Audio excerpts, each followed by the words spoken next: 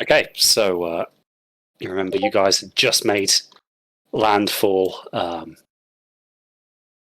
this beach after coming under quite heavy ballista fire from the stricken LaSalle. As you disembark from the craft, a series of smaller caliber crossbow bolts start to pepper the beach around you. Everybody roll for initiative. Straight into it. I love it. Straight into it. Yeah. Ooh, yes. Oh. Wow.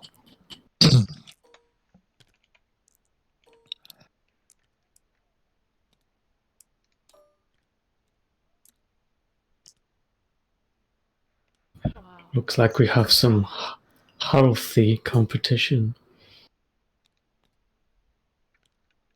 Okay, passing of health. Healthy. Yeah, No. you got it. Yeah. Just wasn't funny. Oh, I kind of knew it, but now you said it, I'm a bit depressed. A few minutes, it'll get worse. Oh, God. Wow, I am shocked at how low some of these rolls are for us. It's not normal. Oh. Lewis, don't you have a very high? You have a +5, don't you, Lewis? Me no, +3. Really? Yeah, on an initiative +3. Yeah. Oh, okay. I thought your dex was higher than that. Never mind. Havel, you still 23? Yeah, I was 25 in the last one. Holy crap. I've moved down by 2 spaces. It's the best rolls Jason ever does. Initiative. Yeah, because I don't need high rolls to hit me. That's about to say anything more than an 11 is pretty much just like redundant for Havel. So he's just saving energy. All about that efficiency. Oh, fuck's sake. Okay, so Havel, what the fuck are we fighting against? having landed, you are first out of the small launch, and as your kind of boots make contact with this wet sand, you can see right away that you're in a fairly disadvantageous position here. For a bit of scale, you're probably looking at cliffs that are about 30 feet and then 20 feet of walls on top of them. And over the top, you can see the kind of glistening points of the ballista bolts in their siege weapons. But you can see that you're going to have a bit of scaling to do. Cool. Yeah. I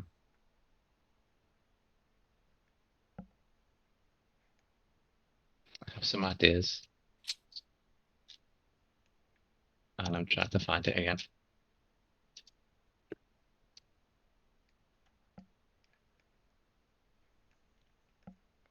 Crispy, is this one of your new maps that you made? It is. Looks good. No, I must say, I'm quite a fan of very Incarnate. mappy. It's nice. Okay. Because obviously I don't think we're going to be friends with these guys. No. Nah, probably not. How tall is this? Gave it away. Yeah, combined about 50 feet. 30 is cliff, 20 is wall. Sweet. What about this little bit here? Can we just walk up this bit? Yeah, you could go around that. It's a steep incline, but it's not vertical. Yeah, it's fine. And I'm guessing we're probably not going to be able to see anyone up here at the moment. No, not particularly. The battlements are obscuring. Yep, that's fine.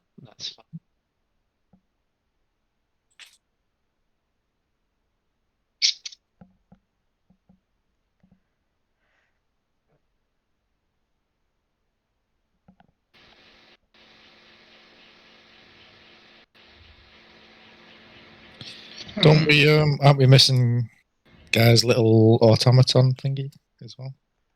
Well, his little exoskeleton. Yeah. Never really had a separate model for that, seeing as I I can find an image while you're. You're not going to put it back on. on. I'm bottom of the initiative track anyway, and he after me. Is that thing capable of, from a combat perspective, autonomous operation, or is it literally just an exosuit? Well, it is a expression of the spell summon construct. Oh, okay. So it would be Yeah. essentially, a construct on itself. I'll have to also talk to you about, because normally the casting of this spell would take a lockbox of at least 400 gold, but I figured that just deducting the gold amount is sufficient, Mm. or slapping it onto my exosuit. Cool. Either way, yeah. It does. But yes, you could. Yeah. Okay. Cool. Thing about reflavoring spells, you do eventually forget what they're based on. So, in simple terms, we are going to 1, 2, 1, 2, 3, 4, 5, 6. Get a little bit closer. Mm-hmm. Get a little bit closer.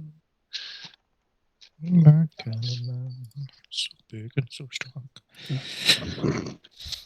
On the side, what I'm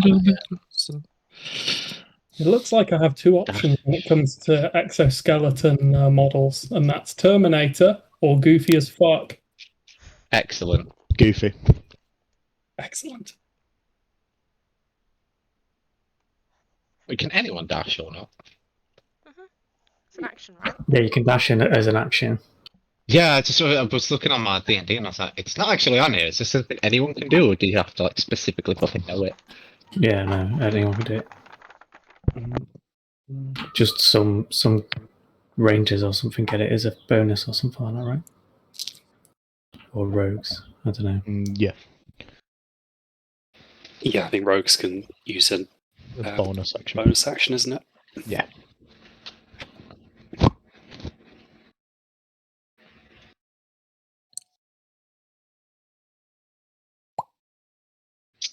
Yeah, I don't really want to be the first one in, to be perfectly honest.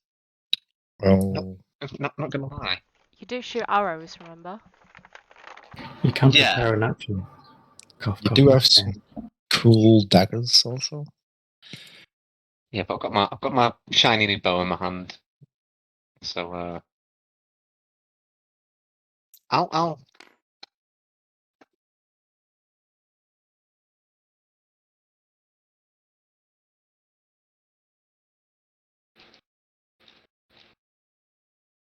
So if you prepare an action, like if you prepared an attack, Yeah, is it kind of like Overwatch if someone came into the area? pretty much. So if something then happens that means you are in a position to take an action, you would be able to take it. So whether that be somebody enters your zone of control, you whack them with a spear, someone comes into your line of sight, you fire at them, that kind of thing.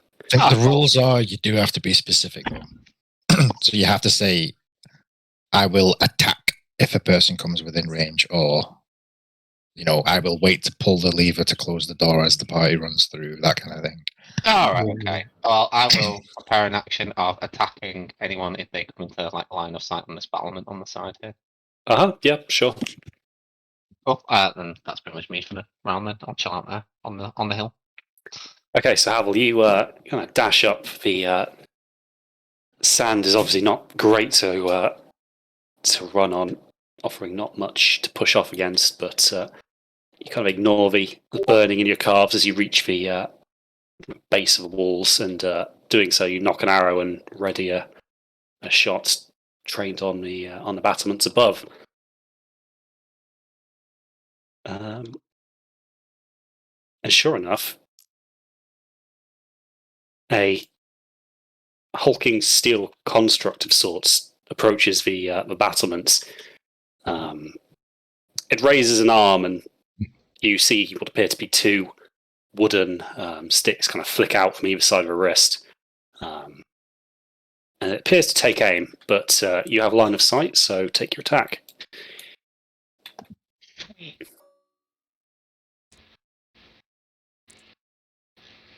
No, it's only an 18.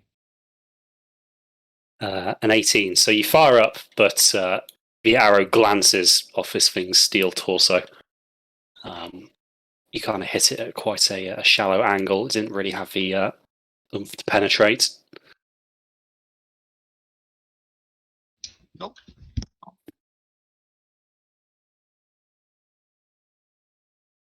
You do get to take your other shots, so. Oh right, okay. I thought it was like one.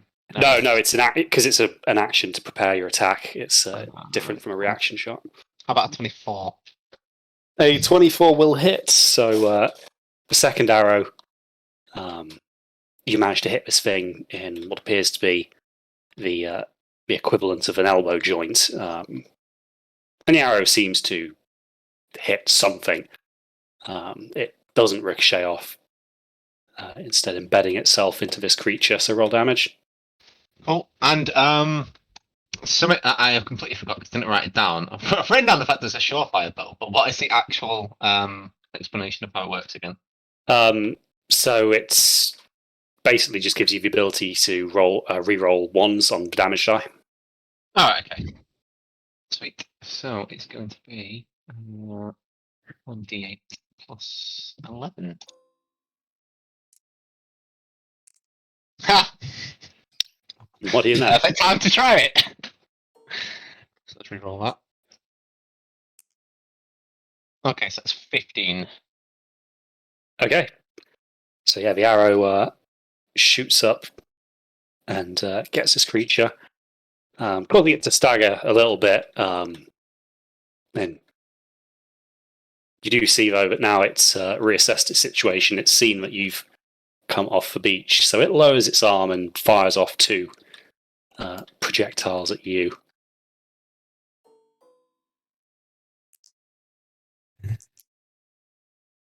Uh, 22 and a 29.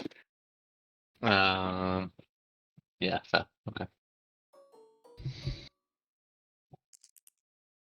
So that's 30 damage, Havel, as these what appear to be almost crossbow bolts, but of a significantly higher caliber, strike you in the abdomen.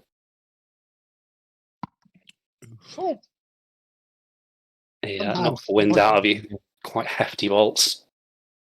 On closer examination, you actually see the haft are not wooden, but indeed metal.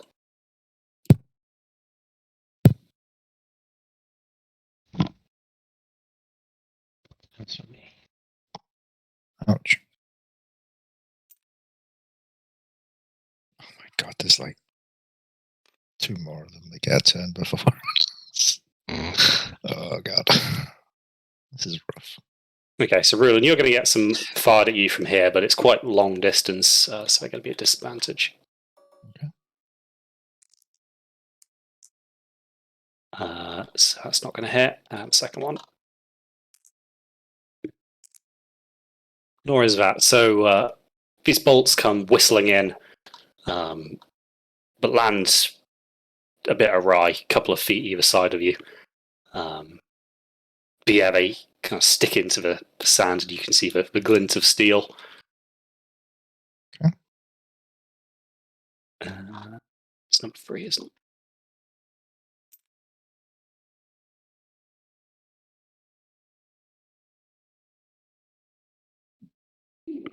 And once again, it's going to take shots at Rulin. This time, this one's a bit more. Well, the range is more acceptable. I'll roll them at once. Mm-hmm. Hit and a miss. So let me roll damage, then you can do your thing. Do my thing. So 18. Deflect missiles. I think that automatically because it's plus 18. Where is it? Deflect missiles. Yeah, it's a plus 18, so takes it down to 0. Okay, so Rulin again. The first one misses, but you manage to just catch the second one before it strikes. And yeah, I now will it's not throw it back. yeah. Now that it's in your hand, you estimate this is probably better part of a kilo in weight. It's quite a substantial projectile here. And what's it made of? It looks like cast steel. Huh. It seems to be one solid piece. Damn. Oh, okay. And whilst these are firing at you, you see atop this battlement. This ballista is being brought to bear. However, it's struggling to really get the low elevation that it's shot, so it's actually going to take a shot at Triss. Yeah. Oh. However, it misses. Not by much, Triss. Enough to make you feel very uncomfortable. But this 1.5 meter bolt just embeds itself in the beach next to you in a massive shower of sand. Roll me a perception.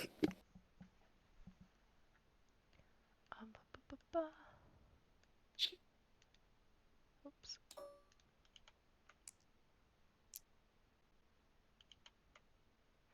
$15. So as you kind of examine this thing, you notice kind of embossed into the rear of the ballista bolt, near to where you would knock the string, there's a small embossed maker's mark, if you will, and it simply reads Jubilee Industries. Tarek! Huh? I think Torek might know a little bit about some of these things. If he's been paying attention to what his dad does. I don't think I've noticed. Oh shit.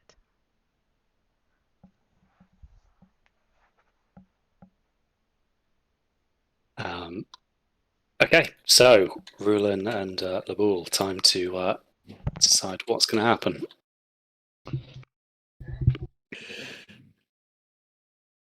You go for it. Okay. So it's 30 feet of cliff, 20 feet of battlement. Yep. That's what he said. And it's totally vertical as is depicted. Pretty much, yeah. Get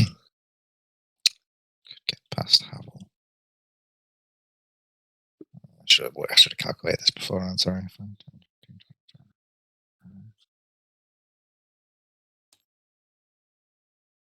Okay. I'm going to run up past Havel to here. Uh-huh. That's my full movement. And I will strike automaton. Is that number 1, I guess? Yeah. Yeah. Spear attack. Straight up. First one. Let's see. That is a 20. It is a miss. Your spear is quite adeptly deflected. Your 20 automaton is a miss. had time to see you coming as you made your long dash. Okay, second attack. Straight up. Let's go. I like it. 27. That's a hit.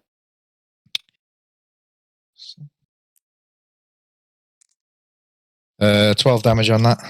Okay. And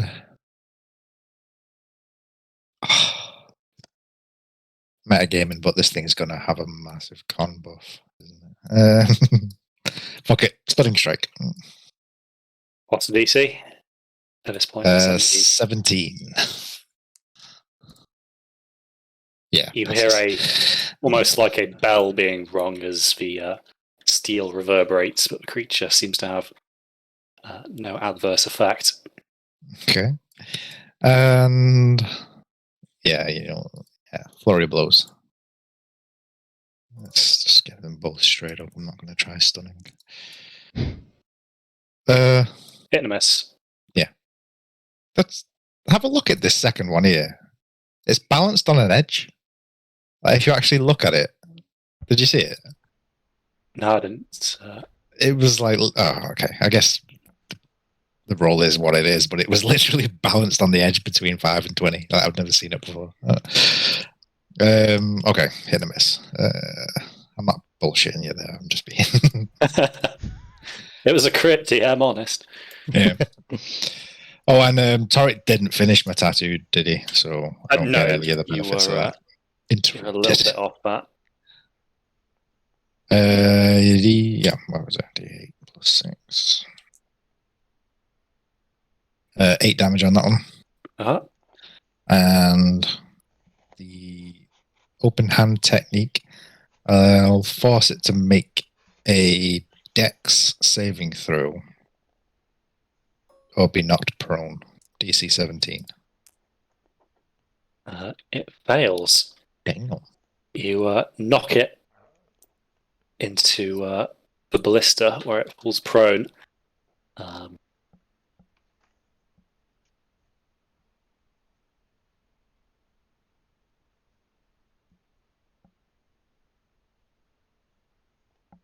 Okay. Nice. That's turn over. Globule. Thank you very much. I'm just gonna go easy. I'm just gonna run up behind Havel, just underneath the little cliff edge, Mhm. and as a bonus action, I'm going to hide Yep, so you take cover beneath the cliffs. beneath the cliffs. Yeah. Okay, yep, so there's no way anybody's going to get line of sight of you there. Roland just kind of turns around like, seriously? Chris.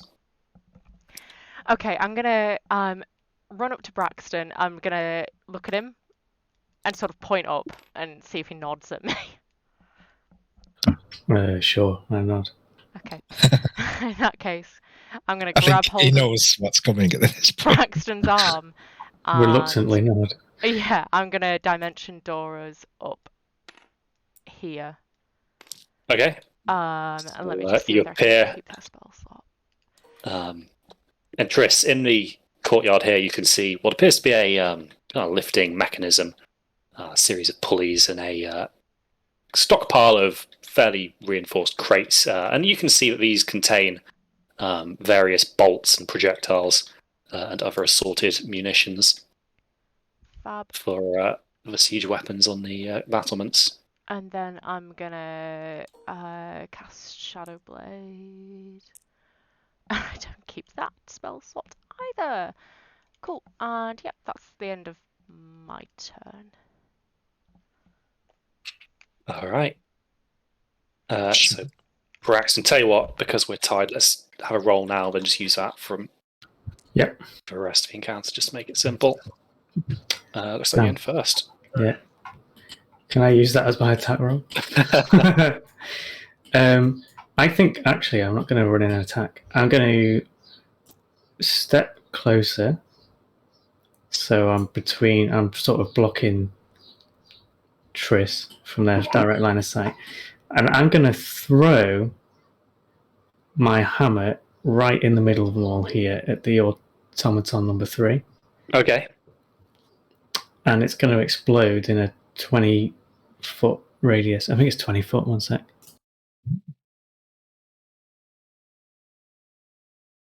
"20-foot sphere around this automaton, which is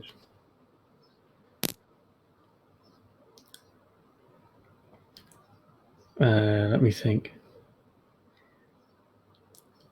So that would get 20-foot radius. That would get this one. I'm just thinking, is 20-foot radius or is it 20 foot in total? So 10-foot radius. Well, it's 20-foot. Well, it says 20-foot radius on the thing. I'll check the actual item So description. that's a 40-foot diameter. Isn't it? Yeah, I was fairly certain it was a 20-foot radius. So yeah, you would get like all of them, I think. Yeah, 20-foot radius sphere centered. Yeah, that's why they're stood in perfect places. So, Nice. yeah, and it'll hit. Not that it's going to necessarily do anything, but those ballistas are in a line of fire as well. So everything needs to do a DC 15 Dex save. Alrighty, tell you what, I'll do the automatons first. If he's prone, does he get disadvantage? You'd think it'd give him cover, but because he's behind the ballista. That's an interesting point, actually. Because it's a dex save, but he is technically almost shielded from it. He gets advantage. Well, so hostile attacks have disadvantage. Yeah, that's like ranged projectiles. But attacks. Oh no, yeah. I'll just leave it at 2. That Just saves. sake of it. Yeah. So that's a fail from him. Blister team. So they've just passed, and because they have evasion, they're going to take no damage then. Oh, bugger. Evasion. Second automaton. The passes. Oof. Third one fails. Blister team 2. They fail. And the fourth automaton. Also fails, so roll me some damage. Nice. Actually, I'll just roll it once for all of them to see. Yeah, because they're all taking Doing the it a same million anyway. times.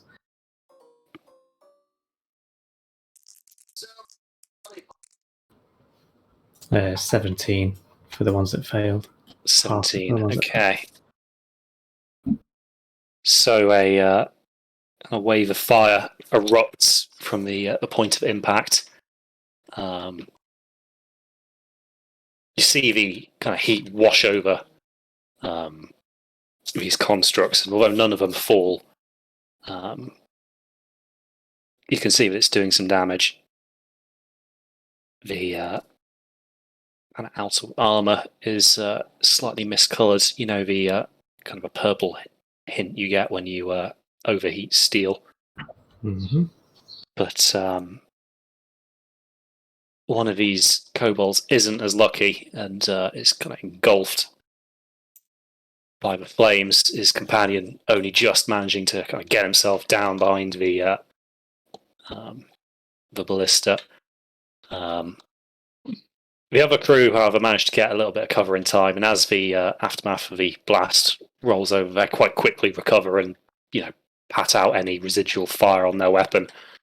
The other one, however, is a bit too preoccupied extinguishing his own clothes, and the weapon seems to be suffering some damage.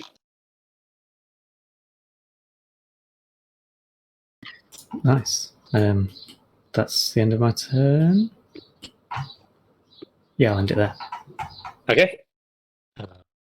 So, seeing a new threat and reassessing the situation, the second automaton makes its way over to intercept, and it's going to make 2 attacks against you, Braxton, with its kind of long spear.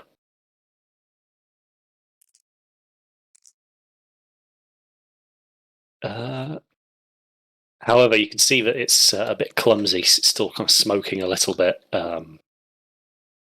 It misses quite a bit with its spear and opens itself up to a riposte.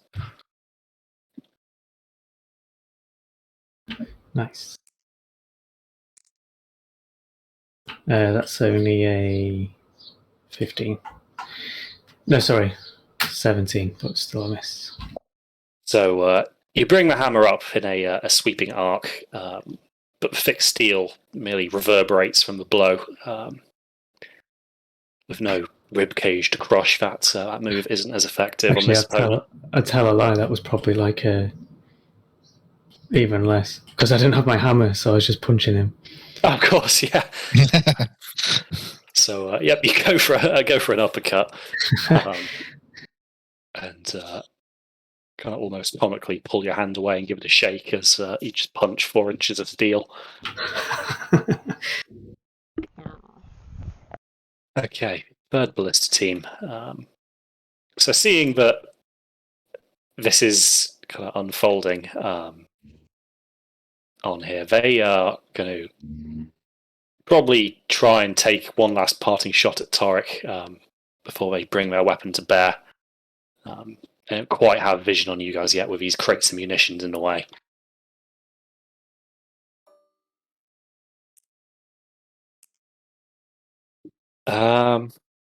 However, being quite a while away, Torek, you actually see the bolt coming and have time to kind of fling yourself into the sand as this massive steel rod just sails through where you've been.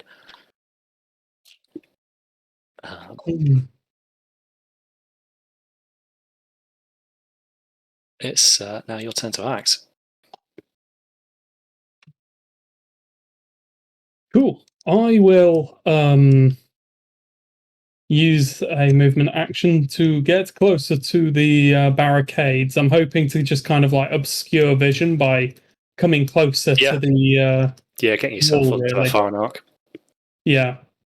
And I think I'm actually just going to take time to drink a potion. Uh-huh. Potion of Resilience. Potion of Resilience will give me +1 AC for, I think it's either 10 or 1 minute. And I get the temporary hit points. Okay. So you want to roll those temps up? It's 10 minutes. And the temporary hit points are 2d6 +5. So that'll be plus 12 temps. 12 temporaries. Okay. Awesome. Nice. So you run for cover, and when you're confident you can't see the blister anymore, pop a cork from a flask and chug that. Mm. Alrighty. How about Exo? Yeah, if it's got an action to make, I'll drop you a quick model just for the time being. Sure. I put a suggested one in the D&D chat. The original photo had a face, which seemed quite disturbing. Why would Torek be wearing something with a face this whole time? The mask, But yeah. not beyond him. Yeah. Yeah. We are talking Nothing about the is same beyond Torek, Torek. right?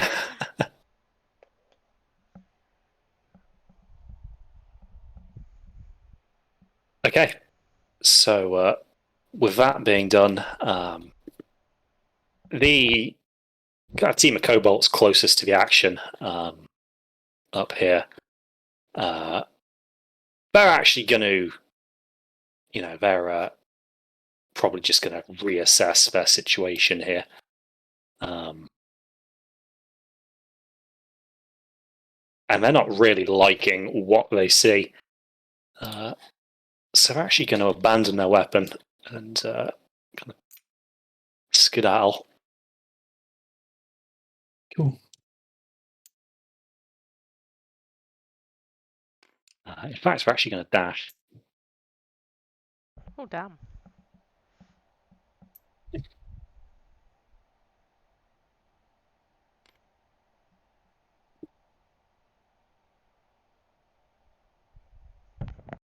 Okay, so yeah, Braxton, Triss, you kind of see these just speeding across. They're only small and they're pretty nifty on their feet.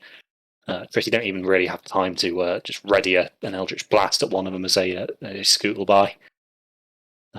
These things are like greased lightning. Skedaddle.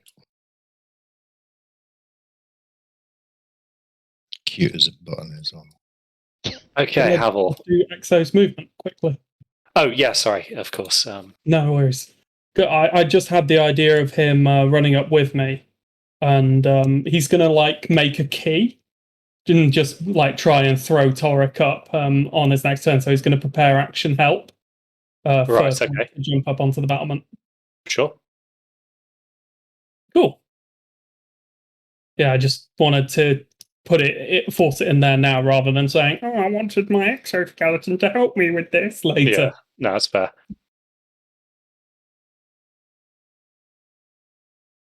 Cool. Yeah, so he will help you next turn.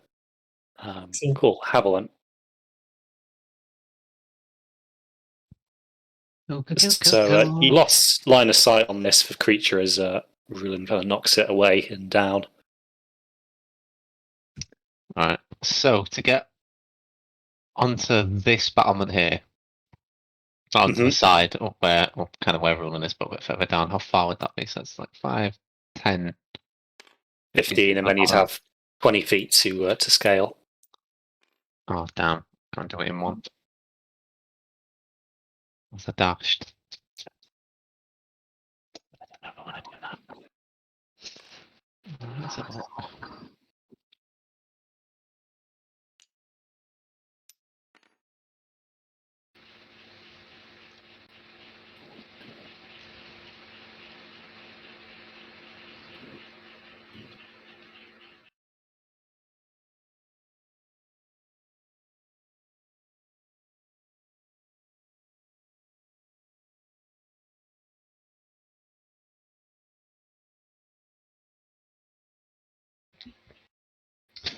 Oh, actually,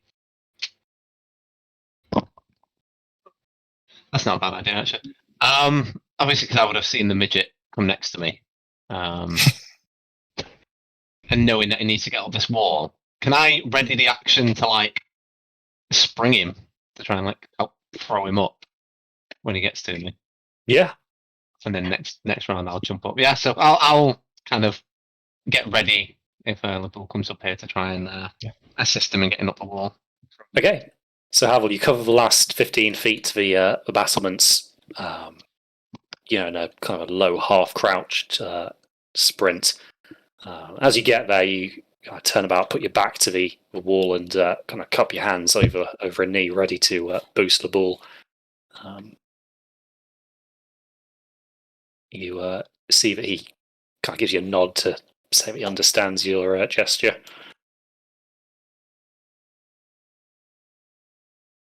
All right.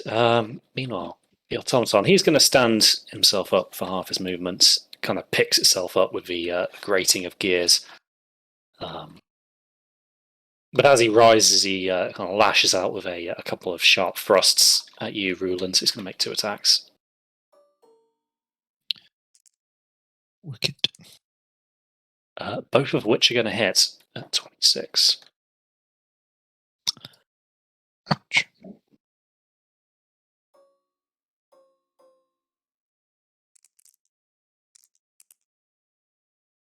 So it's going to be 23 damage there, Ruland. This spear is quite broad at the end. The blade is clearly meant for quite nasty slashing. As such, it leaves quite large open wounds as you try and evade them. But you manage to kind of maintain your balance atop the battlement there. Yep. What's on 4? So this one is seeing his ward is in a fair bit of peril. He's going to kind of march to get himself in between the new aggressors and the remaining Cobalt on Ballista 2. And he, too, is going to attack Braxton.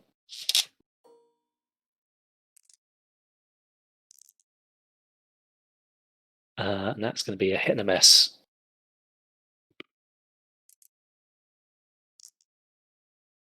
So 10 damage for Braxton. The spear has a bit of a hook to the back of it. It actually kind of brings it down atop your shield, hooks the upper lip of it, pulls it forward, and as you stumble a bit off balance, he uses that opening to thrust, kind of catching you just by the shoulder. But you pull your shield free quite quickly and regain your defensive stance. And then the third one. This one's actually going to move this way a little bit and take 2 shots with its ranged weapon at Triss.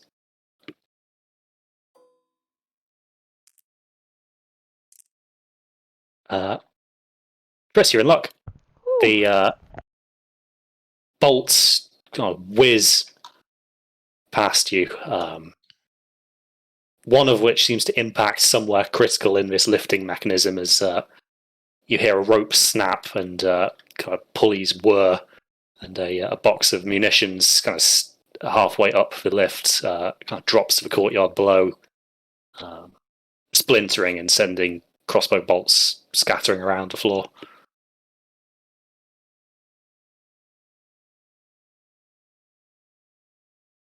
All right. Okay, so the remaining Cobalt here, like his friends, is going to reevaluate his life choices.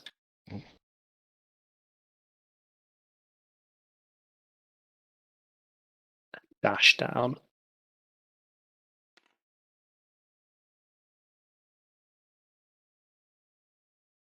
Rulan and Labul. You want to go first? Get your ass up here. Yeah, I can do. Yeah. So I'm gonna jump straight onto Havel. Okay. Straight up. And he's gonna fling me over. Yep, so it's a long way up, but you get a good boost from Havel, so make me an acrobatics check, but do it with advantage. Acrobatics. 1 second. +8. +9. Thank God for half things, huh? Reroll. Or is it just a 10?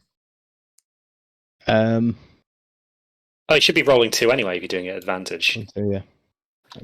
Right. So it was a 7 one. Oh shit, sorry. So what do we now? 7 then, so add your modifiers to that. 15. 15, yep, so taking a good run up, you kind of leap, landing with a foot in Havel's cupped hands. He propels you upwards, and obviously you're not as heavy as a full-grown human, so he's able to give you, a really solid start. You kind of end up about 12 feet up the wall, and the remaining 8 is fairly simple to do. The stones are quite crudely cut. They offer you quite a few choice positions to kind of place your hand and feet. So you end up on the battlements there next to Ruland.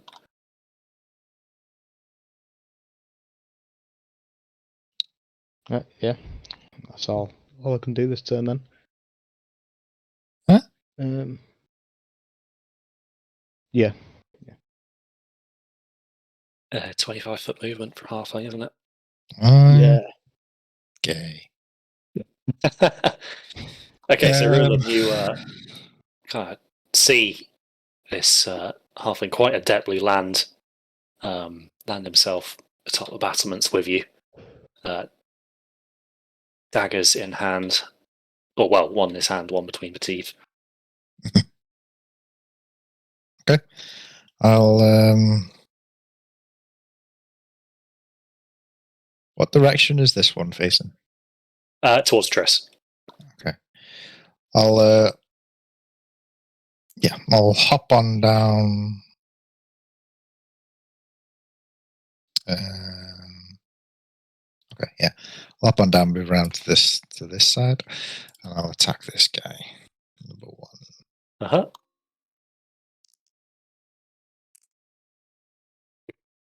That's a miss. 19. Yep, so not quite enough. Attack. The armor's thick. That's better. 29. But it's not thick everywhere. You find a weak spot and exploit it. 14 damage on that. A 14 damaging blow. So yes, another strike at the kind of more exposed gears at the back. And let's make that a stunning strike. I'm trying to cut through some circuitry here, see if I can shut them down. Yep. Fuck off. This system seems to have some redundancies built in, and the damage doesn't seem to be debilitating. Can I request that you just roll below a 10 next time, maybe? Noted and duly ignored. You can try. You can try requesting. Whether your pleas will fall on deaf ears. Your request is pending. We will respond in 3 to 5 working days. Your ticket has been added to the queue. Okay, flurry of blows then. Fuck it. Why not? No stunning strikes on these. Yay, more like it. So that's a crit and a miss. Yep. Let's get this done. Not the greatest. 12 damage. 12 damage. Okay, so repeated blows to this thing. And let's. Yeah, it can't take a reaction until the end of its next turn. Okay. And then I will summarily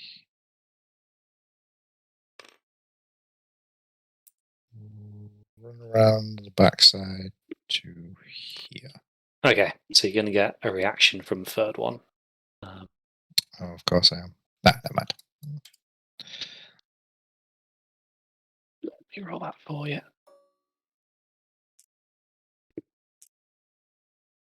It's going to hit. Oof. Yes, it is. So 17 damage there, Rulin. So as you run past, this thing kind of takes its spear quite close to the end in both hands and does a low swing, kind of hitting you squarely in the shins. You go down, but recover in a forward roll and move onwards, kind of gritting your teeth to bar the pain.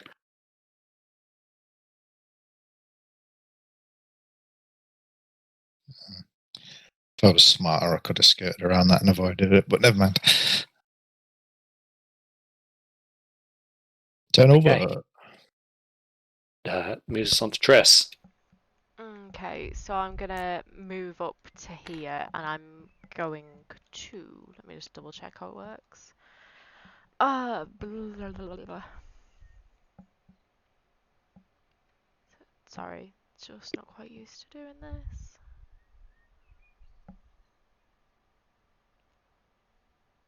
Okay, yeah, I'm just gonna take a swing at it with the shadow blade that I've got. Sure. So roll me that attack.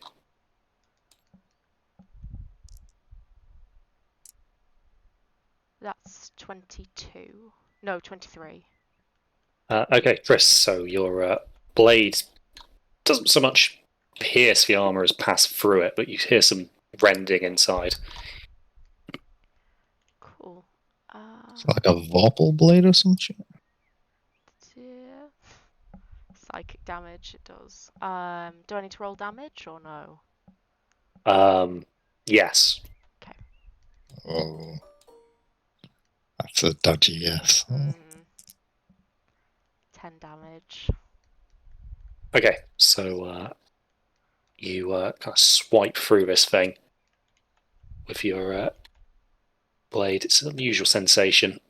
You almost feel as if it's got no resistance that it's meeting before it passes through the other side.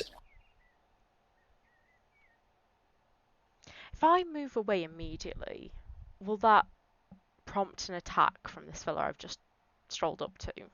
It will. Okay. I'll stay placed then.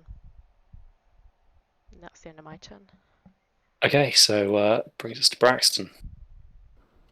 I'm one surrounded boy.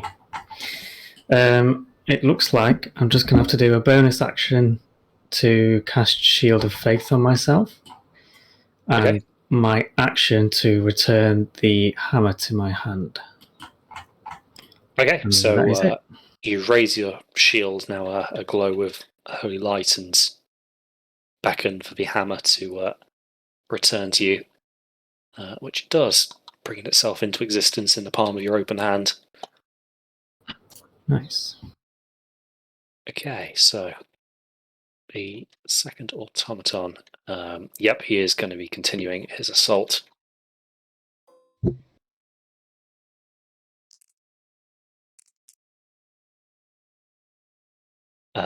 So hit and a miss there. Shield stops one blow. Because you're having to defend yourself against two here, it manages to land a second one. So 16 damage there, Braxton.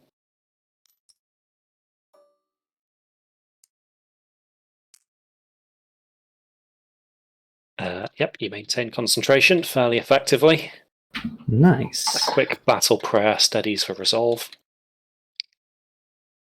Right, so the other group of kobolds, they still think they've got an opportunity here. They're actually going to bring their ballista to bear and kind of wheel it back a little. I can't change its position on the map, but essentially it's going to be just here looking down the battlement. So from there, it doesn't actually have many targets it can face. Rulin's a little bit out of line of sight, shielded by the battlements, and the crates of ammo are obscuring this melee here. So it's actually going to take a shot at Laboul. Great. Straight down there.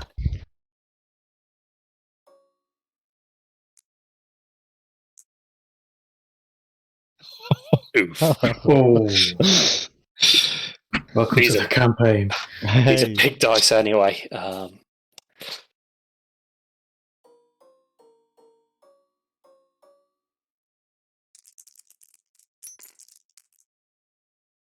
See how I roll. Oh, 47 damage there, the bull, Jesus. as a blister bolt just impacts you kind of square in the center of your mass. great.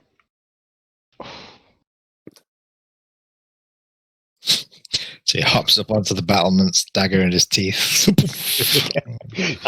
Which actually, I'm going to say make a con save, please. Oh no! Oh no. It's not coming up. There we go. DC 15. Oh. Then. Is that 10? Yeah. The bull, the sheer force of impact, I mean, the physics of it, this bolt weighs more than you do, and it's just hit you square in the center. You lose your balance and just fall off the wall back down to Havel, and you're going to take some bludgeoning damage on the way down. Although not much. They say cats and halflings land on their feet, so 2 bludgeoning damage as you roughly manage to position yourself to have your legs absorb most of the energy. If you don't want me to play, just say so. To be honest, that's like the most dangerous thing to crit that could have crit. It's Crispy's way of showing he likes you. Yeah, I've tried to, succeed in some cases, killing these lot. you know, like in like some gangs, when you join, they have to beat the shit out of you. Oh yeah. Okay. Initiation. Yeah, that's the thing. Yeah. Only I do it not only when you join, but at various points. It's like a monthly subscription, only every week. I don't have to pay for it, do I? No, it's That's all right. perfectly take free. The payment is this sick pleasure that Crispy gets out of it. Yeah. Keep saying Machiavellian power fantasies. It's all good for me. Yeah, so they're quite satisfied with that hit, thinking that they've probably just killed you in one. Rulin, you hear kind of a very excited series of chirps and clicks coming from these as they jump up and down whilst loading their next bolt.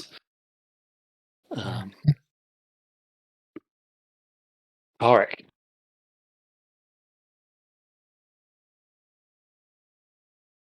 It is time to jump. It is my turn, right? It is. Excellent. I'm going to take a bit of a running start and use EXO as a key and try and jump up the battlement. Okay, so it's a tall order. I mean, this is from the beach, 50 feet. Oh, shit. I didn't realise that this bit was so steep. Yeah, it's a pretty steep climb they had to make. Well, I'm committed. Tell you what, does the EXO have a strength characteristic? It does. It has a native one of 18 or +4. Okay, cool. So And, make an I athletics, guess- but use his stats as he hurls you essentially, rather than you jumping. Doric is very small. Dark is very small. Eminently hurlable. You're going Maybe- to have to toss me. So, shall I just roll the EXO on strength, or shall I roll Doric with acrobatics? Roll. Tell you what. Roll the EXO an athletics first, and then we'll see where it goes. Okay, athletics from Toric is less impressive than acrobatics. Oh! The perfect leap! Let's see how the key did. The exoskeleton, having kind of taken the time to calculate the the trigonometry between its current position, the top of its kind of aiming point at the battlements, a rough estimate of Toric's weight from the last time he was carrying Toric, the current wind conditions, and various other parameters, decides the best way it is going to have of getting Toric to the top of this is grabbing him by the ankle and just yeeting it, using the kind of a spin imparted from that cartwheeling through the air to carry him the rest of the way up. Does Exo have a mouth? No, it has no face. It is just a torso and limbs. There is no head. I So imagine it doesn't shout, Kobe. Kobe! So, Braxton, you kind of see roughly over the shoulders of these two automatons that you're fighting. Torek just sail over the battlements, kind of clears them by a good 10 feet, still kind of somersaulting before coming to a halt and then abruptly landing back down onto the battlements. Torek, you're pretty dizzy from this, but you got where you wanted to be. Ah! Just like landing so haphazardly. Oh, let's see if I can follow it up with an actual attack. Let's see. I'm going to hit automaton number 1 with a acid arrow. Okay. Or I'm going to try. 27? Yep, so Torek, you're dizzy as hell, but this thing is rather large and right on top of you, so you kind of land this square in the chest. Excellent. So this is going to be 4d4 plus 5.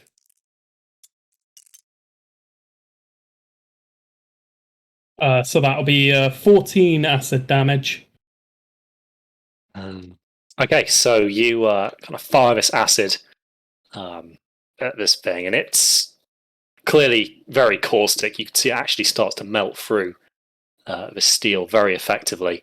To the point actually where it seems to have defeated its armor in places, and the inner workings have started to kind of be eaten away by this substance. It raises its arm to try and strike, but then some gear within it that's critical to that action packs in, and the thing kind of shudders to a jittering halt and appears to be frozen. Fucking sick!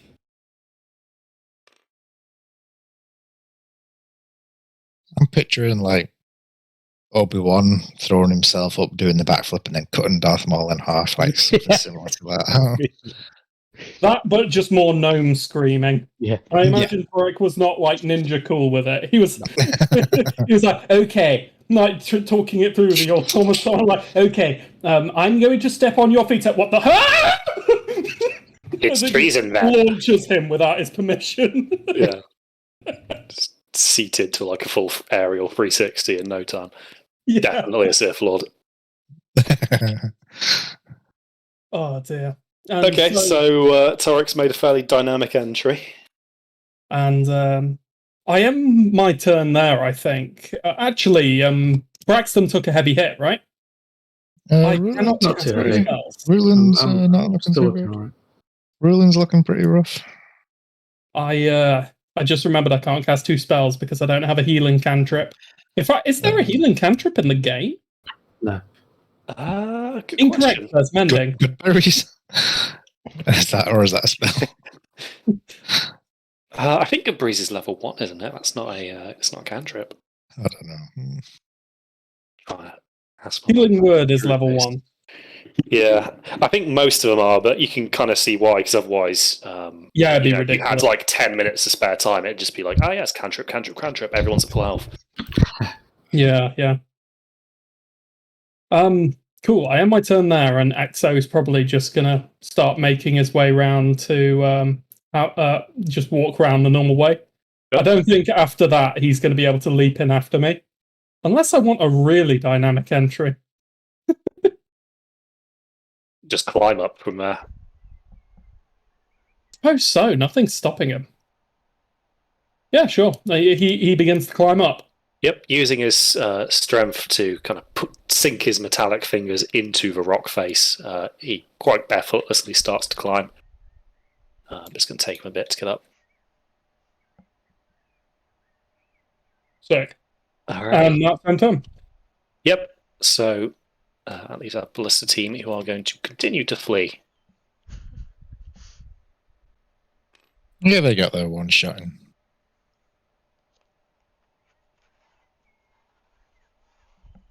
Oh no, that's the other guys.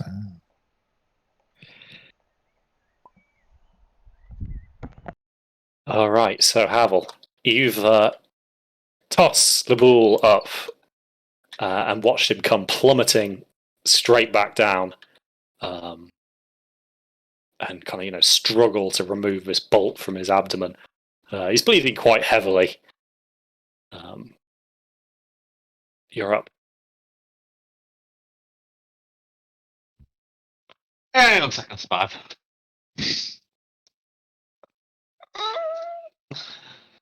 Wow. Let me.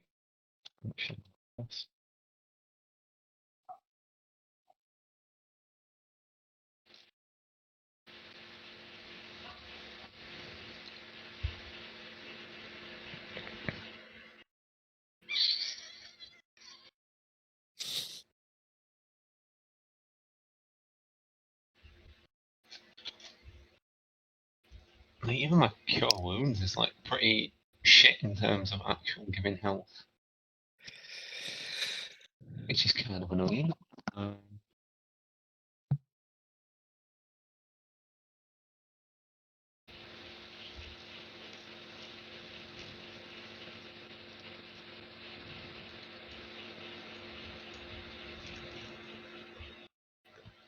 Yeah, +1 hit point. Okay. Well, while I'm next to him, and because I'm nice, I'll cast Cure Wounds 2nd level. I will use the ring to make it a bonus action. So. Oh, he's gonna have to roll. Yeah. So we'll do that first. Let's see what number we get. Oh, today's the day, pal. Oh, It's an 8. And then, well, you're doing that. I'll just do Yeah, it. let me pull up my chart. He gets 2d8 plus 1. So he'll get an extra 9 hit points back. 9 hit points back to Laboul. Okay, Thank you. puts him on 54. But Seeing him get slapped, like, down. It was like, maybe I should help him out. okay, so Havel, an 8. You are instilled with a unnatural terror of the nearest enemy. In this case, Automaton 3. So that is going to last until the start of your next turn. Clearly, something did something. Something like this to Laboul. The creature that did it must have been fierce. You don't want to get up there.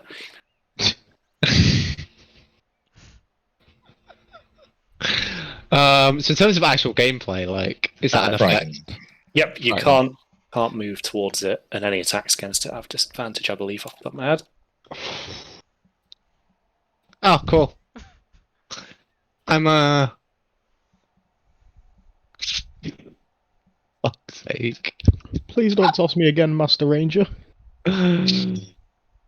um, Disadvantage to check / attacks while source of fear is. It's in line not of sight. technically in line of sight, so checks will be fine, but you can't move any closer to it. So scaling the castle wall this turn is going to be a no-no. And you Wait, can I'm only attack moving anything while up. you can see it because you'll have disadvantage. Oh right. Well, it's not exactly fucking much he can do then. He's gonna like cower in fear against the wall, isn't he? I mean, he could go around the other way, but Yeah. Then what's the point? Because I'll get like halfway and I'll be like, oh, should have just stayed there. It's not that scary. Yeah. He's scared, It's just. It's not Havel something already in action to throw the ball back on the wall. Yep. I'm not going up, pal, but I'll throw you again. Fair. Laboul, you see the colour drain from Havel's face as you discard this bolt that you've just removed. Is this pansy scared of the sight of blood? Either way, you ready yourself for the next leg of your assault. It appears that Havel will not be joining you. Okay, so Automaton 4. In the meantime, he's actually going to turn and attack Triss with 2 spear attacks. Going to be a hit and a miss there.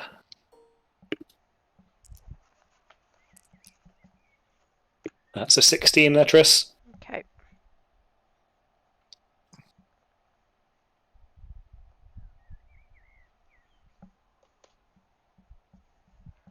Yep, these spear blows are opening up quite substantial gashes, even with your armor. The creatures wield them with quite some force. The third one. So seeing Torek, that you've just pretty much melted his comrade here, he's kind of reassigned you as a priority 1 threat, which is going to merit some attacks.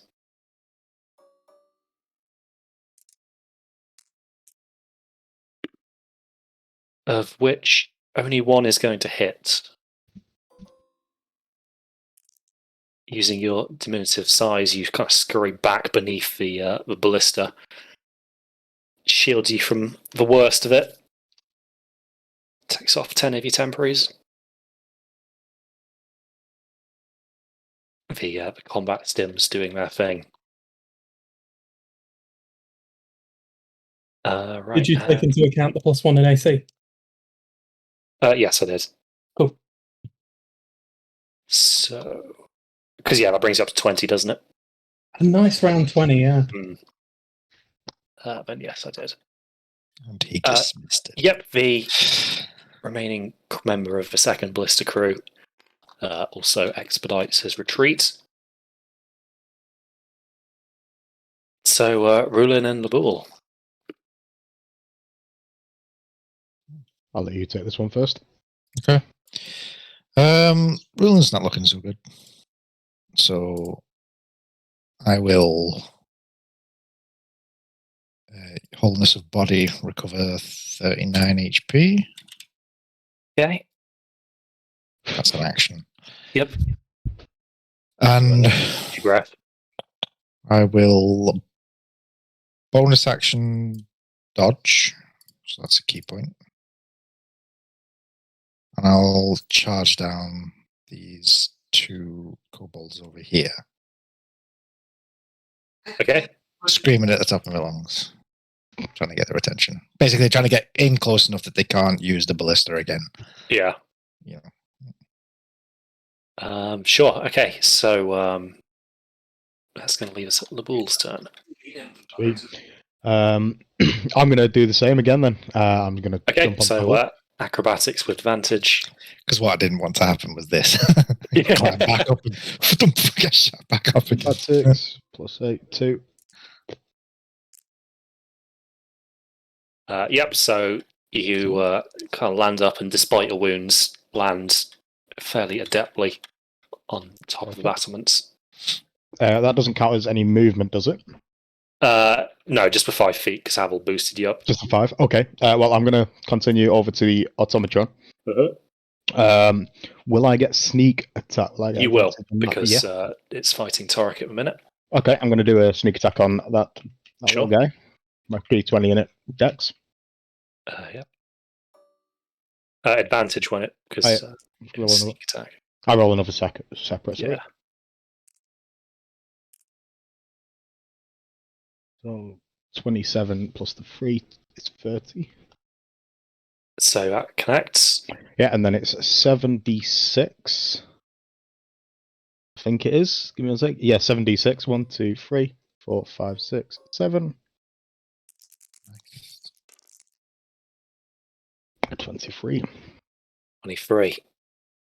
Okay, so Labul, as this thing kind of raises its spear to have another go at Torek, who's kind of still trying to push himself further under the ballista, you kind of come in low and then push up, sending the dagger kind of into this thing's back at the waist, where you can see there's a series of gears. You stick the knife in between 2 cogs, and as it jams, you put some pressure on the handle of the blade. You can hear the grating of metal and jarring as the system is interrupted. It stops its attack on Torek and kind of lashes out, but you've already gone by the time the shield kind of sweeps by where you were. But it seems you bought Torek a bit of time.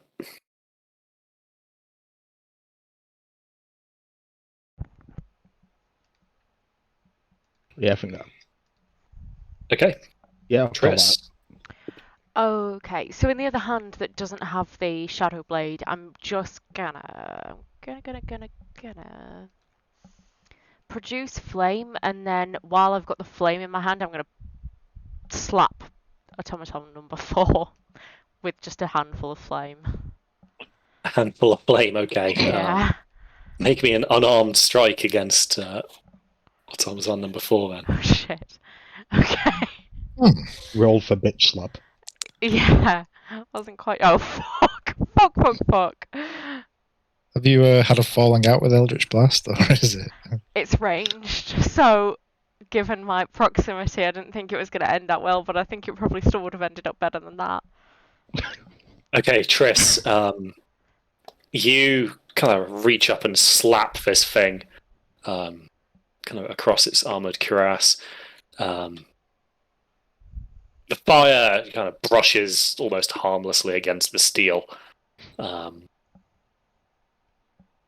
There's a dull thud, and not much happens other than that you break a nail.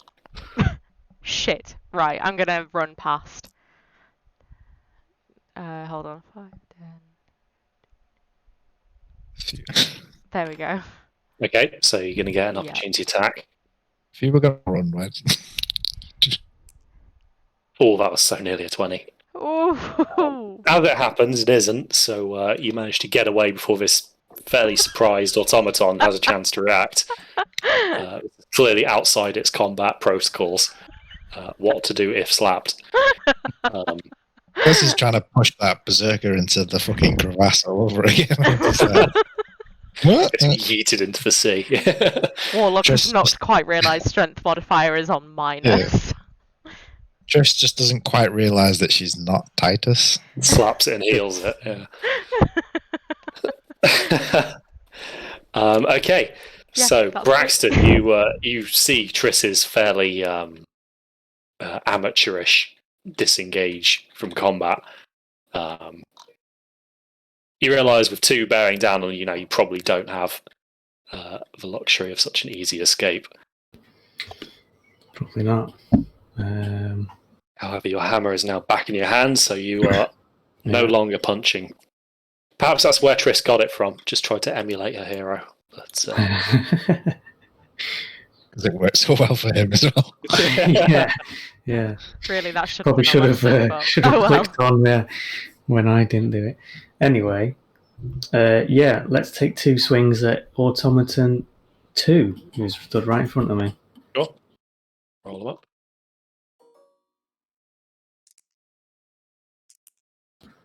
20 and 28. Hit and a miss. And I'll leave it as that. So I get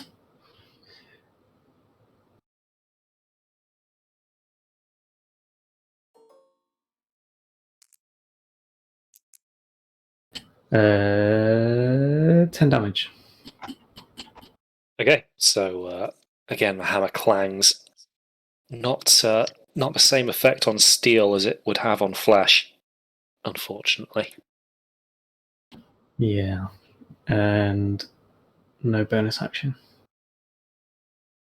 All right, so the second automaton is going to riposte for 2 blows of his spear.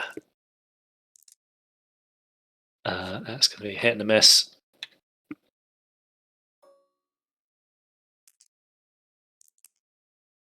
So 15 damage there, Braxton.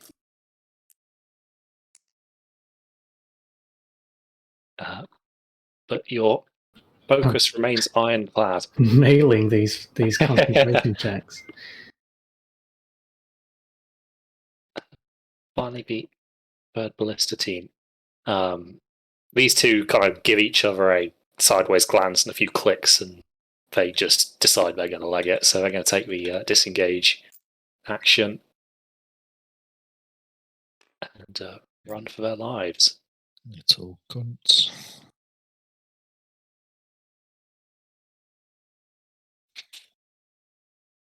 So Tarek, you're up. You've seen that Labul has come in here and tried to get this thing off of you. It's giving you a chance to kind of pull yourself to your feet and get up from under the ballista.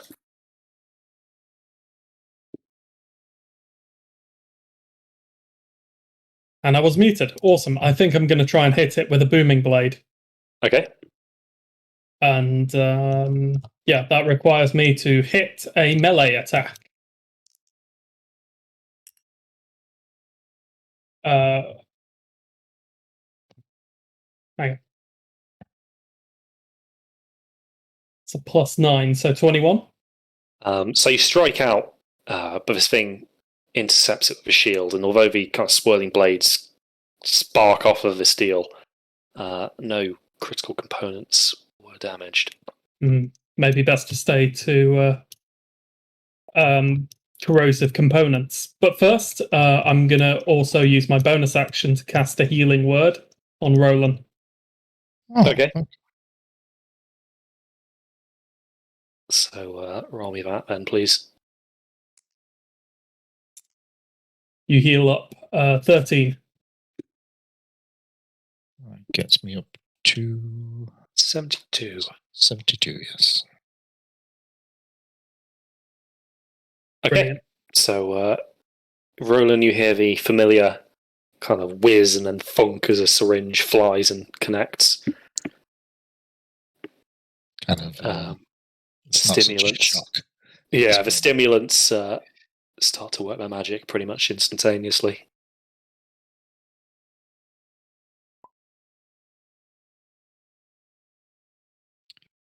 Cool. I'm glad the darts can go that far. Exo then continues his climb, I suppose, and that probably gets him just to the top of the battlements. That'll be the extent of his movement. Does he have an action? Well, yeah, his movement he's used. He's not really in. He's not really close enough to do a melee attack. Could I? Are there any ballistas next to him, like any ammo for them?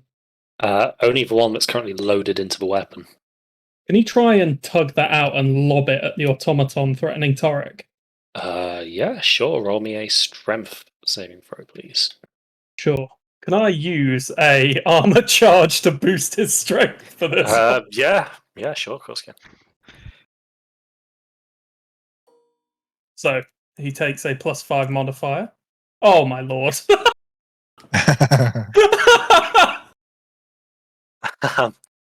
So he tries to pull this thing, but it's clearly locked in somewhere at the rear. So he tugs and tugs, kind of stands himself in front of it, and tries to pull this thing, but it's not shifting.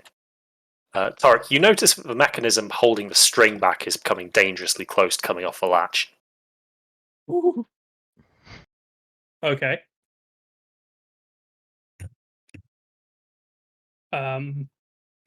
That's okay. Yeah, not good since I'm still under it.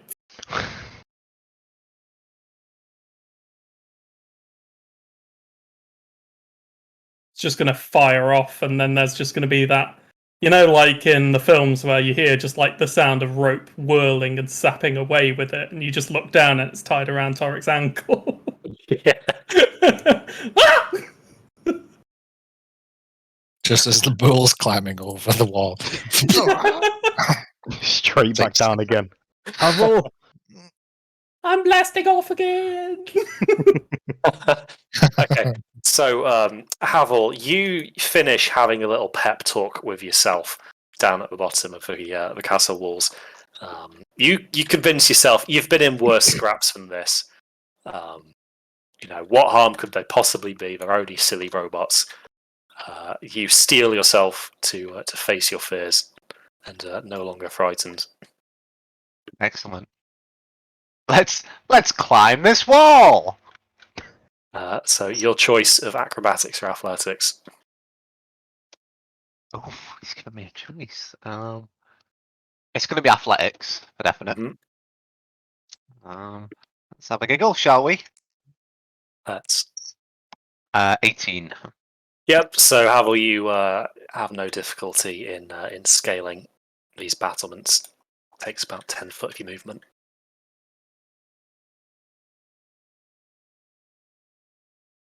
Excellent. So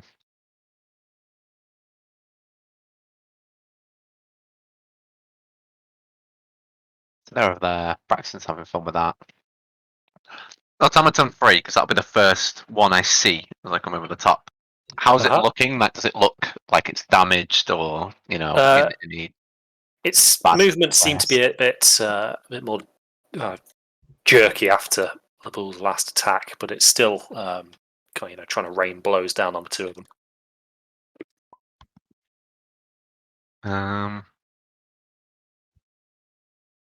I suppose if we take it out quicker, we can help Braxton faster. Mm. Plus, he's a big guy. He's got a shield. He'll be reet. Bonus action then. I'll cast Hunter's Mark on Automaton 3. Okay. And I will take 2 shots at it. Sure. Well, actually, you know what? I'm going to take 1 shot at Automaton 3. Sorry. Okay. I'll change that. It's only a 17. The arrow glances harmlessly off the front shield.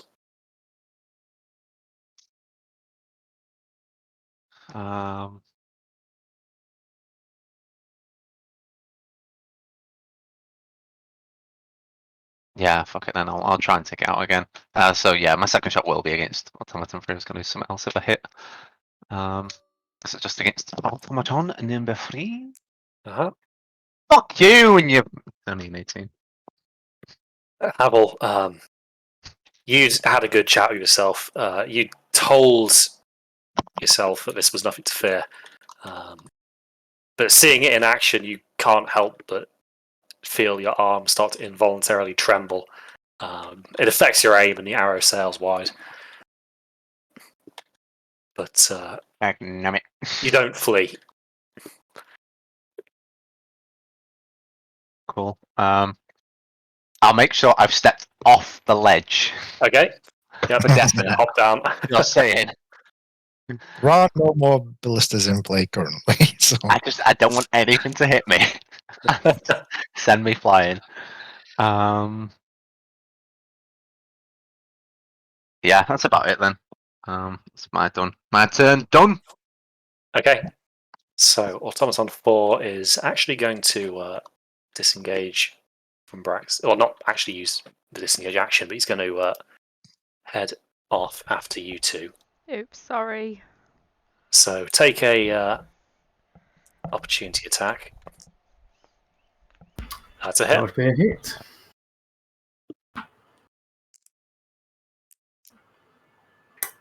Nine damage. 9 damage. Okay.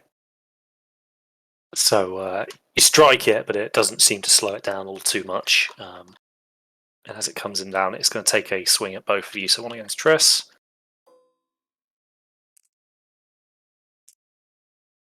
Which misses. Triss, you kind of throw yourself down, slightly sliding down the stairs to put the battlement between the two of you. Rulin, you get the... disadvantage. Oh yeah, So you it's dodged, dodging. didn't you? So 14 and 5. Okay, so you also kind of hear the heavy footfall of this thing as it charges, and manage to parry the blow with your own spear.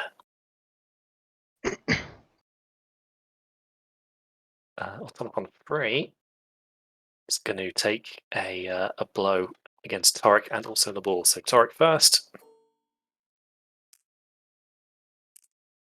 That's a hit.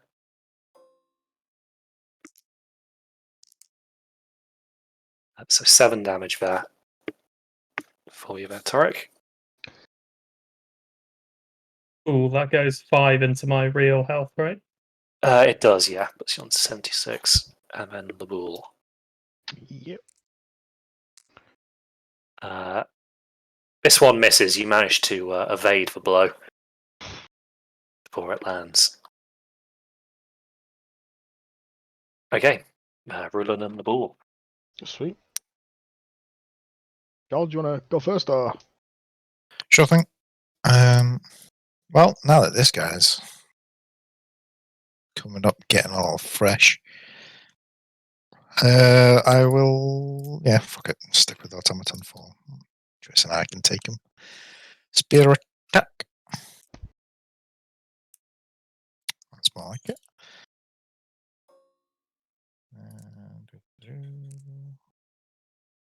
Nice. 15 damage on that first attack.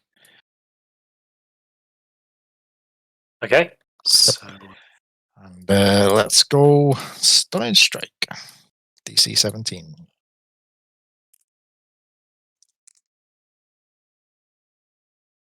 It fails. God damn. So is it stunned or is it immune to stun? No, it is stunned. Oh, okay. That's one thing I was worried about with it being an automaton. But yeah, just kind of jammed the spear into its inner workings and wiggled it around a bit. Yep. So you hear something give. Right, second spear attack at advantage. 27. There's a hit. 8 damage on that one. 8 damage. Okay. And then, just because it's stunned, that's Flurry of Blows. First attack at advantage. Yeah, 27 again. I'll roll me So the second other one up one, as yeah. well. I'll just do all the damage together. Yep, another hit. So 2 Alright. hits. Nice. 26 damage between them two. Okay, so without its ability to effectively counter these blows, you're able to target weak spots, various connecting joints and critical systems with great ease. You kind of feel a few things break and buckle beneath your blows. Just trying to, like, with my unarmed attacks, also just trying to reach in and start pulling out wires and gears and things. Just like, So the armor is largely intact. You are able to kind of break a few fairly important looking components. wicked. And that'll be me done. Okay, the ball. Sweet. I'm going to. If I'm correct, I can sneak attack this guy again, can't I? Because You can, yeah. meteoric sweeping finger. So I'm going to do another on them. I'm going to go stab him. Yep. I think last time. So I'm supposed to. It said here I misread it. I'm supposed to do a regular attack. If that regular attack hits, then I put that damage on top. Or Yeah. am I reading it wrong?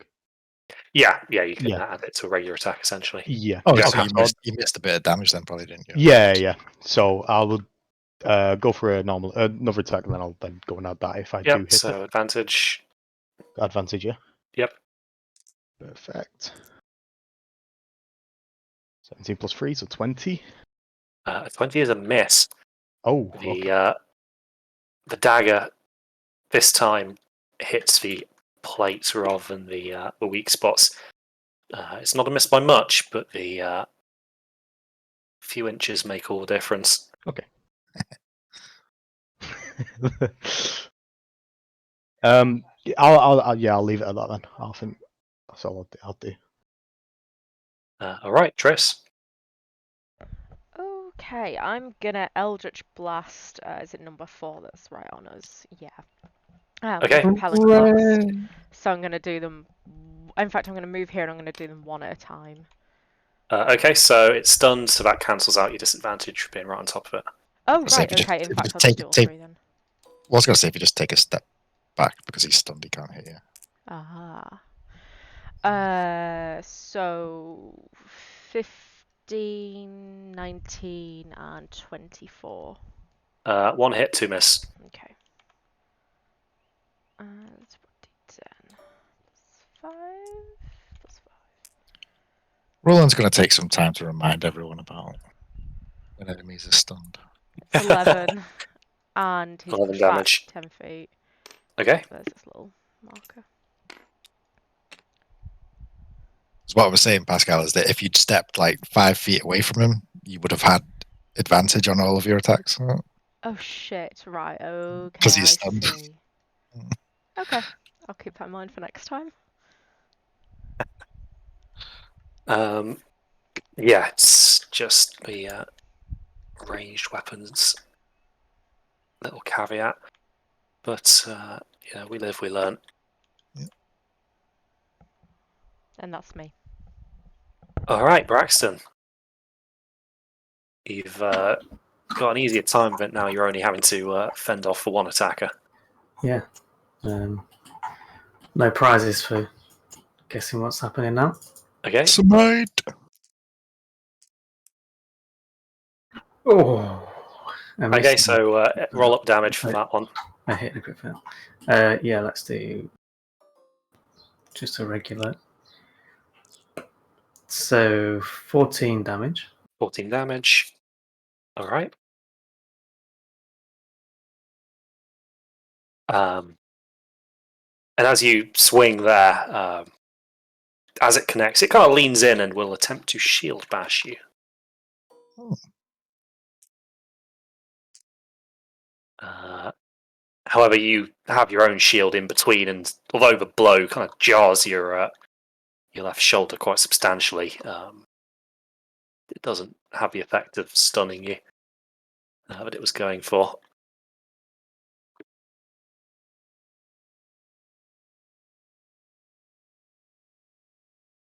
And I take it you're probably not moving. Correct, yeah, and no bonus action either. So that's Okay. it. Yep, so the Tauntaun is going to respond in kind then.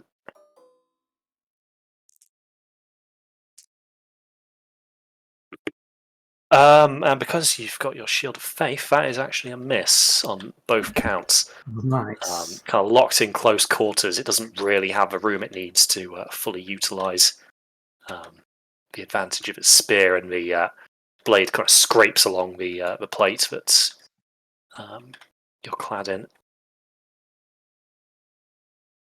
Third Blister team are going to make good their escape. Oh yeah, I forgot about them.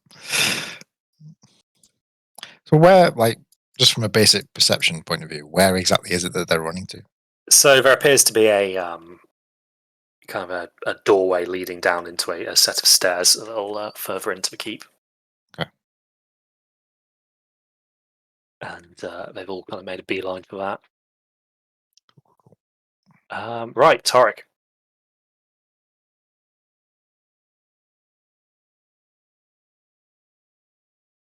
Who is muted again, probably. Yeah. I was just going off like, right, I don't have any close combat things. Like, oh, you're muted. Fuck. I'm gonna try Shocking Grasp. Yep.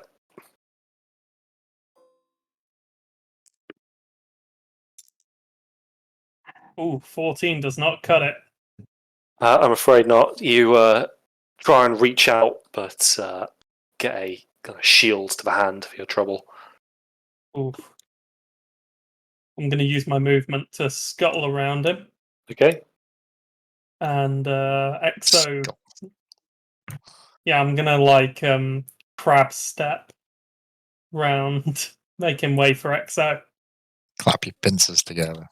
Yeah. And then Exo's gonna run in and prove who's the better automaton as he makes his attacks. All the words to say before rolling your dice. Yes, he is going to. He's gonna fuck this boy up.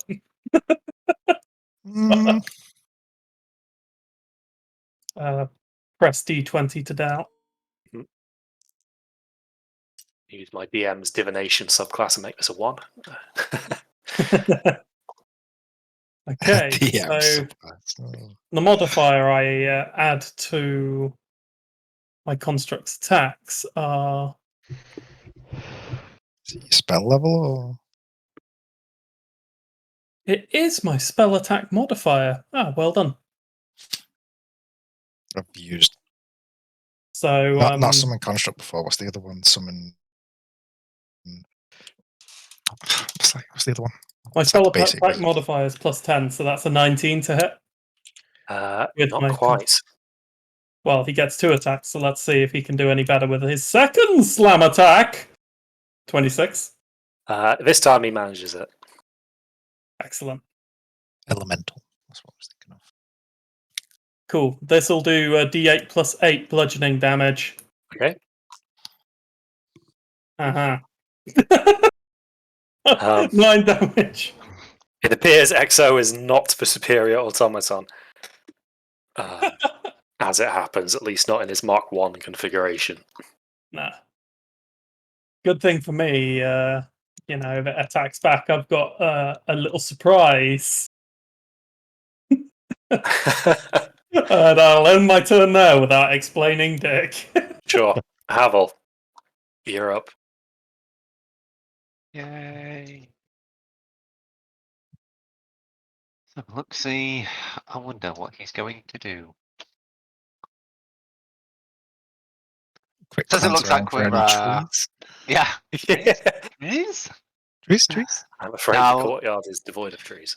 Looks like we're just bullying Automaton 3 up there, so. Why not? I'll thing off Duo Shoto. Just at Automaton 3, see what I hit with. Oh, fuck you and your little less than 10s. So it's a 20 and a 19. Havel, you just can't help but wish you'd brought some bodkins with you, because the armour place is making mincemeat of your arrowheads. You just don't seem to have the oomph to hit this thing hit the plate full frontal and do any damage. These arrows are kind of scattering off. I need like a fucking, a 7 or an 8, and I can't even get that at the moment. I don't like this Havel nerf. Yeah, just, Crispy's like, here you go, have a +2 so you're +14 to hit, but I'm going to nerf your dice. yeah, that's it. It's cursed, but like in a purely metagaming perspective, like I've just given you D4s rather than a D20, but just reskinned it. Yeah. This new ranger meta kind of sucks. I think.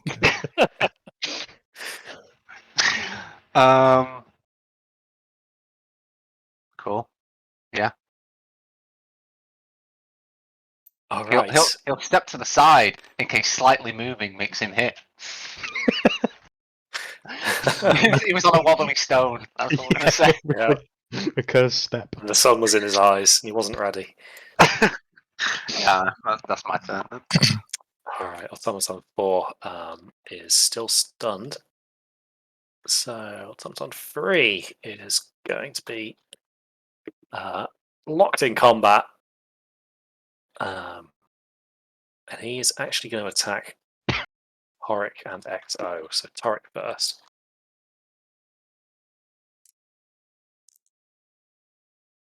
No, you're good. The kind of blunt end of a spear is brought backwards in an attempt to crack you over the head, but it misses, instead hitting the stone. You see a fairly large fracture appear in this stone Toric, so you're quite glad that he was inaccurate. XO, on the other hand, what's his AC? Doesn't matter, it's probably exceeded it. So let me roll damage. Correct. But a reaction, if you will. Okay, so it's 13 damage to XO. Cool. 13 damage. XO's health is 55. Okay.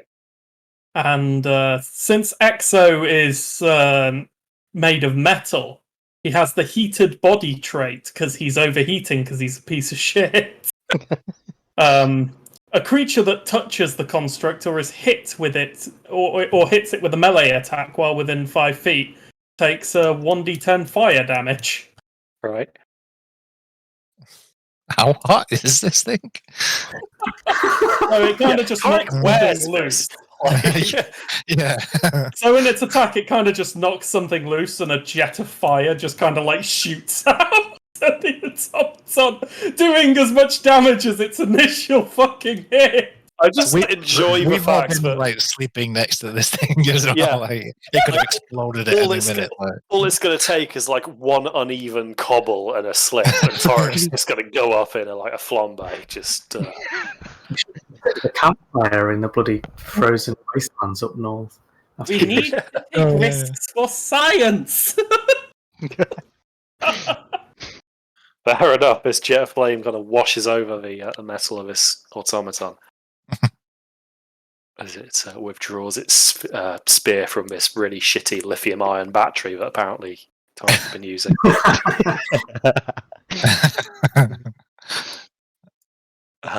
Okay. Brings us to Rulen and Nabul. Go for it. Yeah. Yeah. Let's see if we can finish off. What's it? Number 4.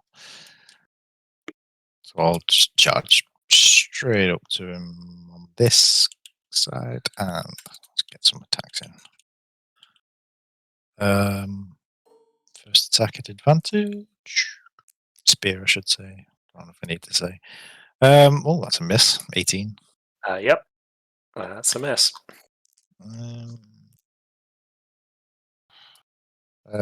21. Also a miss. God damn. Yeah, fuck it. Flurry of blows. First attack. 22. Yep. Mighty will do it. And yeah, that's it.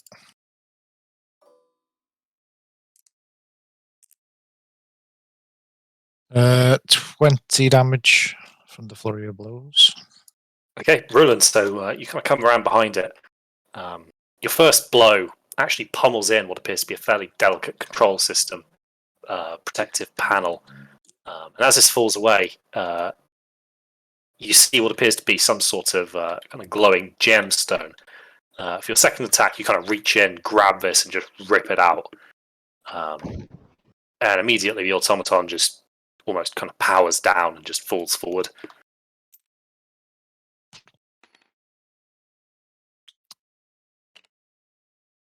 And well, I guess I'll pocket that gem. Maybe Tarek will want it, like, to have a look at it at some point. I'll then run up to here and just stand my ground. Okay, All other actions. Labul. Sweet. So because I'm a rogue and I have so many tricks I can do in combat, I'm gonna just believe it or not attack this one. Yep. I'm gonna go for the usual. Hey, if it works. I mean, Rulin's thing is he just punches stuff. Punchy shit. It seems to Most classes are fairly repetitive if you were to look into it, especially when it is just combat oriented. Okay, so 23. That'll do it. Yep. Yep. So it's first one's a 1d4 plus 4. So that's 8, and then Okay. I will do the sneak attack. Sure. Cheers. 1, 2, 3, 4, 5, 6, 7.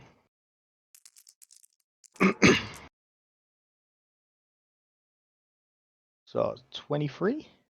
How do you want to do it? How do you want to do it? How do you want to finish it off? I'm gonna do something. I'm gonna stab my knife straight through its gut. All right. So finding intestines spill out onto Through the his floor. little ray of a small guy. Turns out there's a little kobold inside operating. finding a point where the kind of plate from the torso and the abdomen overlap, you kind of plunge your dagger right between the two. You give it a good wiggle, and before long, a kind of black viscous oil is kind of spurting quite arterially from a severed cable. Whatever it was doing, it seems to have been important because this thing's gears grind to a kind of screeching halt, and it drops its spear.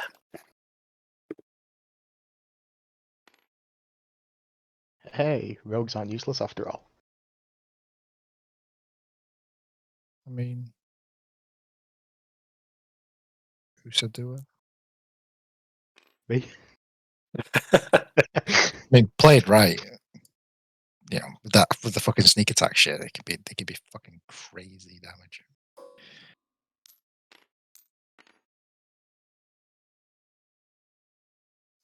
It all comes down to the dice, though.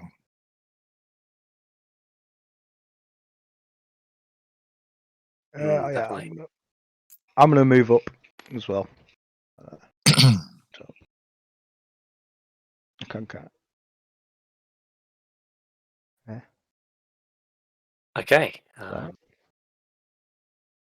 Yep. So quickly moving on from your victim, you push forward a bit. So it's these two actually, isn't it? Can go.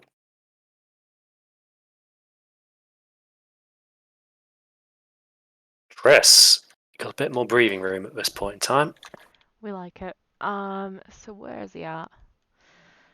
There. They're Cool. locked in a fierce melee with Braxton. I'm gonna Eldritch Blast. Mm-hmm.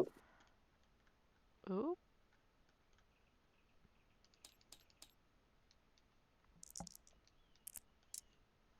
Wow. 15, 20, and a 27. Hitting 2 misses.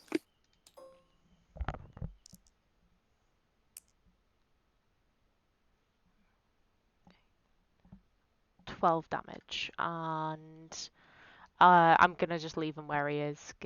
Oh no, yeah, I'm just gonna leave him where he is. I'm not gonna Repelling Blast. Okay. And So, I'll move forward a couple of steps. yep, this bolt of green energy strikes kind of lower down towards this thing's waist. Braxton, you take this staggering impact as a chance to launch an assault. An assault shall be launched. An assault. Nice. Hit and a miss.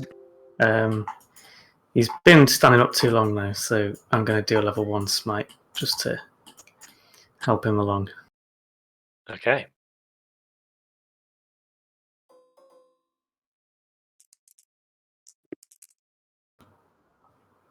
$22 damage. Yep, so deciding that he has indeed been standing too long, you bring the hammer down right across this thing's kind of exposed, what looks to be the head. However, this time instead of using the face of a hammer, you use the kind of tailed claw of the other side, and this kind of hits, and you feel the bite as it goes in, and something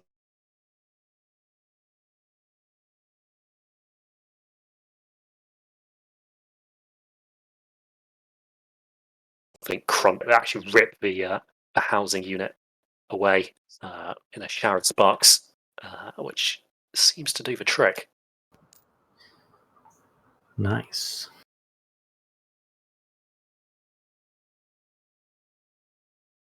Cool. So with the last of these automatons kind of falling, you have a moment to steady yourselves and reassess.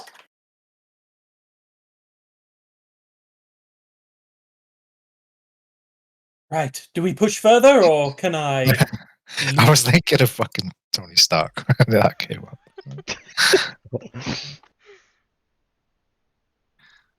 Sorry. Yeah. Yeah. Should we push on, or can I loot? And I'm looking down at like the automaton, whose like gut, its stomach has been split open, and now gears and sprockets everywhere. So I'm like, ooh. I'll wave the crystal in Toric's direction. Look what I found. Oh. Kind of like a hey boy.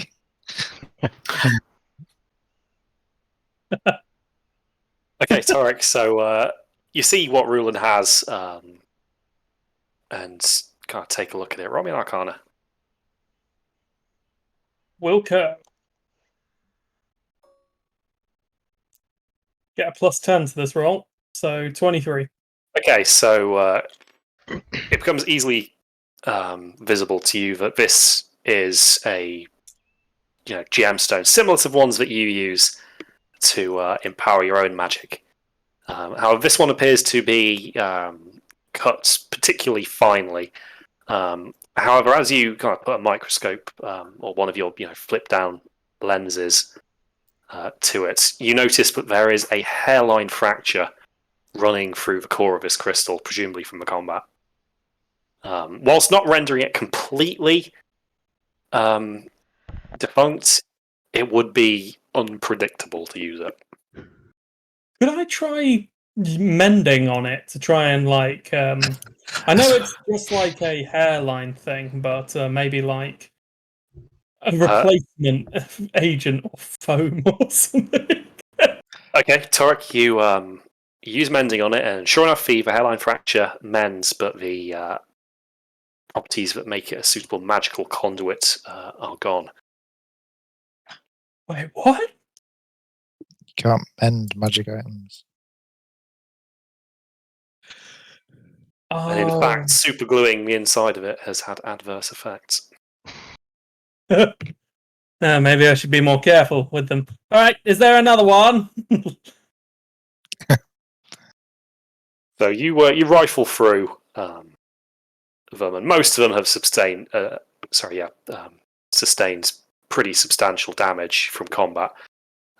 You find one that's usable, but rifling through the automaton's inner workings does reveal that these have been crafted incredibly well, very meticulously. The craftsman who did them clearly knew his trade. Yes, I'll be exclaiming that as like I crawl into like the chest cavity of one of them and disappear. Like, these things, they seem to be quite well made. Are we all sat down having a cup of tea while he's doing this? It takes him the best part of Sandwiches. 5 minutes to kind of give them a brief once over. Oh my god, there's so much gears and bolts and everything in here!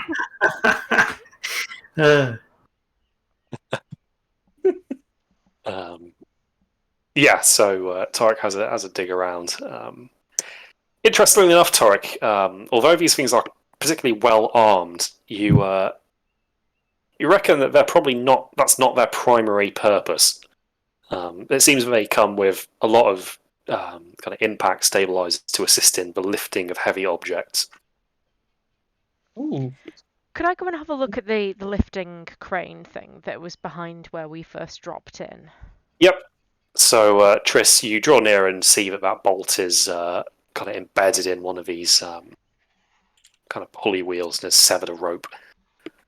At the base of it, this crater is shattered, and you can see that there are a mixed selection of ballista bolts and these smaller steel crossbow bolts that these automatons were equipped with. Interestingly, though, you see that the blisters, the bolts actually have, well, it appears there are a few different varieties of them, each equipped with slightly different warheads.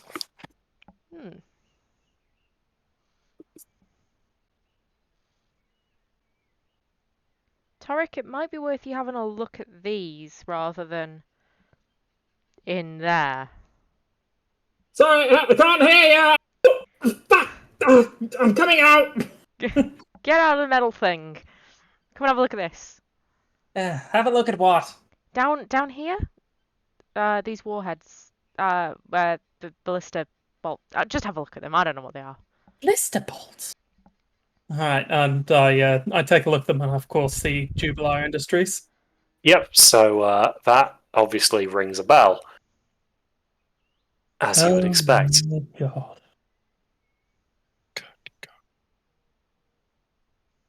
Do you know what this means?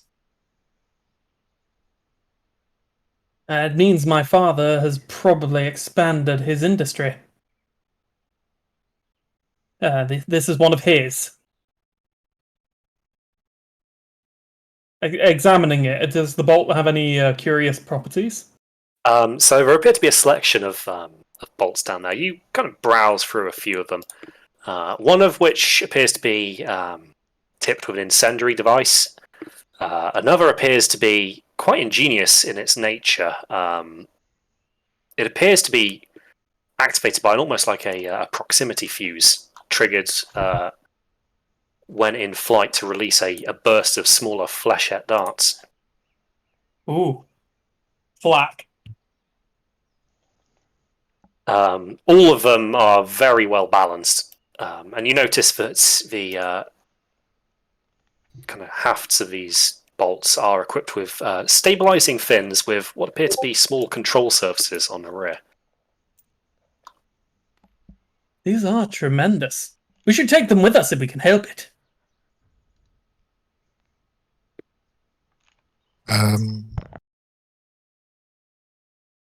What would all this be doing here? Sorry. Can't be sure. Well, it's. I don't think that the kobolds. You said they were kobolds, right? Couldn't quite see the attackers outside of the constructs. Anyway, I doubt that they are workers for my father, so naturally they are clients. Right. They're using your father's gear to harass passing ships. It may appear that way. Seems that he must have got them very cheap for kobolds to have been able to afford. Or there's another reason, maybe. Well, my current hypothesis is that his turned up production ever since the release of the Bindings of Kovtara, increase of demand, and so therefore manufacturing goes up, costs reduce. Business must be booming for him. In this incendiary device, quite literally. Well, I don't think we're quite done here anyway. The kobolds did run off into the keep. We're going to have to clear the rest of this out before we try and go back to the ship. And upon saying that, we'll turn, and is the ship still floating? So the Lascelles had turned back towards shore, and it was limping towards the coast. You can see that it's still a little bit out to sea. However, it appears to have beached itself on a reef of sorts. It's still holed, but it's propped up at the minute. It doesn't look like it's going to sink anytime soon. You can just make out a scurry of activity on deck. Triss, is there anything we could do to signal them that, give them the all clear kind of? How far away are they from us? Not massively far, probably less than a kilometre.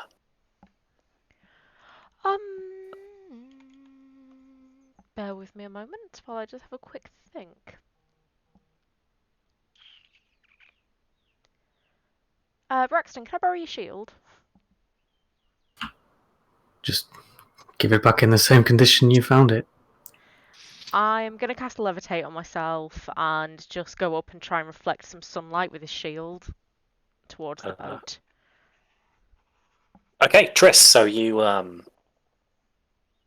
kind of hover a little bit above the walls. You're already quite high up on kind of top of the cliff here.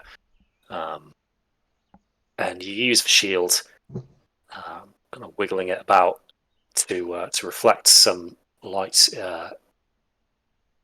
And after about 30 seconds or so, you receive a kind of acknowledging flicker from a signal mirror aboard. Okay, I'll just carefully lower myself back down and pass Braxton and his shield back. That was cool. Well, at least they know they're not in any immediate danger, aside from sinking, maybe.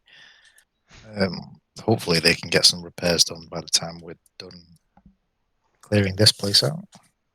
How long has it been ever since we abandoned ship? Like an hour? Not even, probably 10, 15 minutes. Oh, damn. Okay.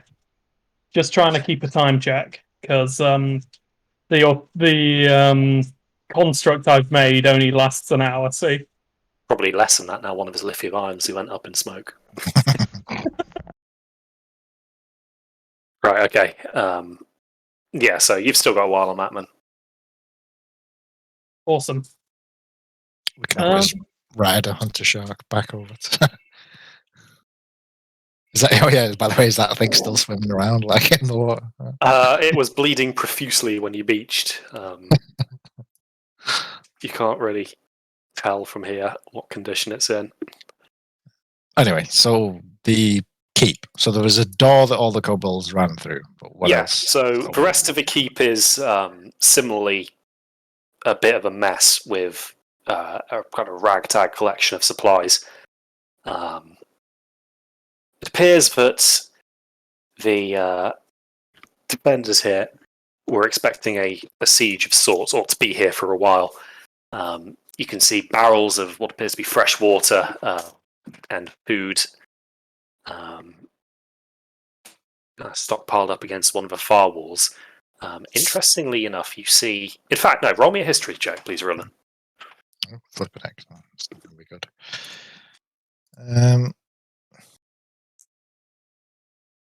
11. You see the crest of a mercantile house from the Ilfari Empire stamped across a lot of these food crates. Which one? Now that you can't quite recall, but you know you've seen it in your history lessons before. Torek? Everyone's wanting. Oh, this actually, me. even Triss. Triss, Can I- you. Here I am from the I Ilfari. know this from somewhere, but I can't quite place it. Can I go and take a look? Yeah, sure. While they're doing that, I think I'm just going to be trying to saw the tip off of the flak ballista. The term fragmentation grenade excites me. Oh God, Oh, God. Okay, Flipping. does not excite me. Yeah. just delete that one. D10's got I 11. think it's stopped now. There we go, cool. What am I rolling for here? History. History. 11. That is 16. So you take a look, and it is a kind of an orange cormorant in flight. This is a crest of House Kintaro. How's Kintaro?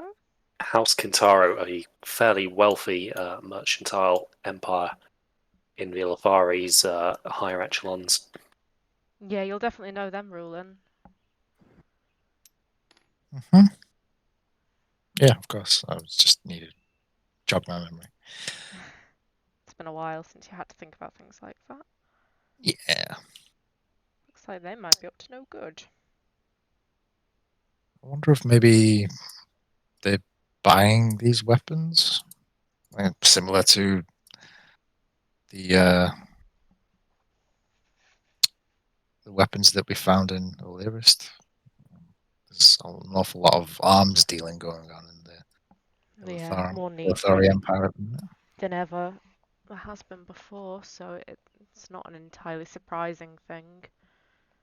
Would House Kataru be aligned with House Fanon?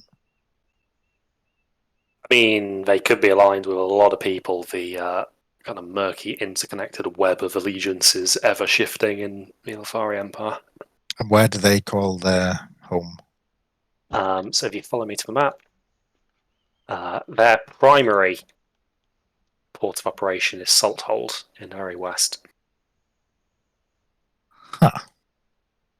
This is a long, long way from Salthold. I wonder if maybe... It's coastal, though. And that's just on the crates, isn't it? Just on these crates, yeah. Okay, I'll crack one of them open and see what's inside. Yep, so you take a look inside, and sure enough, it's a supply cache of what appears to be long life food, so preserved meats, cheeses wrapped in wax, and a few bottles of hard liquor. This is... And how many of these crates are around the place? You would estimate a couple of dozen. Someone's making a base here. I don't think the kobolds are running this place, Torek. I think they're just staffing the weapons. Yeah, they didn't seem to have any particular loyalty to continuing to staff those weapons either. Also, when we came past, what, 2 weeks ago? There was none of this here, or at least nobody here attacking us, and no obvious activity, so this is recent. What on earth? Why would the Eleuthari, a house of the Eleuthari Empire, be providing food and this doesn't make any Unless sense. they're intending to combat the forces of the dwarven kind of incursions. Then why attack Parthunian ships? I imagine Well- like Rick's trying to run repairs on EXO when he just kind of turns and says, "Why don't you try and find like a report of how much there is? Then we can get an idea of how big the operation is. Then we can speculate with more accuracy." Well, I that's think right, we're Sam. going to need to go inside. Yeah. How does everyone feel about venturing inside? Are we set? Let me just weld this up. I'm just like mending up EXO. The one thing I can actually repair. Do not mend precious things. No surgeries, no mending of precious things. The I'm knot good list mending, is getting really. It's longer just- and longer. It's just an artificer who just doesn't mend. Oh, EXO, your reactive armor needs more fuel. Sure. Yeah, maybe we shouldn't build your reactive armor out of batteries. It may not be as good a plan as I thought. Oh, I forgot, Torek, you were having a look at that warhead, weren't you? Roll me a dexterity saving throw. Oh shit. Oh, is it going off? Yeah! I mean... that is a 18. Torek, so as you're having a delve into the inner workings of this warhead, you're faced with a choice of two wires to disconnect the firing mechanism from the actual kind of ignition charge. You snip the wrong one, but just as you hear kind of the power start to build up, you kind of think quickly on your feet and kind of using your fingers as almost like a conduit, just pinch them back together. So you can take D4 lightning damage from the electric shock, but you save the thing from detonating. 4 damage there, Tarek.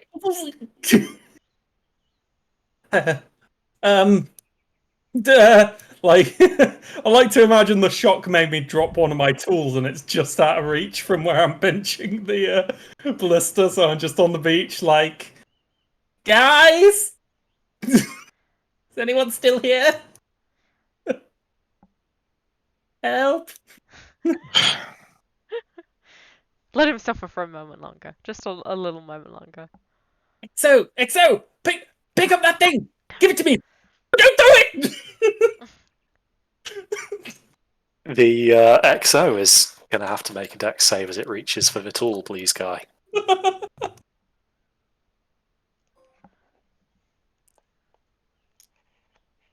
You goddamn lopsided piece of shit! What's that work out to after modifiers? Let's see. He has a flat deck, so not good. 5. So he stumbles for this thing, but just kicks it off the battlements. Just down into the courtyard with a very loud clang. Hey, dude! He only just manages to stabilise himself on the battlements from going over it afterwards. He's like one of those, have you seen the Boston Dynamic robots that keep Pretty falling much, over? Yeah. I love him. I Better love with him. a pilot, yeah. No, this is literally the wrong trousers. This is what's happening. It's got no face, yeah. Is it too late to make just the skin the wrong trap? I mean, Have you still no, got that one left over, Crispy, from the one shot? probably not. No. Help me, Roland! Help me! Oh dear. That's probably the best Wallace and Gromit episode.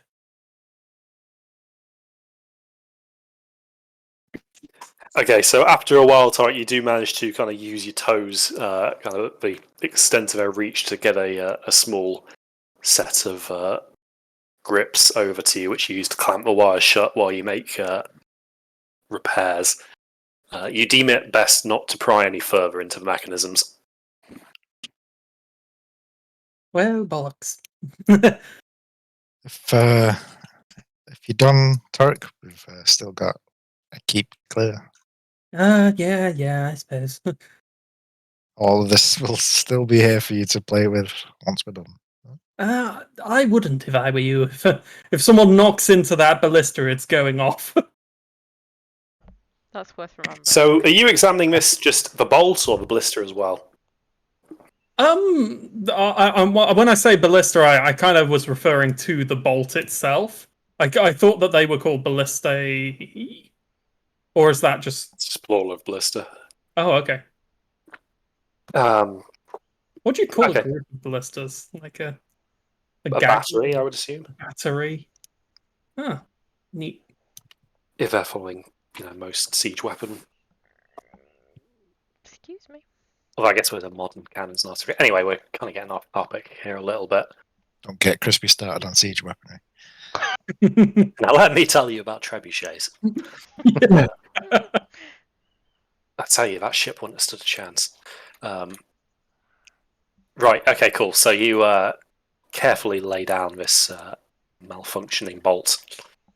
For the rest of you, you can see that the kobolds, after making their escape, have made an attempt to barricade this door.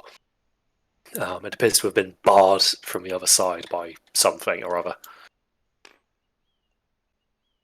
But it's a fairly old oak door. It doesn't look that sturdy. Can I Eldritch Blast it? You can. So, Tris, I'm you, asking this to the general party as well, rather than just going ahead with it. I was going to say just before that, like the actual keep itself, is it like built into a cliffside or is it just like a big building? It's a big building. There are curtain walls around the other side too, but they kind of taper down a little bit as the elevation recedes. Okay. Right, carry on, Tris, as you were. Leads out there. As you were, Tris. Okay.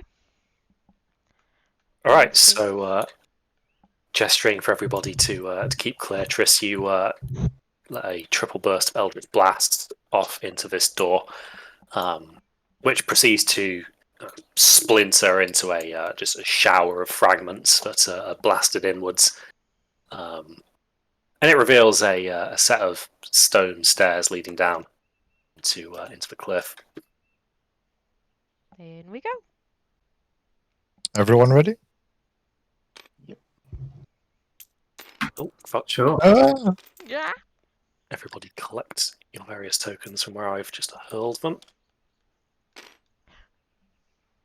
Okay, so as you guys descend, Havel, you kind of keep track of this, and it looks like you're probably going about 20 feet down. The staircase spirals.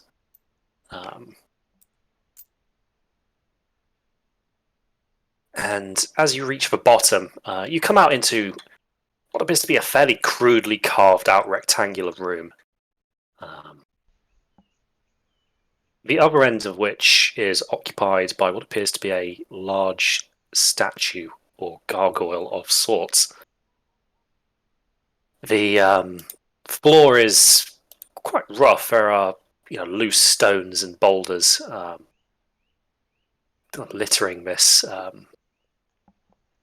littering the surface of the room here, and a series of statues line the outer walls, some of which are broken. However, Triss, as you walk in, you immediately kind of notice something isn't quite right here. Roll me an Arcana.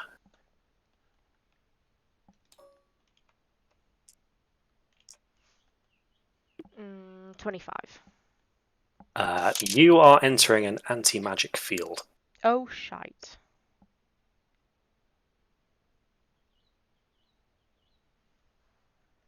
And sure enough, as you get further in, you see what appears to be a glyph drawn into the far end of the room's floor. Just underneath where this large creature is kind of stood. Large creature as in statue, or The- large the creature as in gargoyle. chompy chompy? Oh, right, okay. Gargoyle kind of construct. Any sign of where the kobolds might have gone? Roll a perception.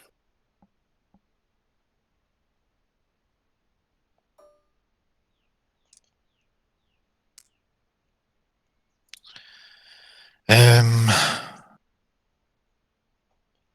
14. So the ground doesn't really lend itself to tracks, but you can see no other access or egress points to this room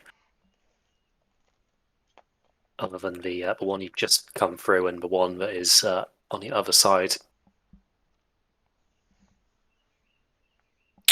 I will speak in Draconic. Oh, actually, I don't need to speak in Draconic. I've got my tongue now. I'll just speak out loud for any creatures to hear, just to say, if anyone's hiding in here, please reveal yourselves, and we can be peaceful.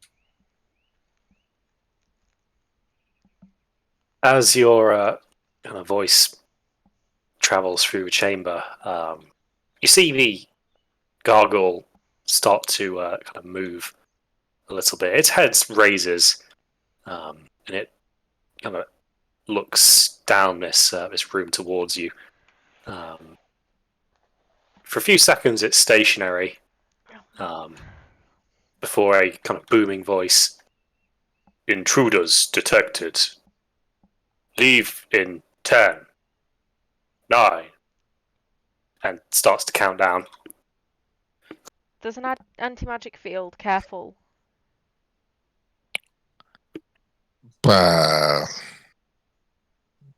Could I It's try definitely- like a throw in the dark bluff? Just say like deactivation code Jubilee 1. Oh. Jubilee 1, Jubilee 2, Jubilee 3, Jubilee The, 4, Jubilee It used to be 5. Jubilee, but then they brought in all the new security rules. The password requires letters and numbers. the gargoyle is currently on 3 as you say this, Torek.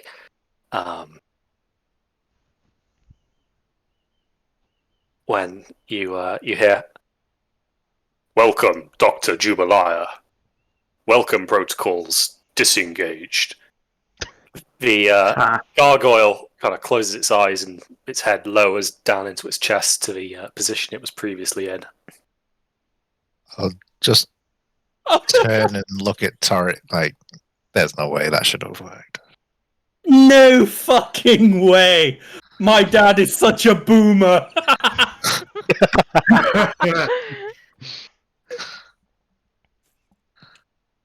No fucking way! Well, Funny, we got all of this way, and I thought so many things would do him in, and it's his dad, who isn't even here, who's broken him.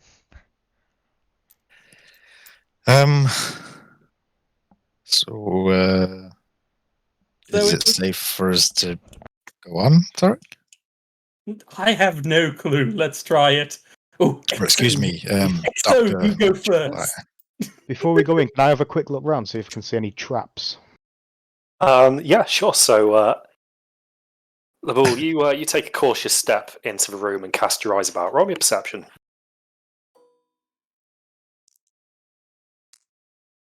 21. You notice at the kind of top of this room are a series of murder holes that have been clearly cut in, and a small, what appears to be passageway connecting them. And as you kind of keep an ear open, you can just about hear the skittering of claws on stone as something retreats deeper into this complex. Yeah. Wait, guys, look up. Did you hear that? No. No. Look up, pointing to the murder holes. There's something above us. Oh. Well. The kobolds, probably. Are they still there? Can you hear them? They ran off. I don't know where they are. Sounds as if there's a tunnel up there somewhere. Right. Well, maybe we missed something on the way in, but if they've run away, I suppose it may be safe for us to carry on. The statues that line the outside of the room, what do they depict? Some are too broken to tell. The ones that remain are clearly old. They seem to be depicting knightly figures. It's quite possible that they've been here since the old days when the Bastion served as a stronghold of a holy order. So this keep's just been adapted by Jubilee. Okay. Tarek, you said Exo was going to lead the way. Yes. Let's just hope that there's no volatile materials. Maybe XO going first isn't the safest option. It's the safest in the immediate, but not the theoretically explosive. I'll go first then. Okay, so Rulin, you cautiously progress into this room. The footing isn't easy, but you work your way around. As you approach this large gargoyle, it does appear to be inactive. The the eyes are closed, the head is lowered. So you make your way past this, and sure enough, there is a staircase leading further into the complex behind him.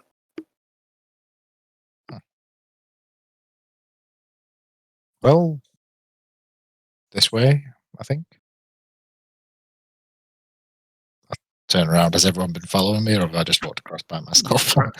You look to see everybody at various stages of working their way across. Okay.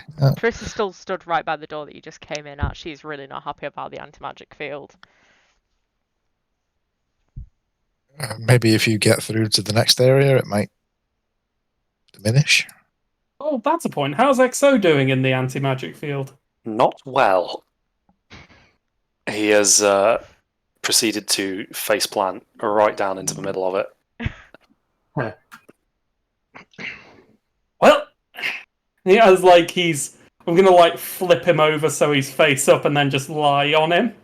Clicking a few buttons on my wristband, he just clips back up onto being my exoskeleton. Sure. So you hop back in and assume manual control. Yes. I'm going to use non-magical energy source for now. Okay. So yep, you take control of the exoskeleton and push forward. So, Rulin, before long, your companions surround you. Triss being the last to venture in. And whilst it's uncomfortable for you, Triss, nothing, overtly bad happens from your being in an anti-magic field. Surprising, but okay, cool. Right. So, with Rulin leading, kind of pushed further on. So, heading down again. You come out into. You have to kind of take it back a little bit because the room you entered into is enormous. This is a huge hollowed out space here. The the effort that was involved with excavating this must have been substantial. But what really catches your eye is in the centre of the room towards the rear. Appears to be a kind of metal platform with a series of wooden gantries and lifting equipment. There's a whole array of machinery that you don't recognise leading up to this, and a series of chains running towards the kind of a roof of this chamber. However, what's really the surprising point of this is the colossal construct in between this gantry and from what you can see, a group of kobolds being hurriedly ushered inside through a crew hatch by a fairly small but distinguished-looking gnome. And as the last of the kobolds is kind of ushered inside, the hatch is closed, and the gnome turns to face you and begins a monologue. Well, you have done well to best my minions and constructs, and as such, I give you my word of honor that I will let you leave if you peacefully turn and walk out the... Cornelius? Is that you, my boy? Hello, Father. Didn't expect to see you here. What is this? He looks kind of shocked on the shoulder of his what you assume to be is a construct of sorts. This thing is huge. His construct. Sorry. Yes, or well, a construct which you assume he has built. It probably wasn't the kobolds. I'm still working as a slayer, Dad. Your lackey shot our boat. Oh, don't mind them. They get a bit excited at times. But what are you here for? Did your mother send you, that wench? No. This is it, isn't it? She's out to discredit my work before I even have a chance to field test it. No, Dad. That harpy! She's always undermining me. Dad. Honestly. I got shot out the water. Several people are dead because of the kobolds. Well, they've killed one of my kobolds. I'm not too happy about that either.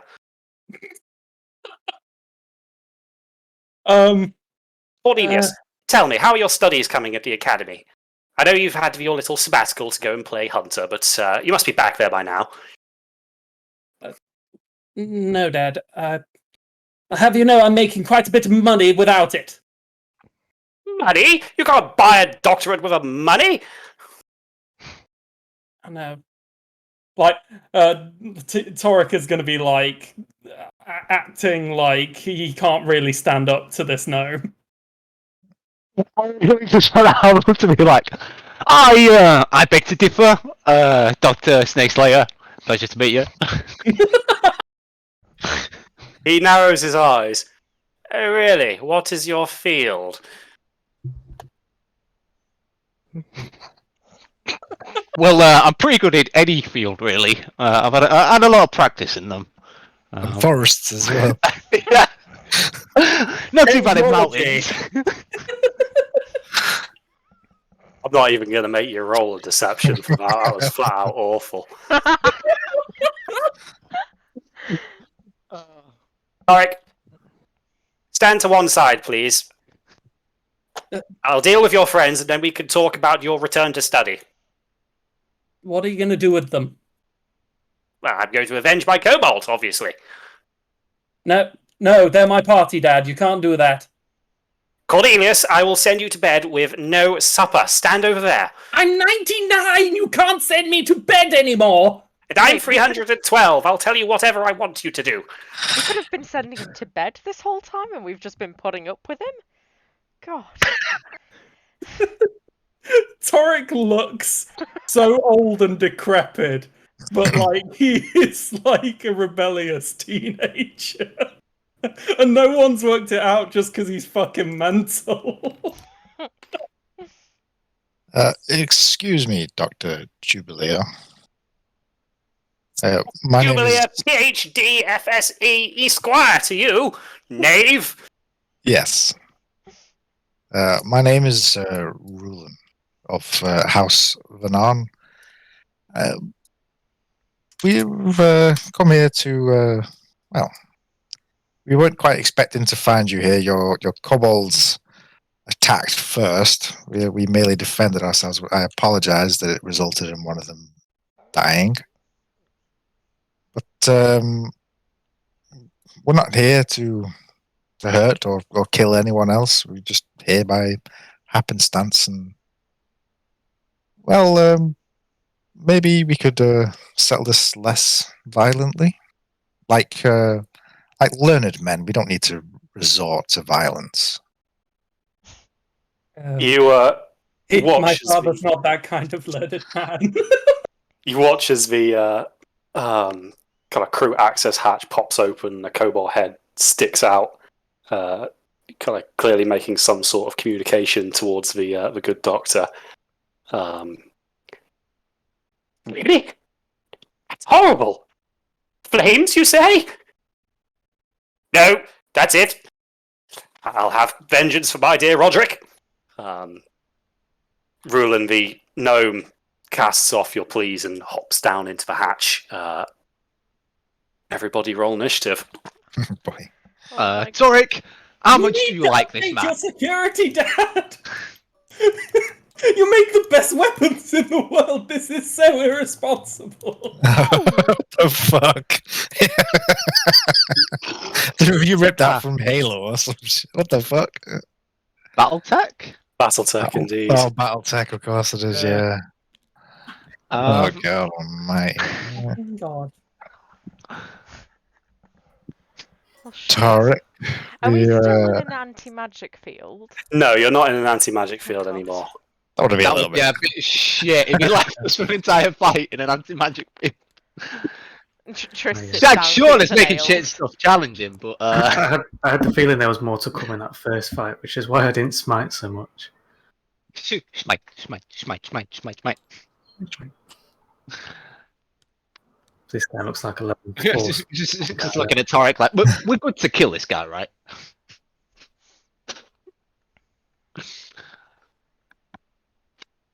And he didn't say no. Okay. So, this thing, now that the irate gnome has taken its position in the pilot seat, this thing is kind of whirred to life with a series of dull funk, the kind of spinning up of gyros. It breaks free from several mooring lines tying it to its gantry. Chris, you are first to act. So you're all kind of in this scattered area. Torek, you're off to one side, having obeyed your dad. Yes. Pay him. Oh my God, that fucking code name for the battlesuit is genius. Good news.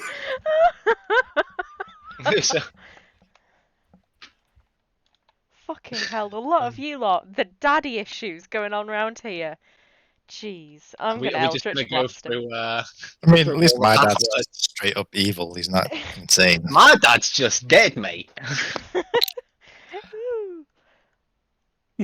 Braxton, any parents? Or... My dad. Do I I mean, remember a Laboul, kobold yours are called probably long Roderick? dead. But, I'll get back to that. It's 19, 20, and 24. Hitting 2 misses. A lot of that. That is 12 damage. Okay, so Triss, you put a few bolts into this thing. Most of them just dissipate on the armor. This thing is huge. The plate is clearly quite thick. Well, crap. I'm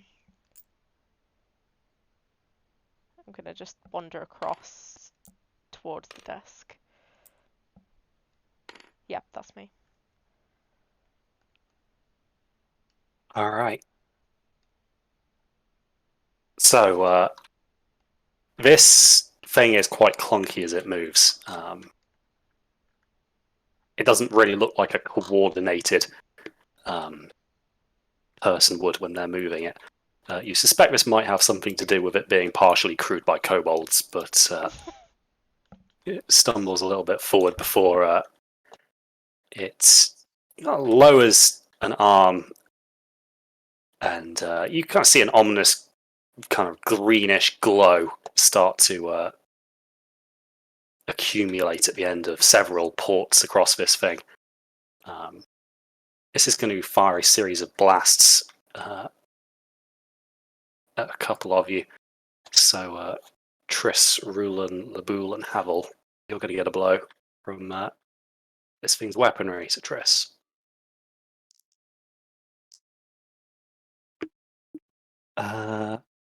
Okay, you're good. Rulon. Take it this is not the kind of missile that can be deflected.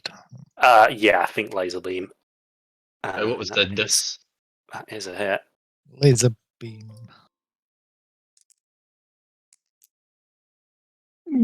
So 13 damage for that, Rulon.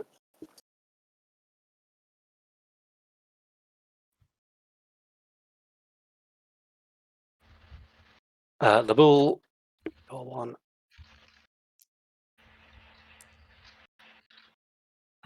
Is a miss. And finally, Havel.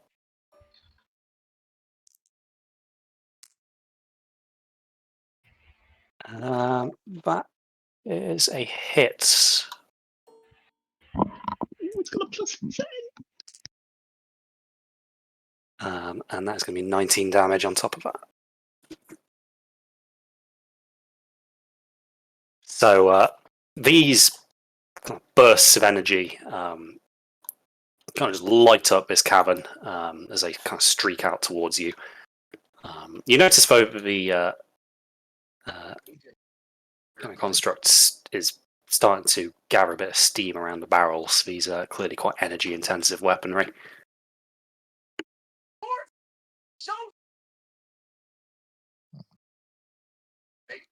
Okay, so Rulon.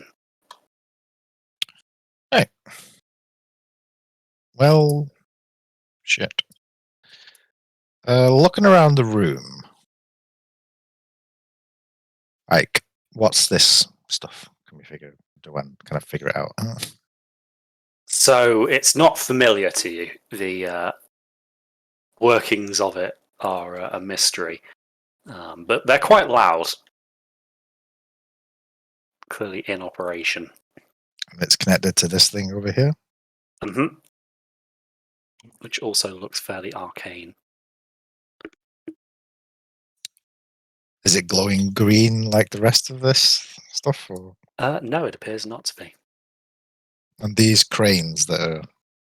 They're mounted on the gantries, kind of the wooden ones that were kind of anchoring the mech in place. You imagine it was probably used to either construct or conduct maintenance. Right. Well, there's pretty much nothing I'm going to be able to do here. So what I am going to do is I'm going to go...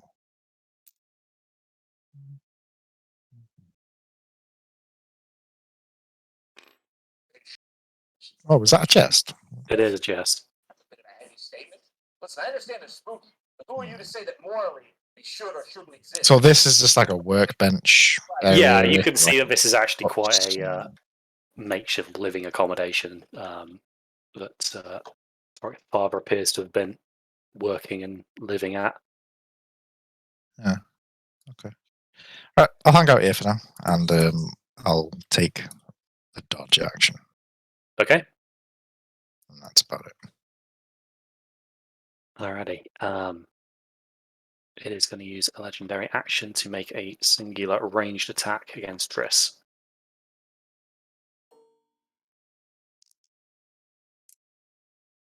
Which again it misses. Oh my god. A kind of beam of light just carves a groove in the stone next to you.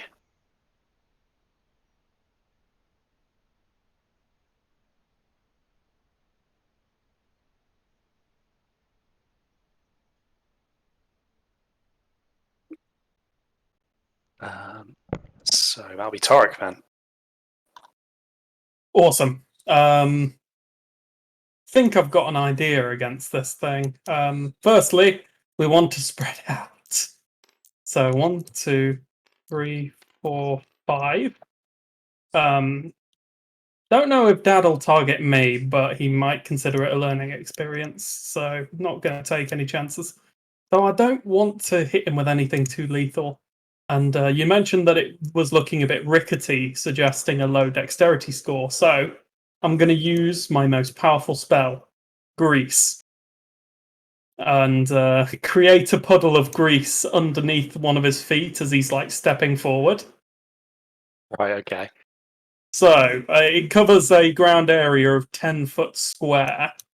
Anything standing in there must take a dex saving throw. Yeah, let's do that then. DC 17? 18, actually. 18. Yeah, we got a proficiency up recently, I think. The grease explodes underneath it. The thing starts to fall backwards before you kind of watch it as a emergency stabilizer comes out the back. And it's going to use a legendary resistance to choose to pass that. Oh, damn. Yeah, there's a moment where Torek just stops there after firing the grease and just thinks to himself, oh, that's quite ingenious. Yes, your father's skill at robotics puts Exo to shame a little bit.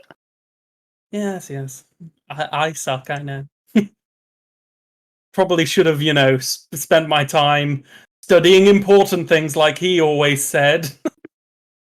Oh, Torek, you shouldn't be studying archaeology. What's the practical applications? From inside the cockpit, you hear from kind of like a bullhorn mounted to the top, "You'll never get a proper job!" I love how Torek is basically the liberal arts student of no.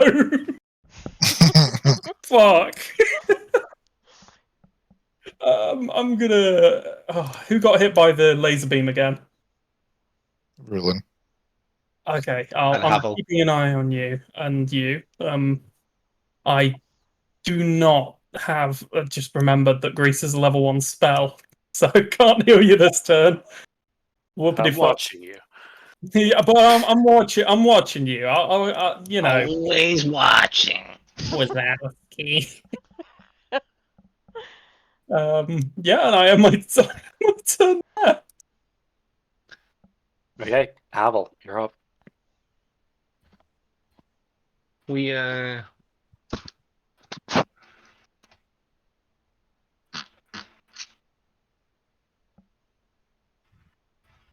going to do the Havel special with his PhD. He knows that big metal things don't like electricity. So I will cast lightning arrows, and I'm going to do the standard cheeky little Use the ring ring. to upgrade it with cordon. So I will roll your ring first. 11. 11. Okay, so Havel, I'm going to need you to roll me another d20, please.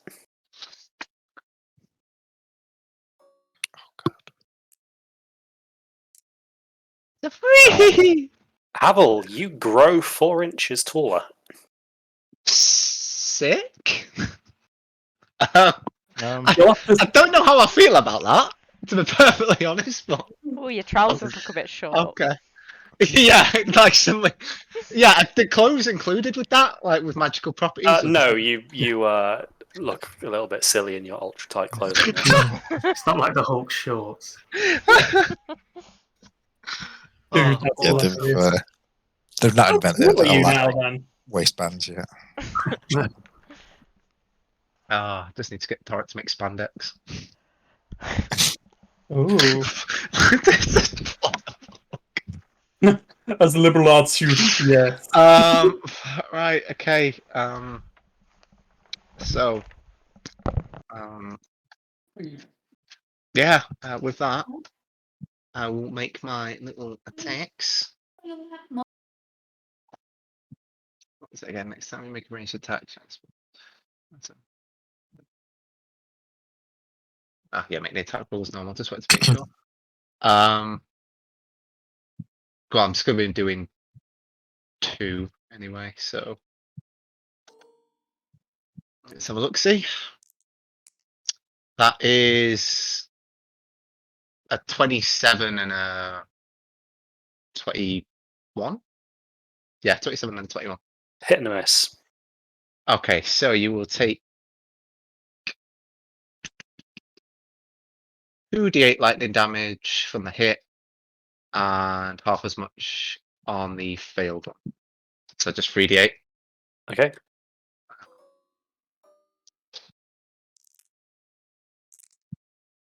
Comes to 16. Okay, so you firing off a bolt, and sure enough, you strike this thing. It's a large target, so the electricity finds its mark pretty easily. And you watch as the shock kind of is spread quite quickly across the metalwork of this thing's frame.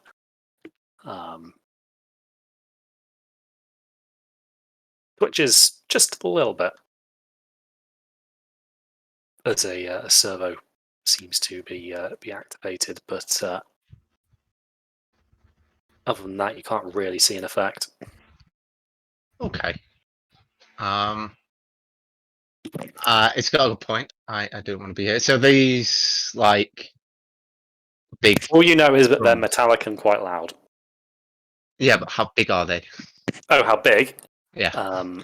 So they're about 6 foot tall and roughly about 10 long. Okay.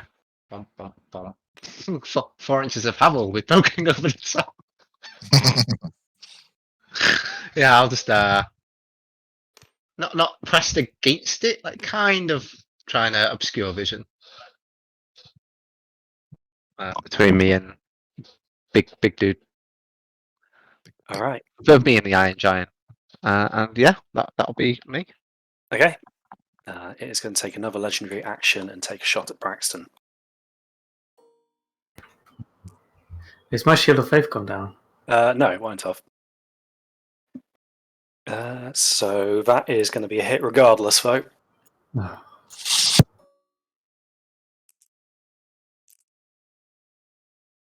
So Braxton, you can take 14 damage.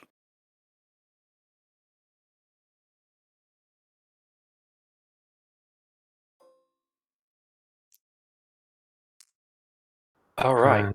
Concentrating. Yep. So Braxton, Laboul, up to you guys. Do you want to take it first, Rick? Sure. I think the only thing I can really do is just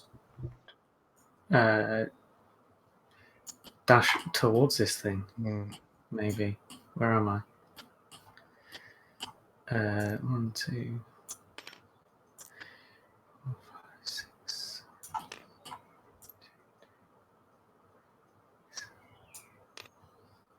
Up to there. And no bonus action.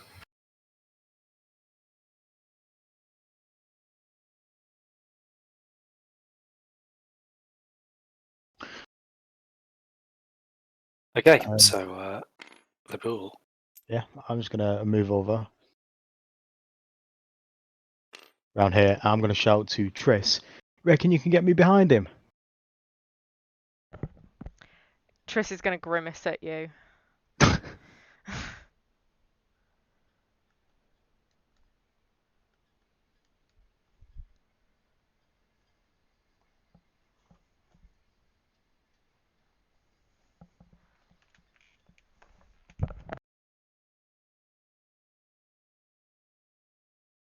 And that's it, yeah. Okay, well, it is Triss's turn next. Okay.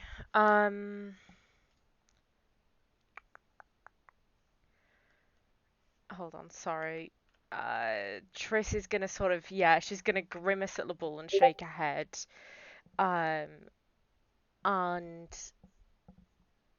then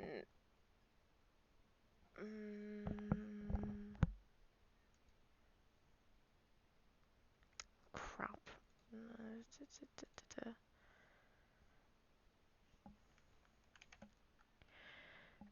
She's gonna turn, and these barrels here, she's gonna Eldritch Blast them.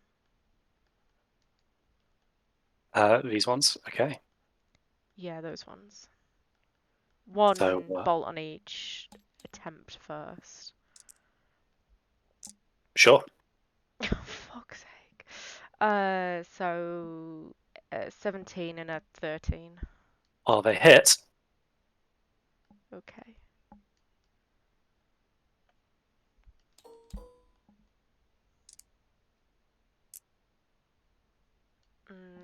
So one takes 8 damage, and the other one takes 14 damage. Okay, so one that takes 14 damage is actually going to explode. Havel, you find yourself walking in green fields. Maybe not, but he does need to make a dex saving throw. Did you just shoot the things directly next to me? Yep. Yep, I did. Why? Why? The fuck is wrong with you?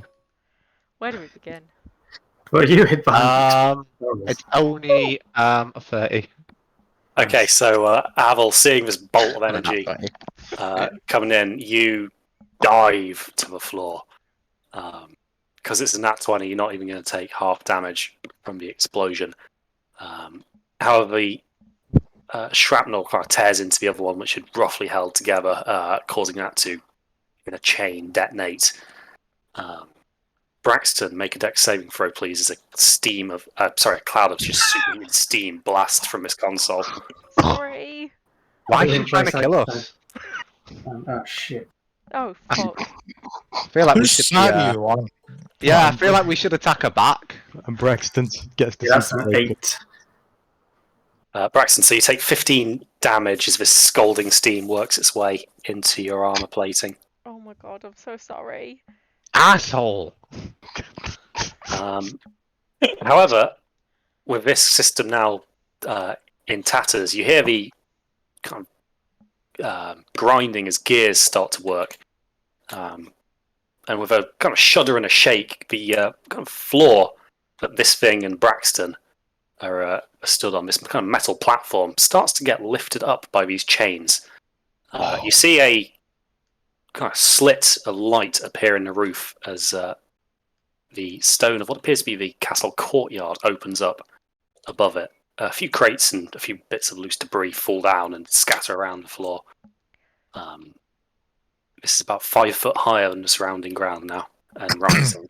With my last Eldritch Blast, I'm gonna just aim at the gnome battle thing. I can't get rid of these. Not Toric. Not Toric, no. Toric's safe. There we go.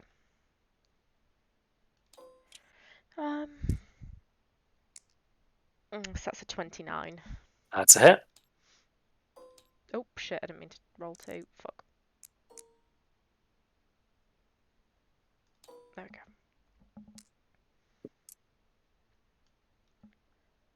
And that's an 11 damage. Okay, so as this starts to rise, the creature steadies itself, or the construct steadies itself, and you just put a blast into it.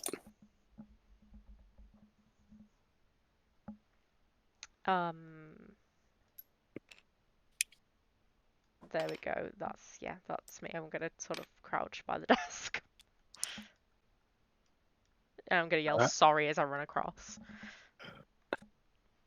Okay, so you run into cover. This thing is going to actually stay where it is as it stabilizes itself a little bit, but it is going to fire some stuff off. You kind of hear an angry, "No, don't touch that!" So, Triss, you're getting 2 bolts.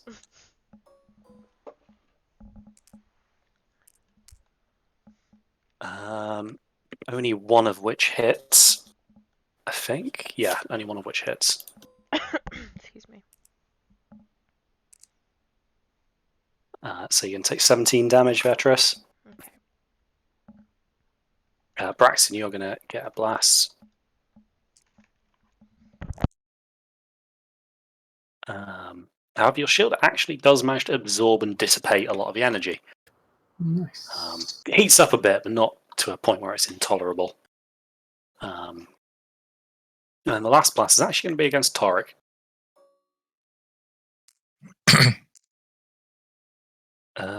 What's your AC nowadays? 20 with your boost, isn't it? It's not quite going to cut it, I'm afraid. Dang. So, Torek, you can take 17 damage there.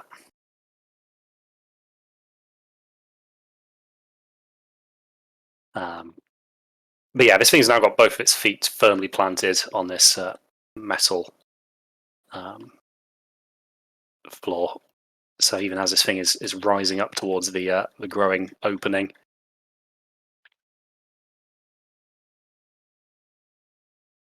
it's managed to keep its balance. Rulin. Okay, so how high is this platform now? About 5 feet taller than the rest of the kind of surrounding ground that you're on at the minute. And climbing. And rising. Not massively quickly, but quickly enough. Well, how high is the actual ceiling then? Probably about 50 feet high. It's you kind of came quite far down. Okay. Right. I'll.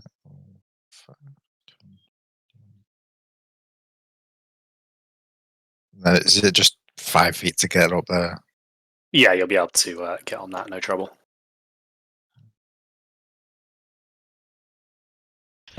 Well, a bonus action. Slip on my spider climb gloves. How? What was the radius of Greece? It was 10 feet. Okay, yeah, that's fine then. Where did he cast it on? Sorry. Just the suit, so. I put it underneath one of his feet, just sort of greased triggers on things that are in the area as you cast it. So I just went for the instant, Okay. Okay, I'll leap onto his leg then, I guess, and try and climb up a little bit. Okay. So you try and climb this Straight thing. back up.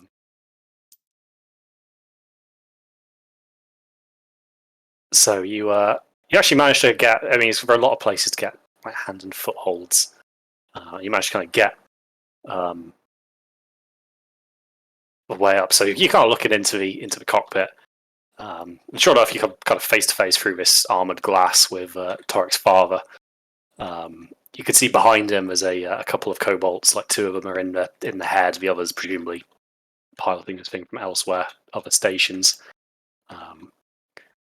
But you see a kind of look of surprise on his face, and he presses a few buttons, and some windscreen wipers start to kind of swing across the glass. Although it does very little to actually get you off. Okay. Well, let's see if we can punch through the glass, I guess. Or that's the thing, actually, because as I'm climbing, I'd have to keep one hand on it, even if I was using my spear. Mm. So it would become. I wouldn't get the versatile sort of nature of it. So I might as well just do. Yeah. Okay. Unarmed strike. Okay. Let's try 1 out for starters and see how it goes. 21. So you punch, but the armored glass holds. It's clearly quite tough stuff. Okay. Second strike. Oh, that was nearly 17.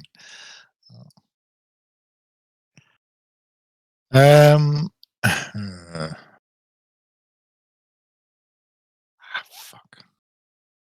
And what else am I going to do, really? Bonus action, flurry of blows. Let's just roll these straight up. God.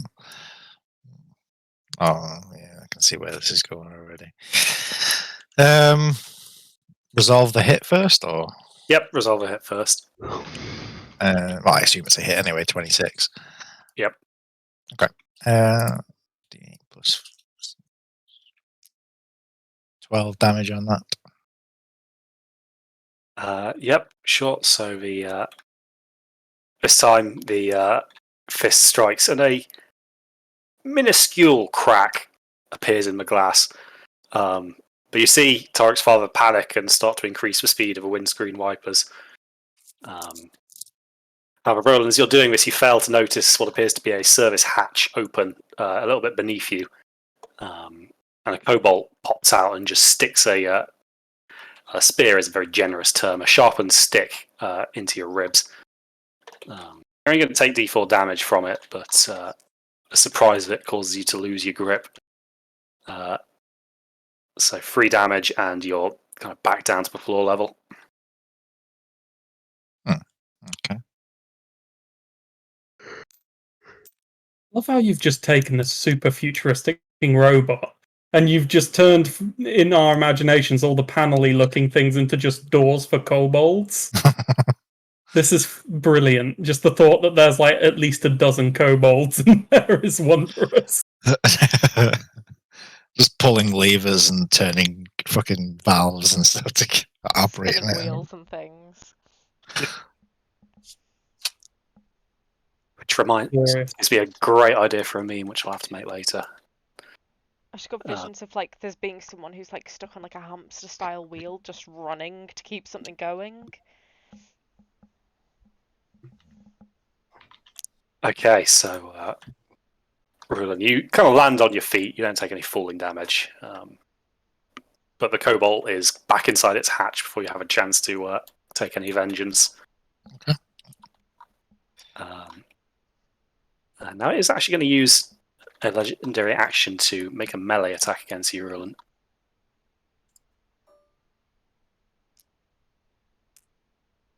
And it is going to hit. So just as you land gracefully like a cat, you just get booted by this thing's right leg.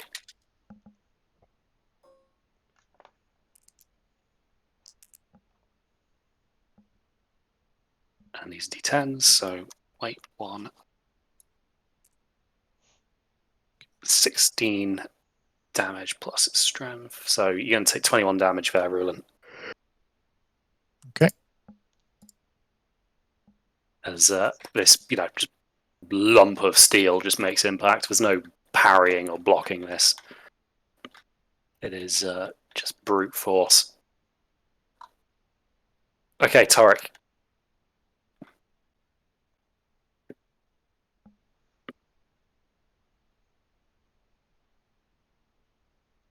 Sorry, I thought you were going to go on with that. No, sorry, it's your turn. You're like, so Torek. And I thought you were going to do like a little introduction to the scene. Sorry. Fuck.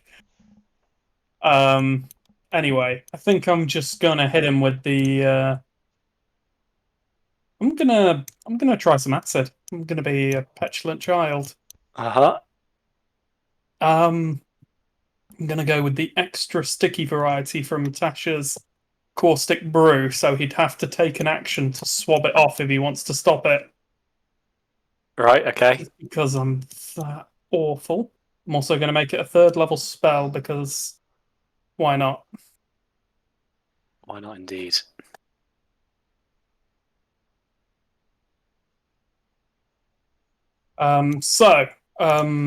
Again, it targets Dex. So if he could take a Dex saving throw.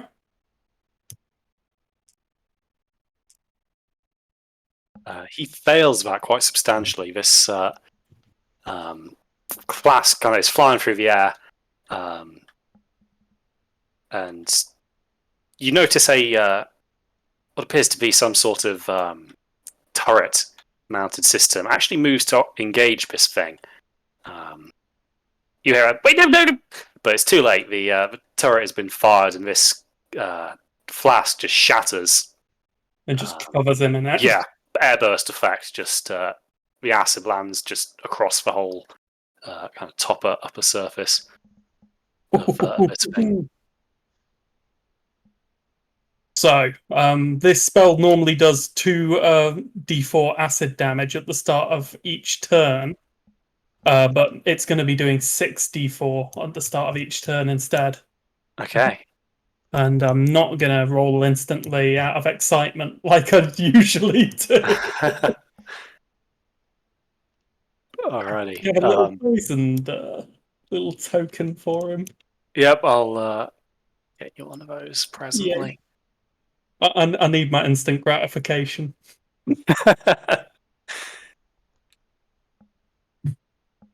Okay, so the acid starts to. Oh, there it is. I don't think it's gonna. It will. Okay, cool. So yeah, the acid starts to cut into this thing's upper plating. It's quite thick plating. Tarek, you imagine it'll probably take a while before it hits anything important. But the hiss is very satisfying. That was a really cinematic and cool way to describe a nat 1 on the decks. And yeah, I'm actually going to again move and weave and try and like stay away from my comrades in case this thing has got AoE. So Okay. I'm just gonna go So for it. Maybe like as you're doing this, it's going to use all its remaining legendary actions.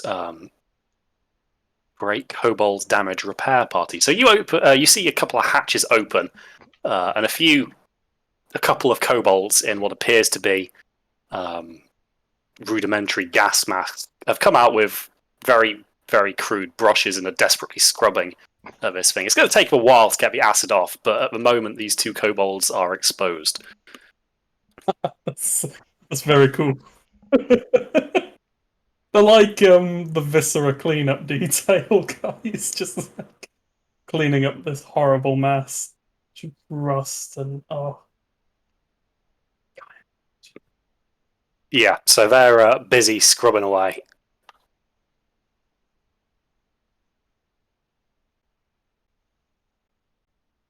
All right. So moving on to Havel. Okay.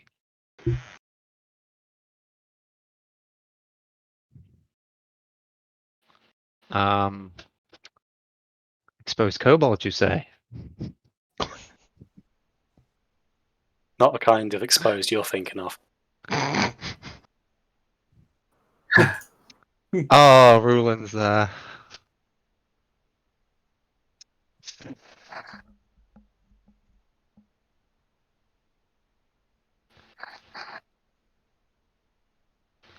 Would I be able to see Rulin from where I am?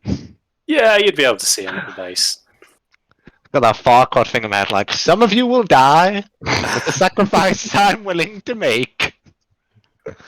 And you said I was bad. Fucking hell. Yeah, but Rulin's got evasion. I was going to say, is it a dex save? It's a dex save, yeah. And I'm not looking incredibly hard. Like, what? If it's potentially going to be very cool, then, well, sure I mean, might forgive. In kobolds that are currently stood on electrified things, electrified metallic things. Crispy never said they were wearing rubber soles. No, I did not. I'll tell you what. I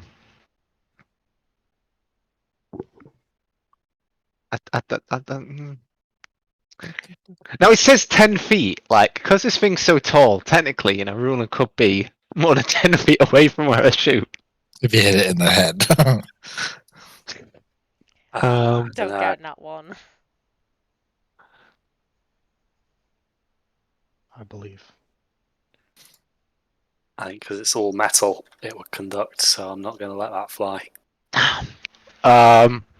Oh, fuck's sake.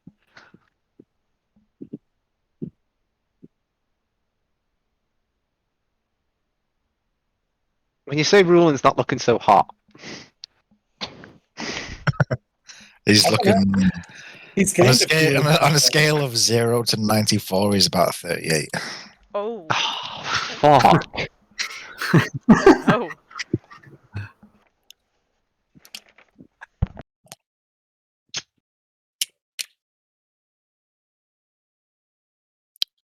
Oh, it's fucking hard.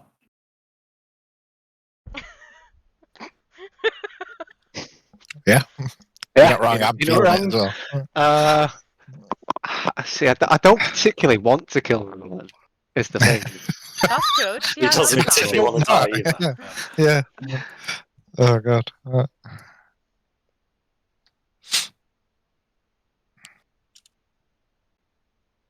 This kobold that my dad's trying to avenge, do I know its name?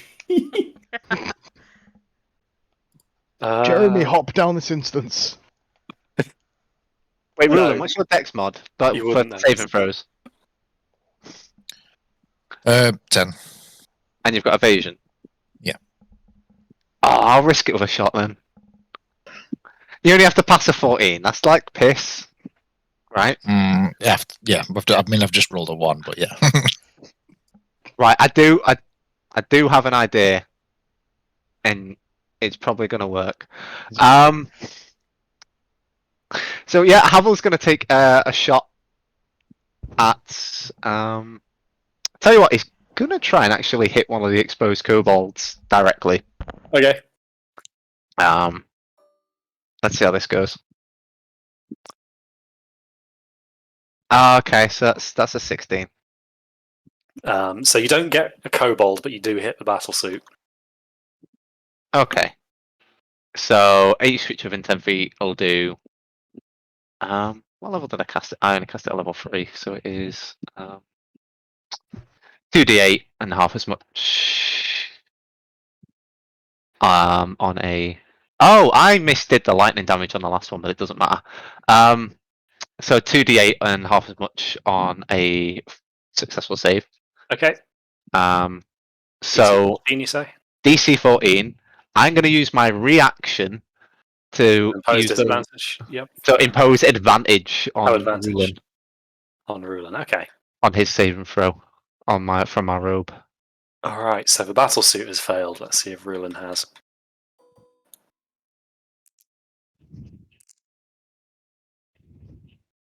Didn't even need it, No, Rulin's good. but it's a good way to make sure. Yeah. Did the kobolds need to? No, they just counted in amongst the things. So. Alright, okay. So it failed. Did you say? Yeah, it failed its save. Alright, so it's only 2d8. So as this strikes, there's like a little rope hanging down from one of the cranes that Roland just leaps up and grabs hold of to avoid the current. I think it just jumps off for about half a second and then lands again. That's 10 lightning. And lightning damage. Okay. You know, risk it for the biscuit, because Rulin was fine. I'm going to use the second one. Okay. Okay. So that's a 26. Yep, that is a hit. You do know what probability is, you know. No, I don't, mate. Rulin's one now. Fail. Roll some damage for me, please, Jason. Right, okay, so the battlesuit's going to take 4d8. Oh shit, that's 5. Ignore that. Well, as will Rulin if he's failed, won't he? Well, I'll take half. It says each creature within 10 feet must make a saving throw. Each creature takes 2d8 lightning damage on a failed save, half as much on a successful one. Right, okay. Yep. So it's 4d8 for whatever you hit, Yeah, and then and then 2d8 for Oh, yeah. right, okay. I'm with you. Okay, so I'll re-roll the 4d8. Sorry, I hit it on too many times. So this is for the battle suit. Yep. 19. So Havel, you managed to get one of these kobolds. It kind of spasms for a bit, drops the brush, and then just kind of flops back down into the interior, dead as anything. Excellent. And then that was 6 damage would be for Rulin. Unless you get, do you get half as much on evasion? It will be 3, yeah. 3 damage to See, Rulin. 3 damage for 2 shots. That's not.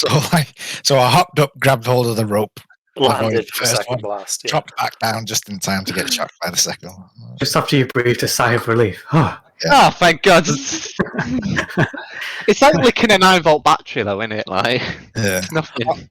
Off topic, but has anyone seen the latest Mortal Kombat film?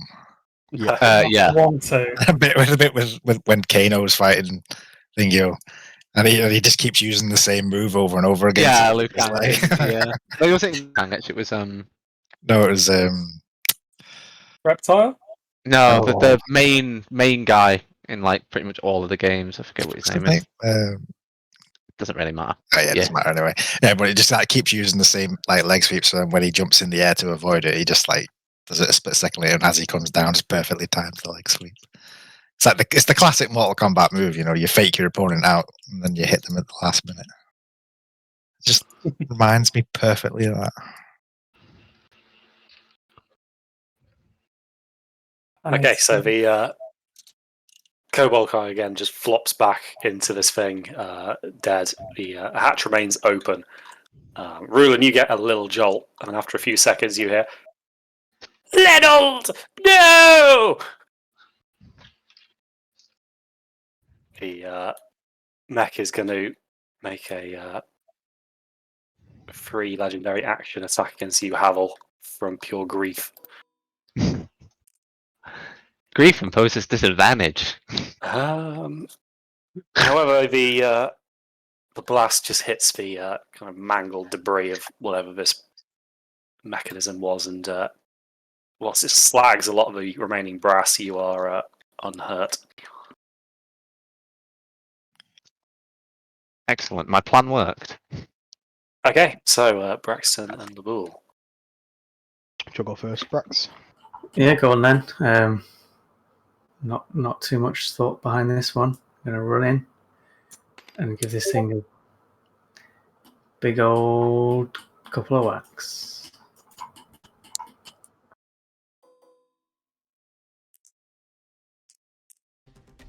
Oh no. The one that hit I'm gonna smite with. Yep. Let's see, try down again. Actually, sorry, I'm assuming that hit. It's a 23. Yeah, that hits. Okay, yeah. 1, 2, 3, 4, 5, 6.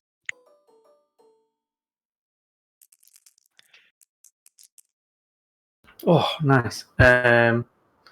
So that is 34 damage. 34 damage, okay.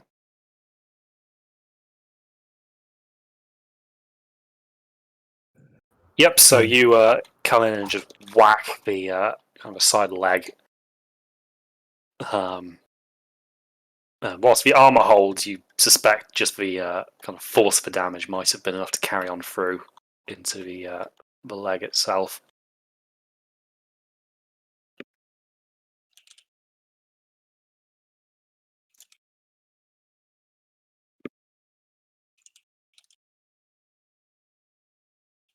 All right. If that's it, we'll move on to the wall. Yeah, I'm just gonna move forward to here, Okay. and that's gonna be pretty much it. How high roughly is this now? So it's about 10 feet now, moving it Um, about 5 foot around. right, yeah, I'll leave it there for now. Yeah, I'll just leave it with that for now. Okay, cool. So background's Triss. So you can see that this thing is kind of gradually rising up towards the surface. Okay.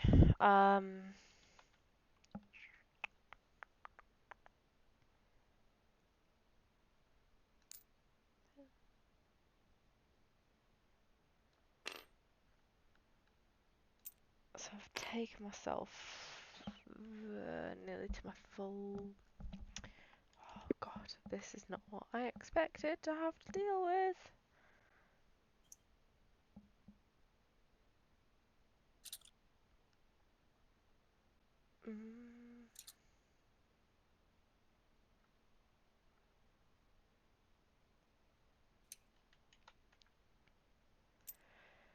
I am gonna levitate and grab hold of the edge of the platform. Okay. So, And, yeah, yeah, just let it drag me up. fair enough. So you are out of line of sight then, as it's just your fingers kind of holding it on.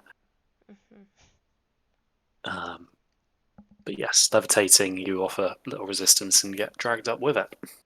At a quite a slow rate. Yeah, that's me.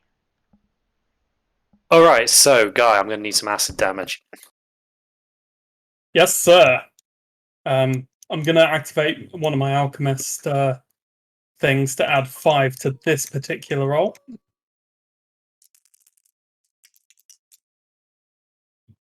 So that'll be 23 acid damage.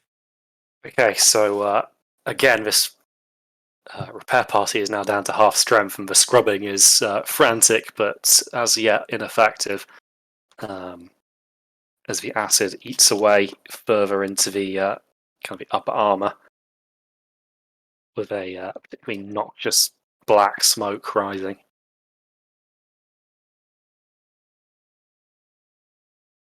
But despite that, the systems seem to be fairly operational.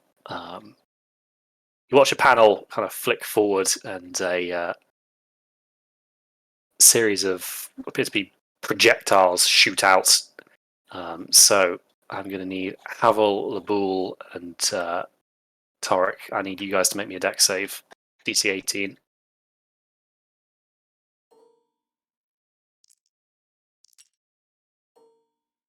I failed. Okay, Torek, you pass with no Shit, sorry. damage. The Do it. rest of you. I'm going to have to give you some hurt.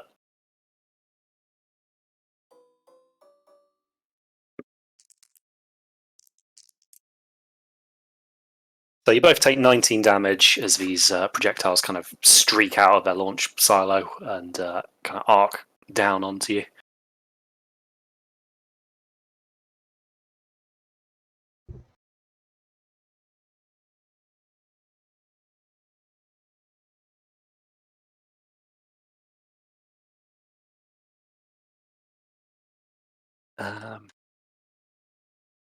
And it is actually not going to stay where it is. It's going to draw back a few feet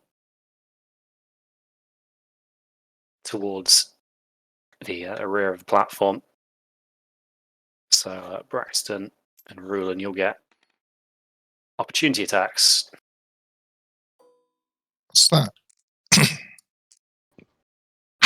19. Doesn't quite do it. 30? That does. Does the 30 hit? Sorry, I was just trying to channel my inner Havel. I check these things, man. You never know. That'll be D8. So 9 damage.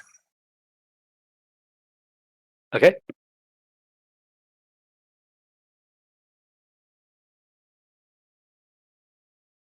Alrighty.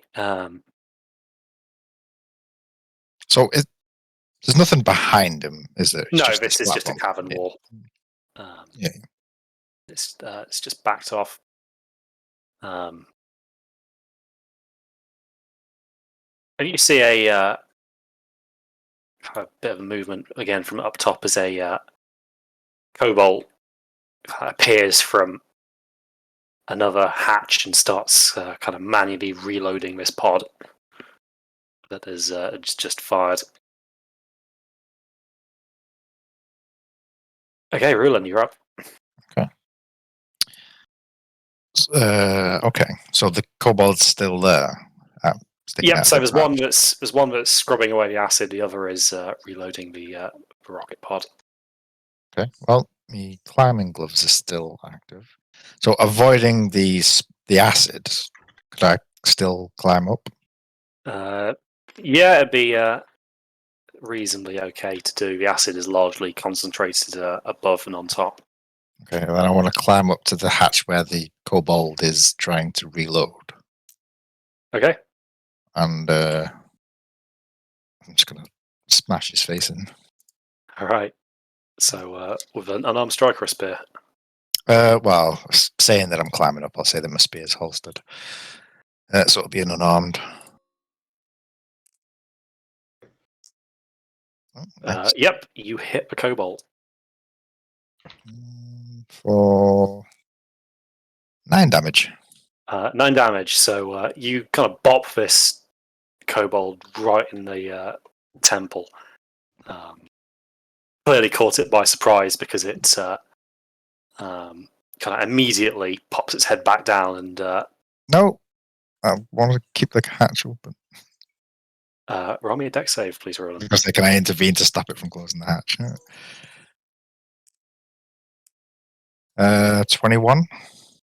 So yeah, it tries to slam the hatch down, but you manage to get your hand just underneath it. So you've kind of got your hand in there now.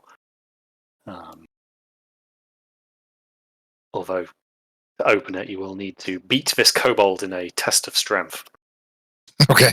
Oh god. Oh, this is going to Change be it. embarrassing. This is going to be very embarrassing. Do I have any equipment that gives me any bonuses? No, I don't think I do.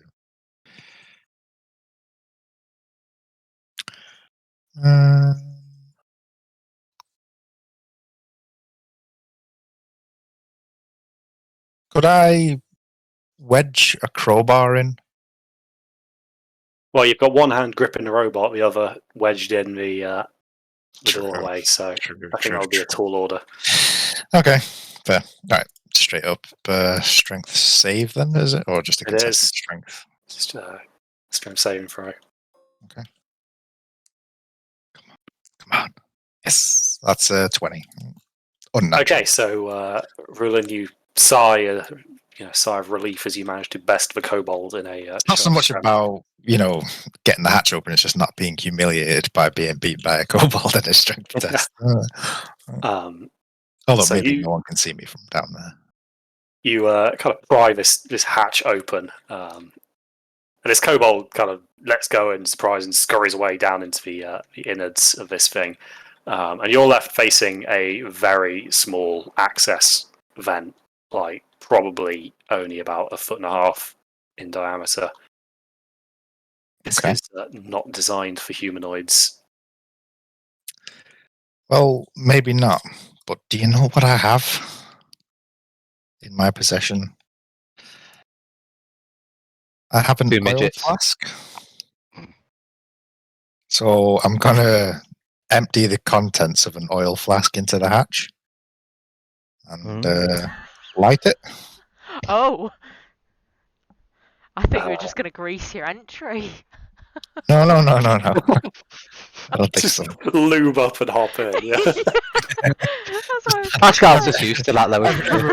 Everyone looks up at Rulin as he's rubbing oil into his arm. Just, oh, don't mind me, guys. I'm just, Taking his robes off, slicking himself down. Oh, okay. Yeah, I'm going to dump this flask of oil inside and then take out the flint and light it. Okay, so whatever that's going to do, I don't know. So, Rulin, the oil kind of seeps into the inner workings of this thing. It's an access hatch, so there isn't much in the way of machinery there. But you pour the oil in all the same and strike a flint to it. The oil obviously ignites with great ease.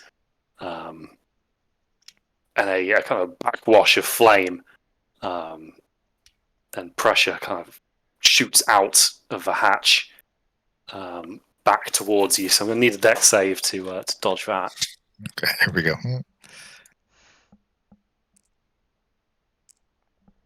17.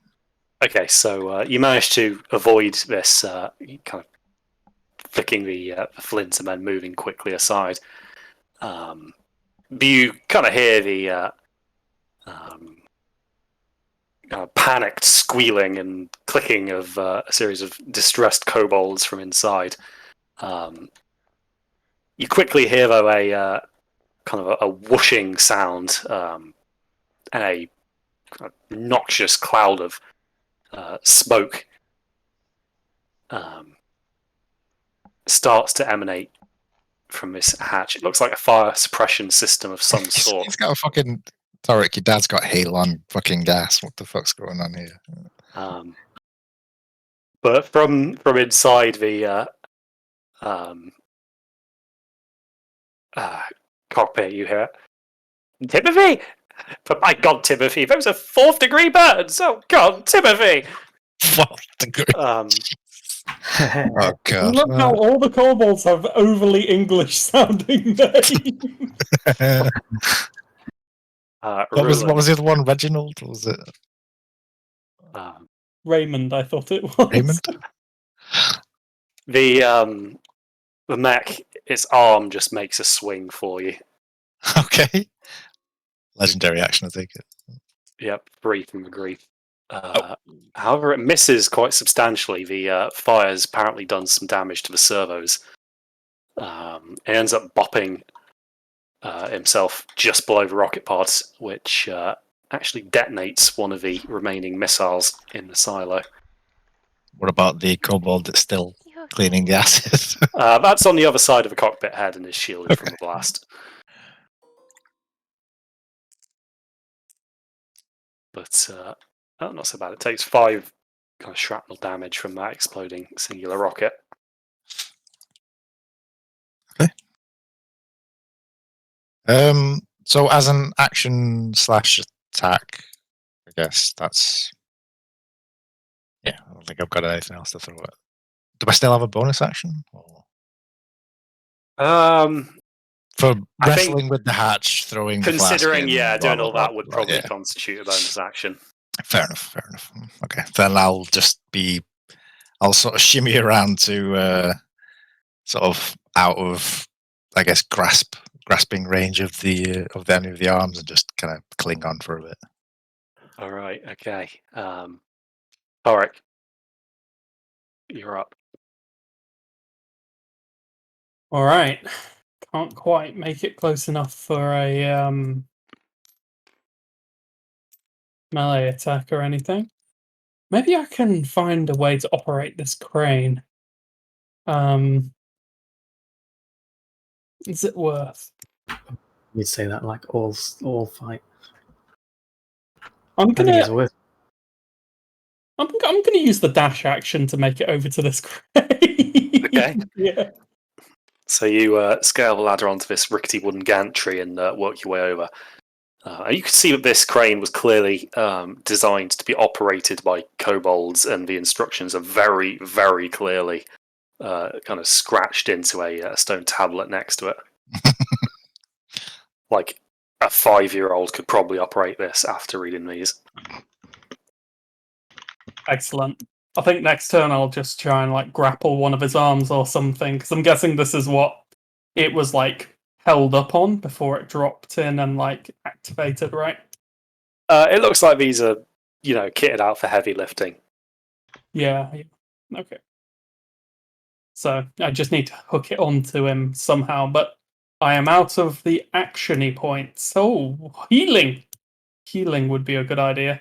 Roland, your bumhole. Huh? Me as well, if you want. Did you just call me a bumhole? No, I said prepare your bumhole. That's where the needle's going. I thought I said prepare, you bumhole. I thought that's what you said. Prepare Oxford, comma. You bumhole. 14 health back. 14. Thank you. Make calling him a bumhole all the better.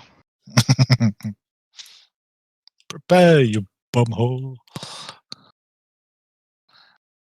Okay, so Torek, you kind of fire a needle into Ruland as he's kind of dangling from the mech's antenna. To have a read of the instructions for the crane.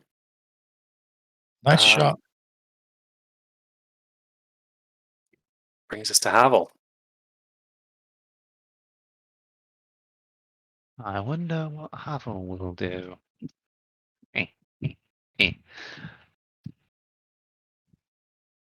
Oh, Ruin just got 14 health back, so this will be fine because it's my last 2 Oh, shots. God, here we go.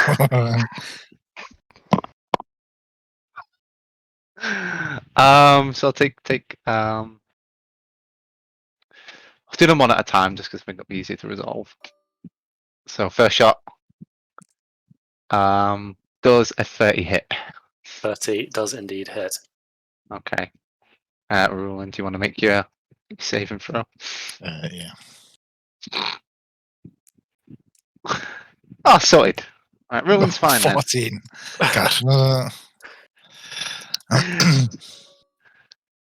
So big mechie boy is going to take 16. Okay. And then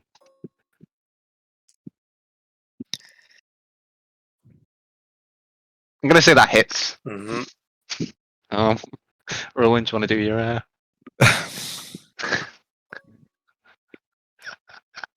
Just waiting for the day where I make an encounter where like a creature has about 40 AC against range attacks and like 6 against melee or something. And then I'll switch up, mate. But Just till to be that day, spiteful. Yeah. 25 with that one, 25. Okay. and that's me out of electricity. So Rowan, you're safe now. For now. Okay. Until you pull out something else. Just Something else that has a massive AOE. Yeah. yeah. Where are those walloping arrows? That. What was that volley of arrows thingy that you can do as well?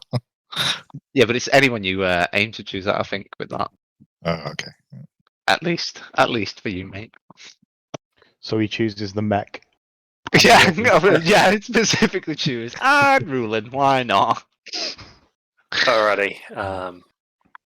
As a reaction, this thing is going to fire another bolt off at Havel. Clearly retaliating from that. Yeah, this isn't gonna look good if it hits. 18, so that matches. So you're going to take some damage. Cool.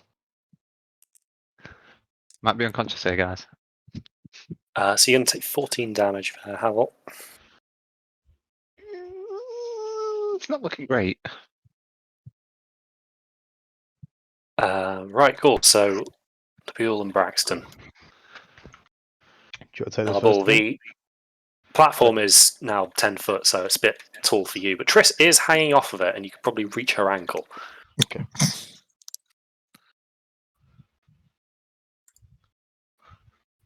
Tris, you make a good ladder. Do you want to go first, Braxton? Yeah. How high are these little platforms here, Crispy? About 15 feet. Okay. I'm going to also take a dash action. Okay. To get to the other crane. Yep. And then wait for my next turn to operate it. Unless it's a free / bonus action to operate it. No, something like that's going to take a full That's action, I'm afraid. Yep, so Lebull. Right. So Lemuel will run over to Triss, look up at her and say, "I'm sorry, miss," and grip onto her leg and start trying to clamber his way up. Yep. Triss, you take a moment to thank the gods that skirts aren't high adventuring fashion.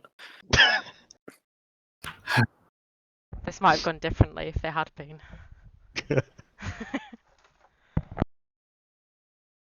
Yep, so all you clamber your way onto the platform, no troubles.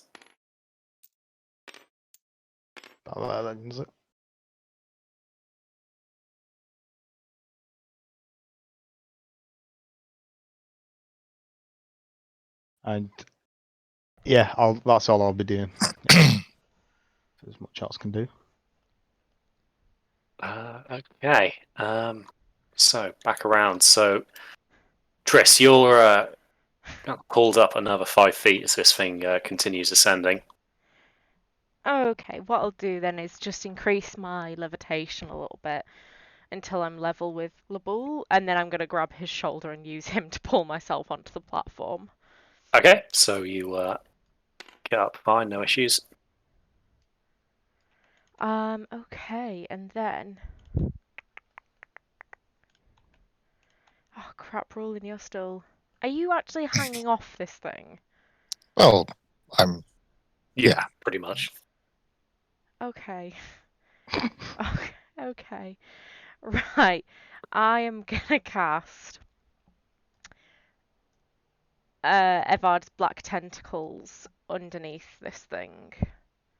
Right. He's gotta succeed on a Dex saving throw. Dex 18. Okay. Here we go again. And let me cast and see whether I can keep Oh. that spell slot. Because I'm up in the air, do I need to do it? 'Cause it's a 20-foot square on the ground. Cool. So it's not like it reaches up into the air. You have to be like in contact with the ground, I guess. I guess. So Triss, that was DC 18, right? Yep. As just a pass then. Okay. Bear with me a second. If I roll a 20, with my hold on, the dog's about to have a moment. With getting my spell slots back, is there an extra bonus for it being a 20, or is it Right, just not. a regular pass? You'll Okay. only get one slot back. Okie dokie. So, let me just read this. So he's in the area, but not restrained by the tentacles. And it's now difficult terrain. Okay, so these tentacles kind of reach out from the Immaterium and try and grapple this thing, but it's quite large and it doesn't really offer too many points for them to grip onto, and they find it hard to overpower. I've made a mistake. Sorry, I didn't read it properly. 20-foot square. A creature that starts its turn in the area is already restrained by the tentacles and takes 3d6 bludgeoning damage. When a creature enters the affected area for the first time, or starts turn 3, must succeed on a dexterity saving throw. So it doesn't have to do a save this round, but the same No, round it that it's doesn't. cast. Tell you what, I'll just send you the wording on that quickly. Right, okay. Yeah, that might be similar Sorry, to I Guys. just You've got to wait till skimmed next it. turn, essentially. Yeah. Like Moonbeam and shit like that. They'll do Mm. the same sort of thing. Yep, so okay, yeah, that would have been the case. We'd have to wait till its next turn. Oh, God. It's because you're looking at it at an angle, I think. Yep. Let's Yeah. just try that again. There we go. Cool. Okay, well, as it so happened, it did roll that 18. So, not this turn, I'm afraid. But he's However, restrained. it is restrained and it Yeah. is still taking acid damage. So, Guy, you want to roll it up for me? The acid damage again? Please. Lovely. 2, 3, 4, 5. Just this flat acid damage. 14. 14 acid damage as this continues to eat into it. And there's his 13 bludgeoning damage for starting his turn with that. Right. But he's no longer restrained now. Right. No, he still gets to make a save against it, doesn't he? Before they takes the damage. No, the wording is when a creature starts its turn in the area, it's already restrained by the And a tentacles. creature It takes 3d6 bludgeoning damage. No, and then a creature that starts its turn in the area and is already restrained. So it. Sorry. Yeah, so oh shit! Right. Yes. Yeah. Yes. Sorry, me Yeah, that's true. It passed its save, so it's yeah, he's all good. not restrained. He's just in difficult with his tentacles. Just difficult terrain, yeah. Mm. Okay, so the acid is still eating into it. Seeing that these two have hopped up, Tarek, your father isn't dumb. He's actually going to lash out with the armored fist of this at the crane that you're trying to operate there, Braxton.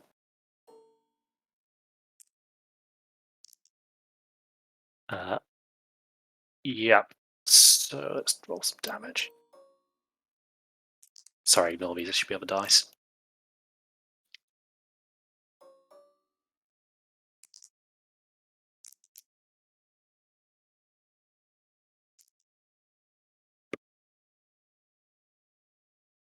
When that settles, if it settles, either way, siege creature, so it's going to be 42 damage to the crane. So this arm just rips through the kind of main boom of this crane and into the mechanism. Braxton, you kind of throw yourself out of the way as splinters and loose cogs are sent flying everywhere. You avoid any harm, but the plan of operating this crane is no longer viable. Ooh. And as its bonus action, that cobalt is going to finish its damage repair. The acid is cleared.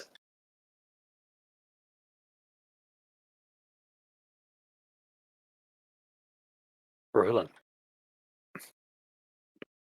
Sorry. Still clinging on. And so the other kobold's still sticking out, cleaning. He's just finished, so he's hopped back Oh, down. right, yeah, he's up and down. Right, so looking into this now burnt out little hatch, can I see anything in there? Or? Yeah, so the hatch that you dropped the fire into is still open and fairly charred. However, most of the fire suppressant gas is dissipated as well. It still remains a very small, tight opening. Okay, I'm not going to bother then. I'm just going to plant my feet on the side and start. I'll stick my spear and see if I can stab at something vital. Okay. So I'll make a spear attack. Nope. You hit some ducting, but nothing important. Second spear attack. 24, 25. Yep, so this one hits something.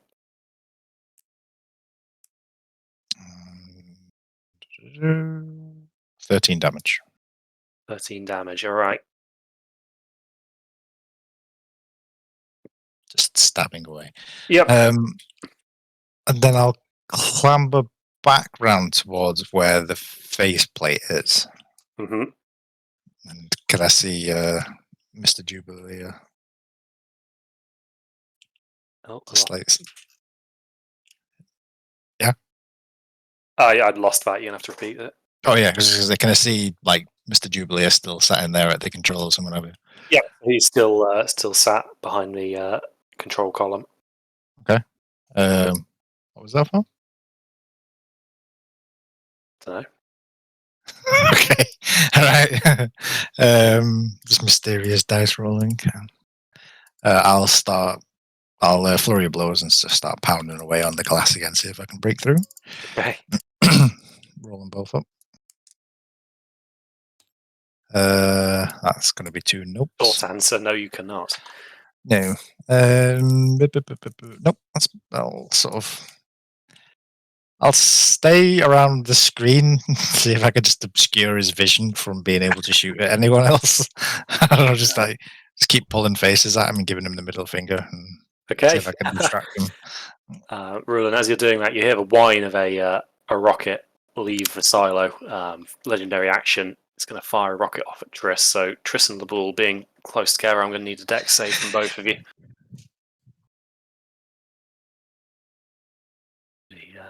Sorry, Level. 17 on this one, please. Dex saving throw. Hold on a second. What am I looking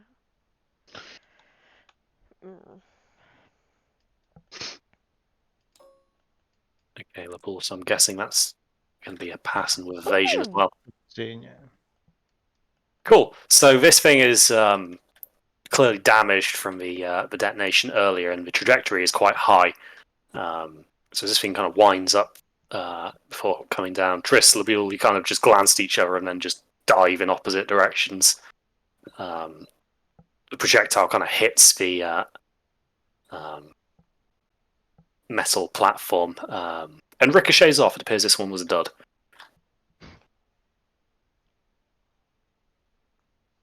Tarek, you're up. All right, if I'm up, then I'm going to try and use this crane to get a hold of the suit. Yeah, sure. So the crane's controls, as I said before, have been translated into very easy to understand terms. So you're able to maneuver this thing. So the claw's kind of dangling over the suit. Awesome. I just like kick it, the release, then make the hook just fall into or onto the suit, and then just like tighten it. Okay, so it's going to make a dex saving throw to try and avoid that. Which it passes. So Torek, the claw goes down. It starts to scrape over the kind of a right-hand arm of this thing. However, you can see that the claws are clearly struggling to find any purchase, and as you try and close them, whilst it does scrape a channel out of some of the arm plating, it fails to actually latch onto it.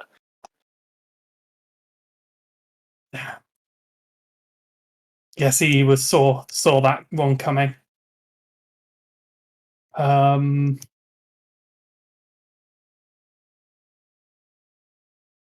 any of my friends noticeably injured? A couple of them aren't doing too hot.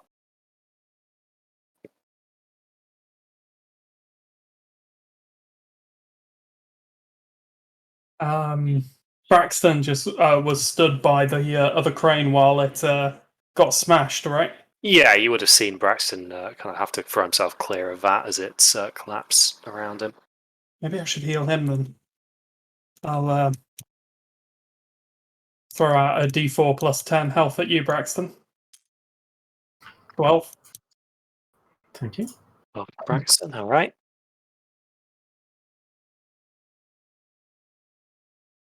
Cool. So, hold on. That was with a level 2 spell, so an extra D4. Sorry about that. I'll keep an eye on that. Yeah, an extra 1 healing with my extra spell slot. Fucking. Economy with a K. Yeah. Okay, cool. So you fire off a syringe into Braxton.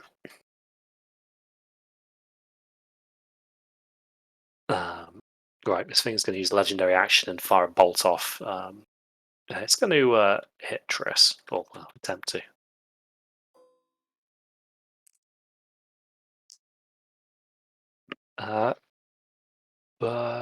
What's your AC nowadays, Triss? 19? 19. And that's just going to go through, I'm afraid.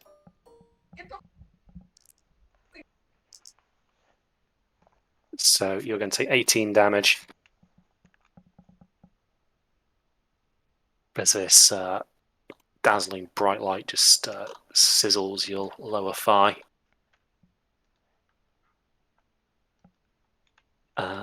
Havel, you're up. So by now this platform is 15 feet up. You can't really see this thing from your position. The angle's not right.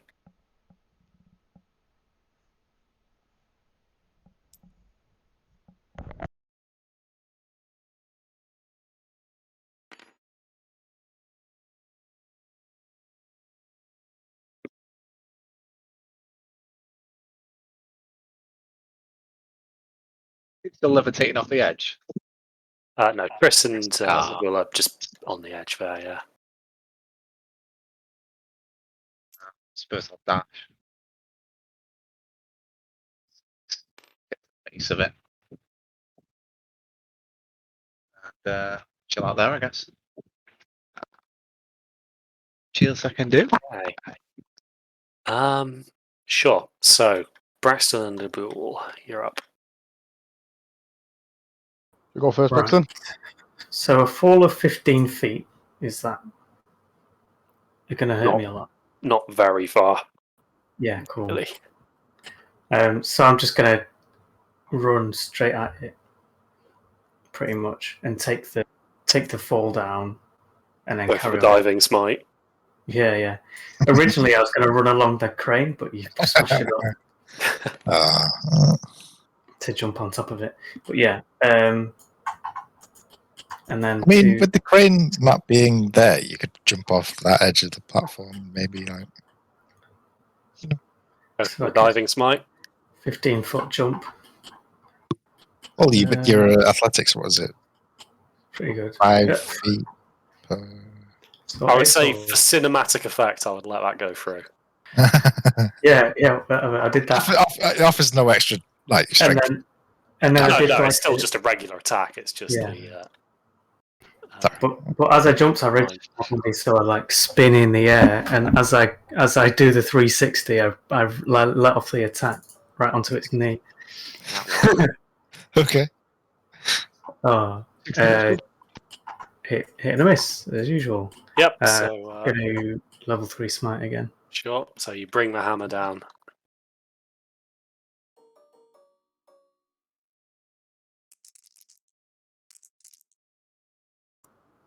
Nice, that's even better. 37 damage. Okay, so Braxton, the knee buckles under the hit. It kind of has to take a step back to regain its balance. You kind of land with a very rough combat roll, but it's not far enough to really be that damaging. Nice. No bonus Out of you. actions. So I'll go. Okay.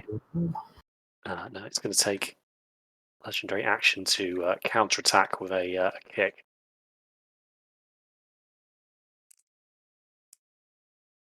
But due to the fresh damage in its knee servos, it's quite clunky. Take another attack, Rich.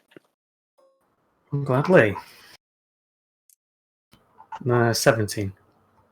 Not quite. You hit it straight on the armored toe cap, and your hammer just kind of bounces off, reverberating wildly in your hand. Yep. Cool. Libby, you're up. Right. Still not a lot I can really do. We need to get you a ranged weapon. Yeah, that's going to be pretty good. Hang on, where are its squares? There's a couple of crossbows probably lying around upstairs. Yeah, I'm just going to go there. And that's pretty much all I can do this turn. What I will do actually, I'll throw one of my daggers because it says I can use it as a ranged as well. Yeah, you could throw daggers. Yeah, I'll throw one of my daggers as well then at it. See if we can hit it with it. Okay, cool. So you hurl a dagger. Yeah, it's just in range. Do I want to roll advantage as well, or? Yeah, because they're fighting it. Yeah, so in a rogue. Kind of do rely on that. Yeah, I'll just do another one separately. Mm-hmm. So it's 17 plus 21. So 7. Yeah. So you hit. And then it's just the normal attack, is it? With it being ranged. No, you can use sneak attack on ranged to that. Oh, can I? Well, I'll do the 1d4. Yep, and plus then 4. add the sneak attack And I'll damage to do it the after. sneak attack on top. So that's 5 plus it's 1, 2, 7 of them. 38. All right. So, Libby, you take a good look at this thing, and hurl a dagger at what appears to be a kind of heat vent of sorts, kind of just under the groin. And the dagger seems to sink in and jam a mechanism. After a while, you can see a fairly significant steam buildup actually blows out this bottom hatch.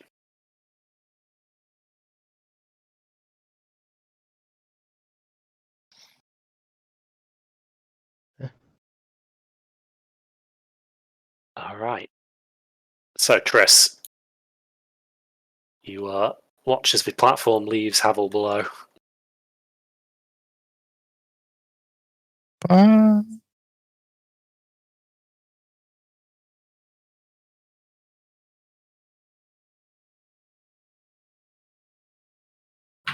If you're talking, Trish, you're muted. Shit, I was talking. I was asking how far down Havel was. So it's now 20 feet from the floor to the platform. Oh, right, okay. too far for me to be able to lean down and grab him.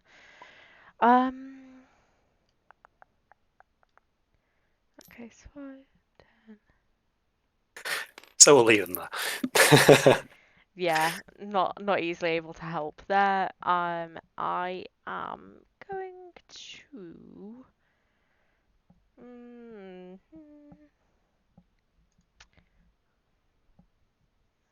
Oh, hold on.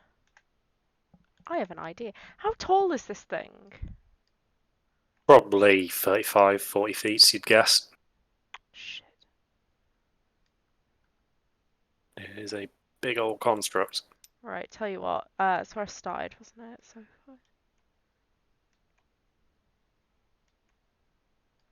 Right, so I'm gonna end up here.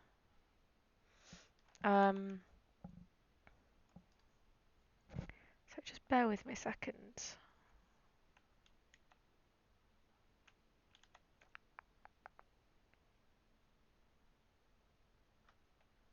Yeah, fuck it, I'll Eldritch Blast it again while I'm in situ.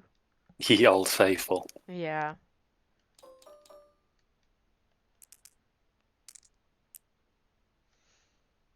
Uh, 21, 29, and a 20 unnatural. So 2 hits and a miss.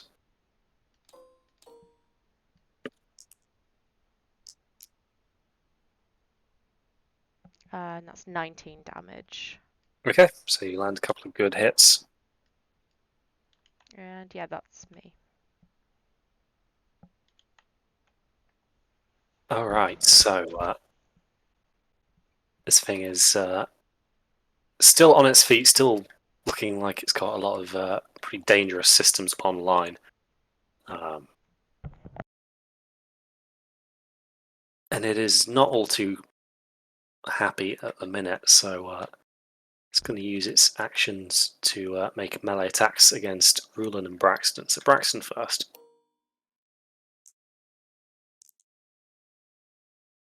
Uh, 23, so it's going to go through.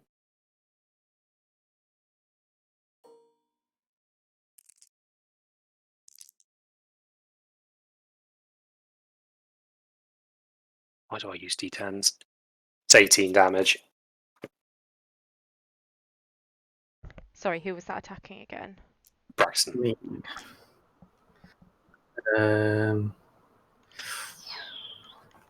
Is concentration a constitution save? It is. I think I still pass that then. Uh-huh. And then the attack against Rulin.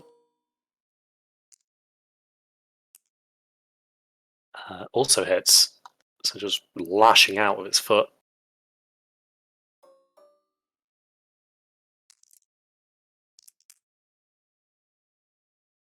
Uh, 16 damage for you, Rulin.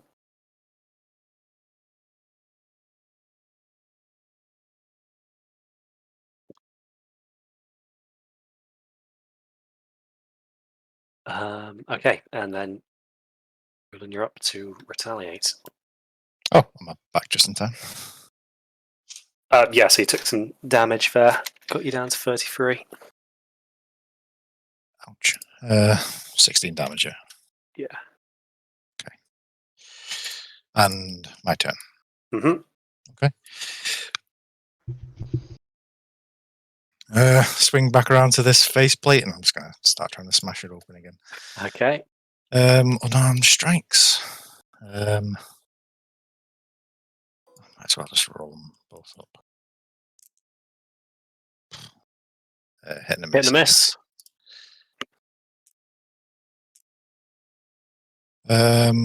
14 damage on the hit. 14 damage. Am I breaking through this plate? Yeah. The crack you'd made is slowly growing. Okay. Flurry of blows this bitch up. And 2. Keep forgetting to use these special effects on flurry of blows as well. 23 and 25. 2 hits. Okay, cool.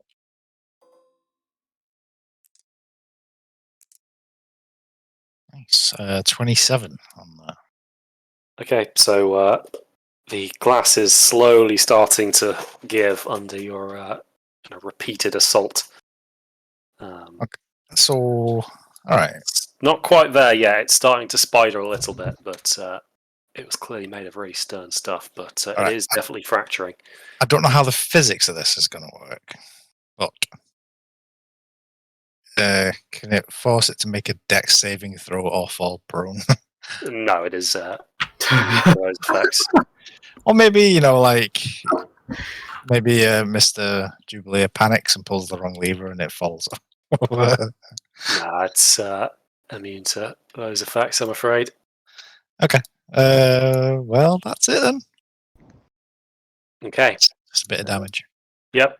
So it's going to take a legendary action, fire a bolt off at Triss over there, standing out in the open. Hits. Oof, 21 damage, Triss. Okay. But Torek, it is your turn. Awesome. So the crane's not working right now, but with Roland nearly broken through the was it the visor? Yeah, Yeah. he's going for the windscreen of it all. Cool. While avoiding being slapped by the wiper blades. But now on max. Literal blades.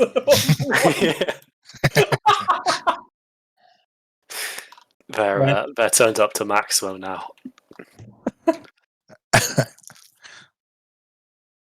Oh dear. Is your weapon magical? Your spear? Yeah, as well as my fists. Well, I'm using my fists to hit the screen, so. Ah, damn it. I was going to buff you elemental weapon so you could break through it quicker. I mean, I could use my spear. I've just been using my fist because it's essentially the same. Because if I use, because I can't use my spear two-handed, which means I lose the versatility of it. The thing is, he So- can't enchant already magical weapons. Yeah, exactly. Oh, right. I see what you're saying. Well, I mean, it's cool. It's cool. It's cool. I think I've Like got whatever, you know? a dagger, but that would be less effective than me just punching. Yeah, exactly. No point. Like the idea that Rulin's like actually less dangerous if you give them a blade. Yeah, pretty much. I mean, that's largely the only reason why I've used the spear for as long as I have, because it gives, well, with all the bonuses and Reach, yeah. everything, I get like the one extra damage, and well, I'm not even reach. If I want to throw it, I can. I've never have thrown it, but and then Okay. I'm gonna run up. the blinding thing as well. I'm gonna run up and help you. I'm gonna try and run up the back of the crane and like leap onto the faceplate with Roland and smash it. Okay, I'm going to need a dex save to run up the boom.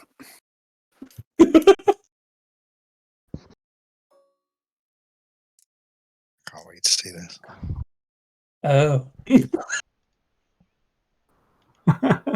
Lay it on me. Tarek, you can kind of see this mech is kind of flailing around trying to get at Rulin. You decide to come and help him, so you run up the back of a boom. You kind of get 2/3 of the way along, and you look around to see where everything's arms are. You estimate that you're going to need to time it perfectly to get this. But you're a mathematician; you can calculate distances, momentum, thing like that. So you've got it all worked out perfectly. You line up your jump, you run, and you catch your foot in one of the ropes. Instead of getting the perfect push off and upwards, you trip, stumble, and fall below. In doing so, you catch a blow from this thing's arm as it's flailing to try and get Rulin.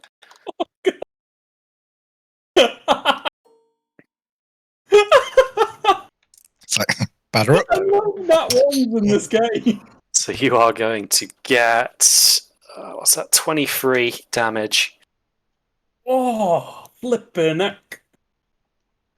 from the blow, and then a D8 falling damage as well. God as you damn. drop down. Oof, and 7 on top. Shit. So what's that total? 25 HP left. Oh, that was 30 damage. So, Shit. Because you Tarek, fell off the fucking thing. you land in a dazed stupor, kind of bruised and seeing double. Um, And yeah, I think the prone is probably appropriate at this point as well. Ow. You hear a smug chuckle from inside the cockpit. You. I hate him. Why couldn't we bump into Mum? Oh god, what's Tarek's mum going to be like? Jesus Oh, Christ. fuck me. Just the same character, but just like a biologist instead of a roboticist. So it's a giant ent that she's controlling instead of a fucking robot. Big Tyranid Biotitan, yeah. Yeah, literally the same way we bump into her as well. She's just like in a castle, got a load of kobolds. Avel, you're watching and you're kind of hearing the sounds of combat raging above you, but you can't really see shit. The platform is still ascending beyond your reach.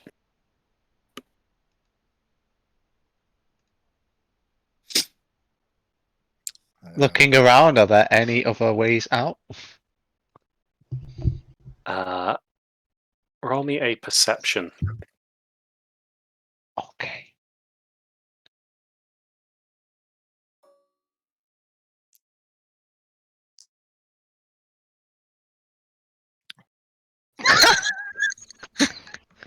No. Fucking hell. This is a room. He turns around and he looks to the left, looks to the right, and misses the ladder that's right in front of him. There was a set of stairs at the back of the room. Havel never found them. What about that door? Shut up, it's shut. What about that door that says emergency roof access with a picture of a set of stairs next to it? No, I don't think that's what I'm looking for. I love the image now of just like a green cobalt pointing towards an exit. Fine. Like a little running man that says fire exit. Just with a tail or something, yeah. Oh, fuck's sake. How do I get up? That's a good question.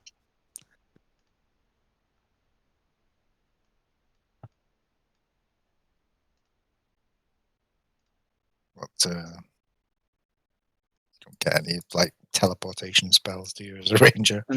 Nope. Not until like level 20 or something where you can move between trees. Which would be very handy in a cavern. Yeah, but it'd be great in yeah. here. Yeah. What's it called? Tree step or tree Stride, I think. stride? That's it. I mean, there's always conjure. But it's my last. Conjure a giraffe and climb up it. Don't conjure something flying. Conjure something I can climb. Yeah, actually, that would be the smart thing, wouldn't it? Yeah. Oh, fuck's sake! I'm gonna have to use my last third level spell slot on it. Is it bronze wormlings that do electricity? Isn't it?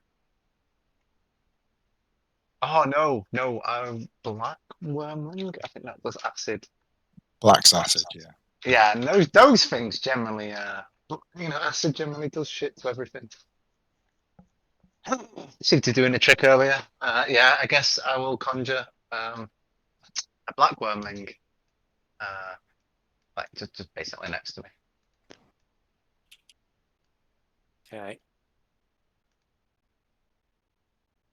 I think I've got that token somewhere. What's the damage? The challenge rate? 2 for that 2. one. Oh, so you can only summon Yeah, one. that's why it's a wormling. Yeah, I can only summon one. Well, I have it somewhere. Where is it you get the one where you can summon? I think I can never summon anything past the 2. It's just the higher the level, the more you can. Or You is, have to no, be- I think it's one of the subclasses. I think you can summon. Well, it might just be Druid actually. That. Oh yeah, it's Circle of the Moon. That's it. You can summon like challenge rating 3, I think. Just use this for now. Well, you look at a Wormling. There's one over here. Okay. Yeah, It's, just pretend it's black. yeah. Yeah. Just pretend it's trying to rob you. Oh, God. Do we want to roll for separate trackers or just have them on the same? I'll just have them on the same. Keep it simple. Okay. I will climb upon my steed, and my steed will fly upwards. You're Steve. Okay. Steve. I'll climb upon my stave. No, He it's does that enjoy name. Steve with a PH. So Steve. I climb up Steve. I stay. Yeah, and he will bring me up here. And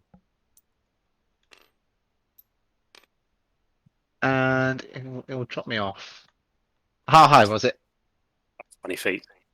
Alright, it gets 30 feet of flying and 30 of move. Was it 60 of flying and 30 of move? Was it 30 of both? Probably 60 flying. It's usually faster. Yeah. Okay. So I'll do that. Drop Pavel off here.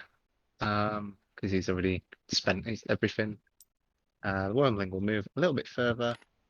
And he's going to use actually, I'm going to get a little bit closer because I don't want anyone else to get caught in anything. Just so we know exactly where it's going. There, 20. Yeah. Going to use its acid. Breath attack. Is that a line or a cone? It's a line. If I'm reading this, let me go back to my page. Acid breath, 5 feet wide line, and it must succeed a DC 11 Dex. Okay, cool. As will Roland, because obviously, Yes. of each other. Well, I need like a minimum of a 1. So yes. Just please don't let it be a crit. Fucking. Oh, yeah. Okay, so both pass. I'll duck around the back to go for So Roland takes nothing, but it's 5d8 halved.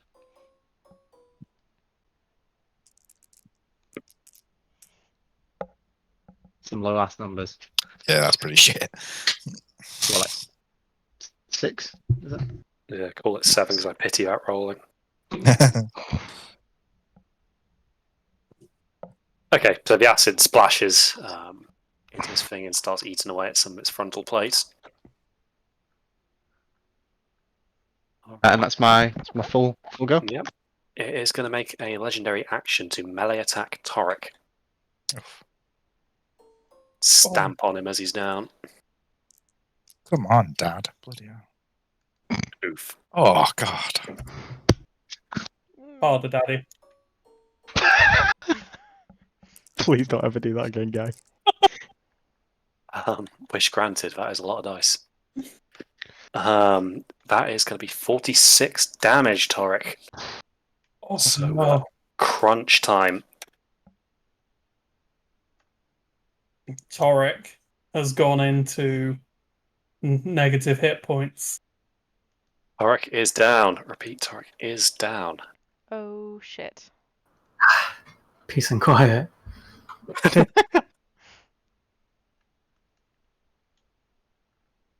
Okay, so that is a legendary action used. So Braxton and or Laboul. Yeah, so someone make that meme. Torek is dead. Calm. He was our healer. Panic! He's finally shut up. Calm. He's shut up forever. But no, still can't. Yeah, so I'm gonna move over. Oh, didn't let me move then. Shuffle around to Torek, and I'll lay on hands for what's my pool? 65. 20 hit points for Torek. 20 hit points for Torek. Okay. No, please, 5 more minutes. Am I still on negative hit points, or do I get set to 0? You get set to 0 for that.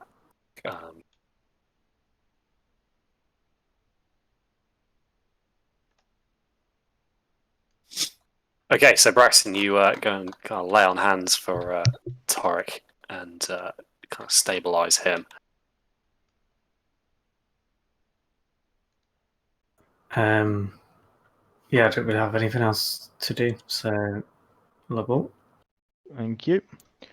I'm going to move over. I'm going to attack big guy. Mm-hmm. Just a standard attack with my dagger. Yep. And roll an advantage, aren't I? Yeah.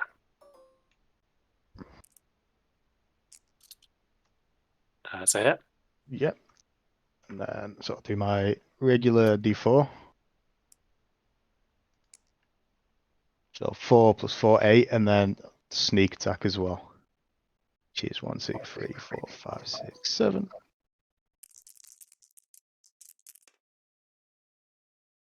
23. Okay, so another good hit. And I'm going to. No, just leave it with that. Just leave it for now. Okay, Triss, you're up again. Okay, so I have a couple of ideas. Hold up. So if I fast step, if I use fast step, could I theoretically land on, say, the mech's shoulder? Theoretically, yes. Okay. Right, I'm gonna cast fast step. Let me just see if I can get that back. Yeah. And I am going to attempt to just send myself somewhere onto this flat top edge. Okay. So, yep, you emerge on this thing. Okay. Ooh, let's put myself on there. And then I am going to cast Mage Hand. So it says I can't attack and I Yeah. can't activate magic items. If I was to mess with some of the controls on the dashboard, does that conflict with that? Roll me an intelligence saving throw, Triss.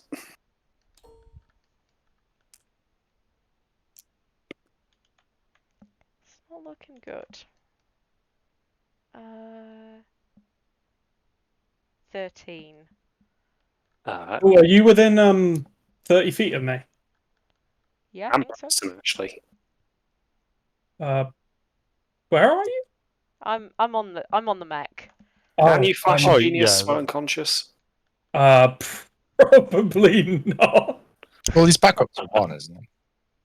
Hang on, let me see how. Oh yeah. Well, I need to be able to use a reaction. So the question is, can I use a reaction when unconscious? To which the answer is no. Oh, Okay. I suppose you're probably a bit higher than 10 feet as well, so that wouldn't count. Yeah. Braxton. That's true. Triss, you can't make out exactly what controls are there. You could potentially try messing with some of them. I'm gonna yell for everyone to get down, and then I'm gonna use Mage Hand, and I'm gonna just push a lever at maximum to where it can go, and I'm gonna hang on for dear life. Roll me a d6. Oh, God, here we go.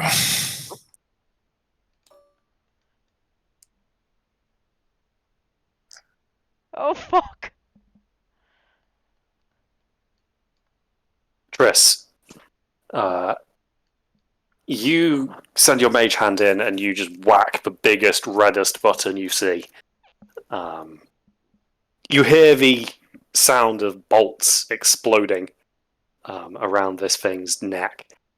Roll me a dex saving throw, please.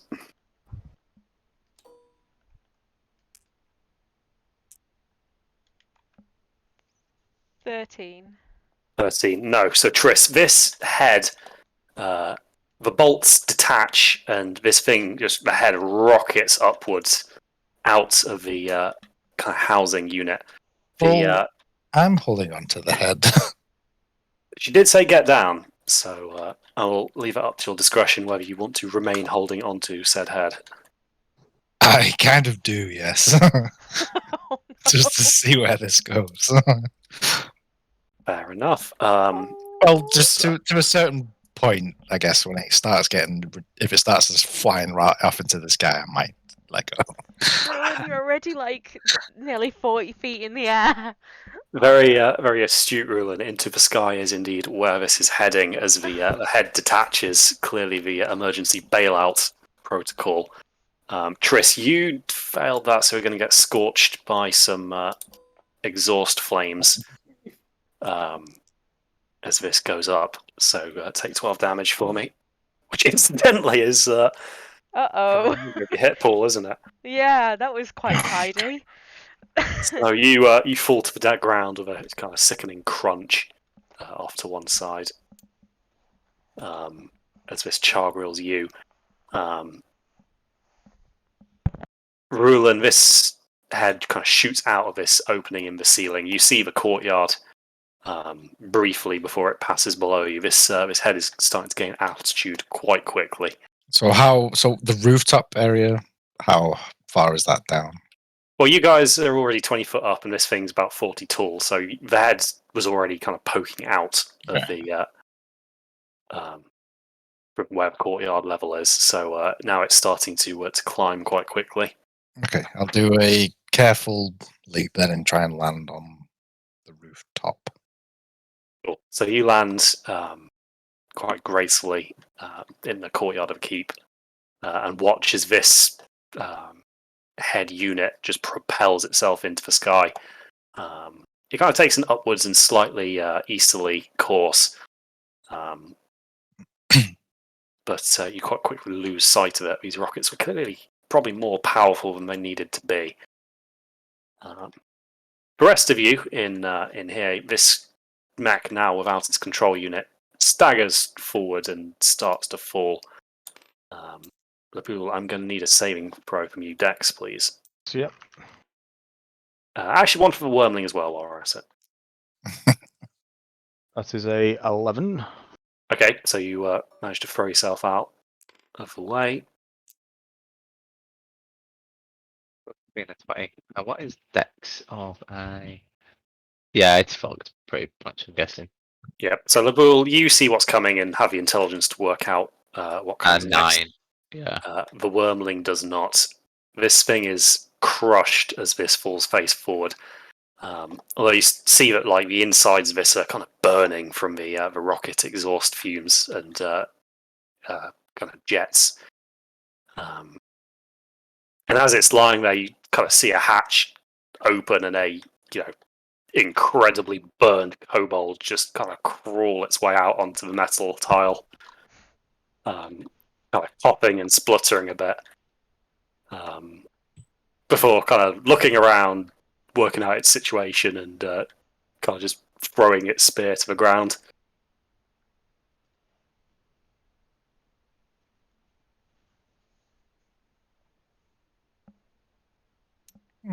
Oops.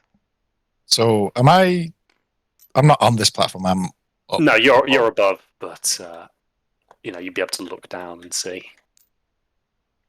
The platform's still rising. Yeah, platform's still rising, though it will over time get to you. Okay. Well, that was quite eventful. I'm going to stabilize Triss before everyone forgets. Thanks. Herbert.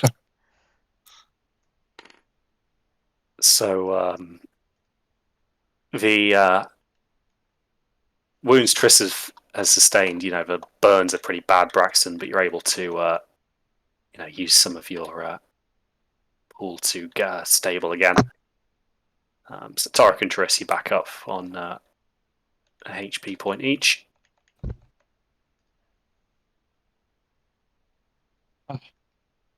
What happened?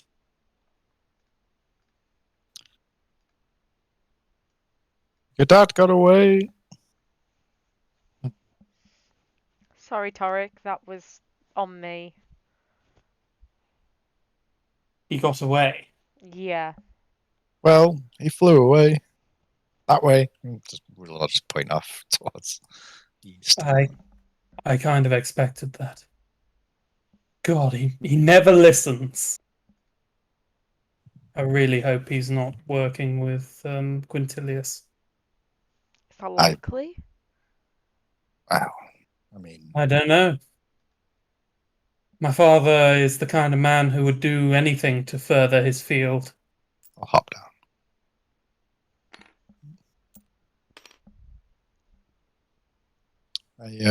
Well, we've not exactly found any evidence to support that. I mean, by all accounts, your father was just as surprised to see you here as you were to see him. I smile up at Merlin. I suppose you're right. It may just be that we've accidentally stumbled upon his lab. Maybe. No Doesn't reason. explain why he was getting massive shipments of defensive war machine and supply. Well, I mean, the supplies were from House Katara, but I suppose it's possible, could have stolen them from another ship that was passing by, maybe, that they wrecked. Salvaged the supplies. Or maybe he's building war machines for the Empire. It's not necessarily to say that he's in league with Quintilius, but may still be in league with someone. Pavel, roll me a perception, please. I am going to wander over to this guy, by the way. It's a 5. Okay, well, because you've said it, you catch this creature just trying to slink away into the shadows somewhere. But you manage to apprehend him before he manages it. You there. What's your name? You get a series of clicks back. I should be able to understand him. Tongue of the sun and moon? Oh, yeah. He says his name is Herbert. Do I recognise any of these names from my childhood, or is this just like recent friends that my dad has made? You don't recall any Herberts from your childhood, but roll me a history. History. Been naming them after kings or something. That is still a 19. So you remember Herbert as being Herbert Strauss as being a lecturer that your father particularly admired at the academy in the field of applied thermodynamics. Oh my god. Professor Herbert? So I look at Tarek and I'm not. I'll just look back at the kobold and say, "Are you a Did my father professor?" turn you into a kobold? Did my mother? The kobold appears not to understand the question. And I don't bother asking it, so they would understand. Does anyone speak goddamn kobold? I'll just turn to him and say, "Where has your master flown away to?" Creature just shrugs. Says to you that if you put down the hurty stick, it will point you towards the shiny cache. Is this draconic? No, it's a very distinct dialect, which is so far removed from the original draconic that it pretty much has nothing to do with it anymore. Huh. The shiny stash. Well, we could let you go. We know, after all, that you didn't really mean us any harm, did you? He nods enthusiastically at this. Yeah, that's what I thought. So I'll put the pointy stick away, and I'll sort of sheath my spear. But I have a few other questions for you. So as soon as you put this stick away, you see the kobold noticeably relax, and then try and make a run for the gates of the castle. I'll tackle him. He doesn't get far. You manage to restrain him with ease.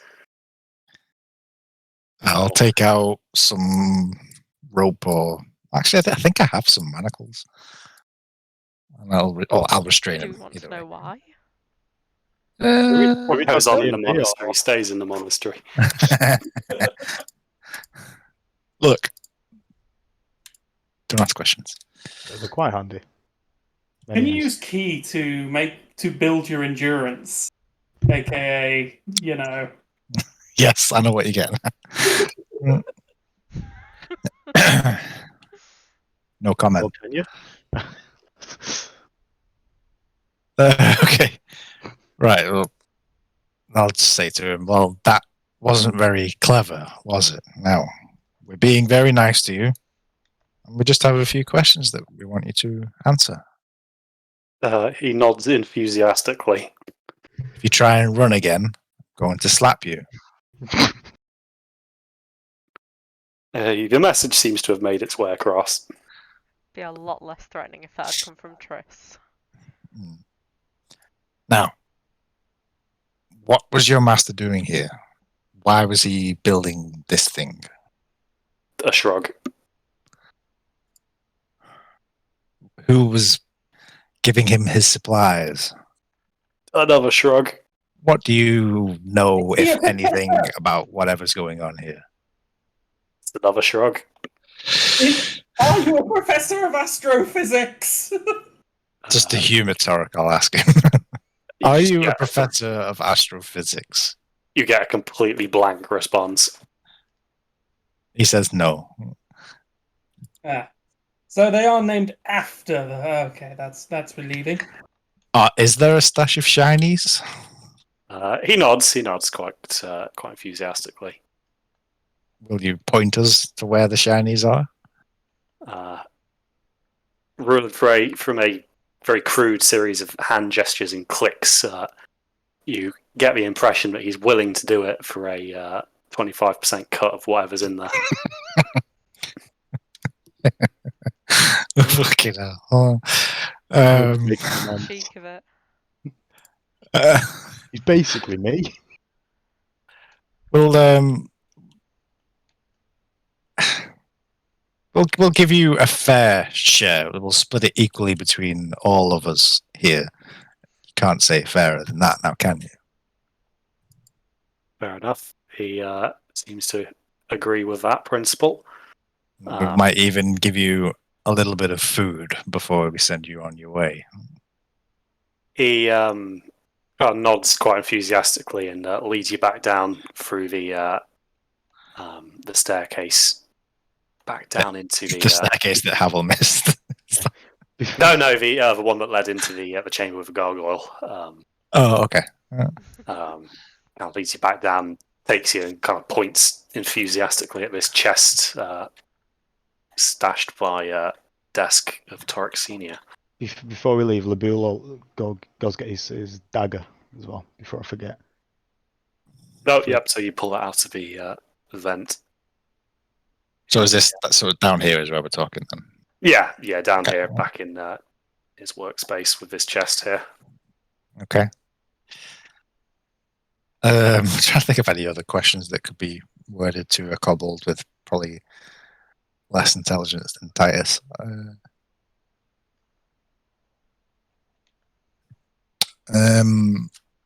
Have you attacked many other ships? Nods with excitement. These the crates that have the pretty picture of a bird on the side of them, and I'll try and explain that to him. Where did you get those from? Just a shrug. Okay. Did you kill many people on these other ships? An enthusiastic nod. Mm-hmm. Was it always humans or elves or dwarves, or did you just attack everyone? Another gleeful nod. Just everyone, okay. So maybe he's not in league with a Quintilius then. Did you ever see your master meeting with anyone? An emphatic shake of the head. Okay. So no, you've had no other visitors here at all? Another shake of the head. How long have you been here for? Shrugs. Does he want to come with us? How how many? How old are you? How many years? How many moons? Whatever he'll understand. He shrugs. Doesn't know. How did you come to be here in the first place? Just another shrug. Okay.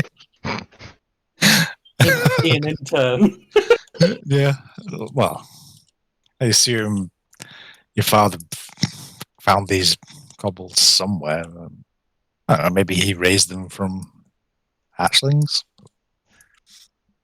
It's possible. It's also possible that he uses them as servants because they're very difficult to get answers out of. Yeah. Would you like to come with us? A emphatic shake of the head. Okay, fair. Where will you go if we let you go? A shrug. Okay. You can't stay here, you know. You have to leave. He shakes his head. Yes, leave. Another shake. Suppose we could just cut all the ballista bolt strings so we can't shoot anyone else. Okay. Right. We'll go head on down to the treasure then and we'll sort this out. Okay, cool. So you head down and you can see that the workshop is a bit of a mess. There are books kind of strewn everywhere. The desk is quite cluttered, but the strong box is where the cobalt leads you to. Not that you would have needed much help in finding it. It's not hidden, but he looks quite pleased with himself anyway. Yeah. Poor little fella. Crack it up. Well, no, I'll gesture for the kobold to open the chest and I'll step back. It just looks blankly. It tries to lift it. It doesn't open, and he just kind of turns and just looks expectantly. Can I check Okay. to see if there's any traps on it? Roll me an investigation. 1 second. Let me try and find it. +2, 7. No, doesn't seem like there's any trap mechanisms here. Do you want to crack it open? Yeah, I'll give it a go. I'll try and open. I'll shout to Torek as well while we're down here and just say, found your father's workbench. There's some interesting stuff down here. I'll get to work on it. Someone bag as much useful-looking components as you can from the robot. If there are any power gems or hibernite power sources, especially, be very, very careful. Everyone looks at each other like shrugs. No idea what that would look like. You should know what hibernite looks like. I nuked the forest with it. No, it's just the way Torek says, look out for power sources. So basically, it's the translation to everyone else is like, look for some shiny rocks that are glowing. Yes. I will attempt to open the chest then. Okay, I'm going to need a sleight of hand, please. You're a rogue, man.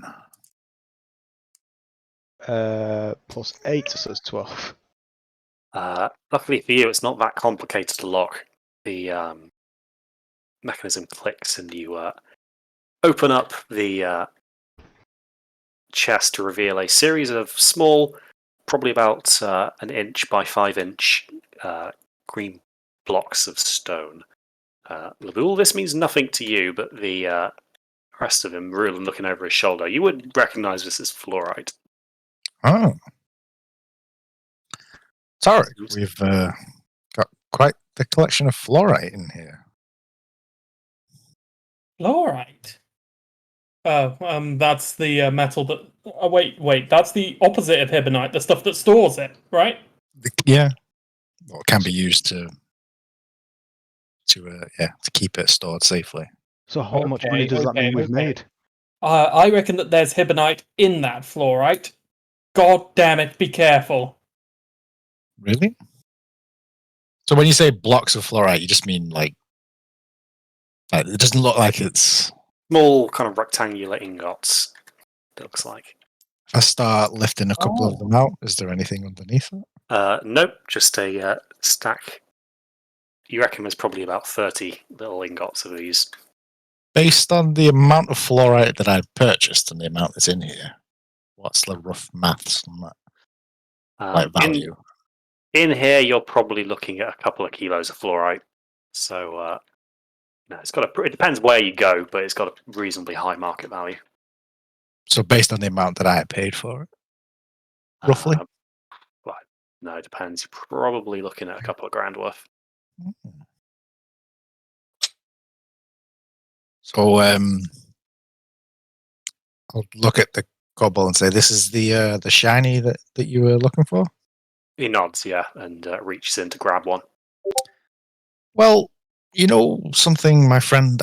I don't think this would be particularly useful for you. Do you? He snarls his teeth at you and proceeds to grab a handful more. I just mean, wouldn't you rather have some gold instead of this stuff? The mention of gold perks its ears up. Oh, I have something shiny that I could offer it. Cheaper than gold. I think An for arrow. for each of these blocks that you've got in your hands there, they're probably worth at least, like, when I look at Liverpool for some backup here, it must be worth what, at least 10 gold each, something like that, you know. 10? I'd say 5. Well, we can give him a few more coins. I mean, he has helped us out after all. Yeah, I guess so. So he's got what, 3 or 4 blocks or something. Yeah, he's got like 4 blocks in his hand. So we give you 40 gold, and you'll give us the blocks. Yeah.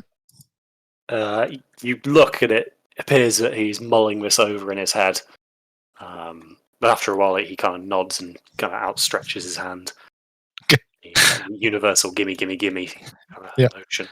I'll give him 40 gold then in exchange for the just put the rest of the blocks back in the chest. Yep. Okay. So you hand over the gold and he hands over the hibonite, and you can see it's made up. Hibonite, fluorite. Sorry, yeah, fluorite. Okay. And yeah, that's pretty much it. So, anyone else want to ask him any questions before we send him on his way? Do they ever walk around, 3 of them stacked on top of each other and a coat on? I will ask him that exact question. You get a nod. I knew it. Yeah, I thought so. Thanks. That's answered. I'll hold out my hand and say, Herbert, it was a pleasure doing business with you. He just kind of stares at your hand, a little confused. This is where you clasp my hand, and it means that we have an agreement. He reaches out, and you don't know what he was trying to achieve, but his claws scratch you a little bit. Okay. So, Labul, as he's talking to you, Roland, can I go behind him and see if I can grab the coins out of his pocket or wherever he stored them? There, Roland. Okay, Sleight hand, please. Cool. 17. Okay, so while he's distracted scratching Rulin, you kind of cut his purse off his belt. Sweet. I will pass them over to Rulin without showing Herbert. I'll I'll I mean, he's watching this happen.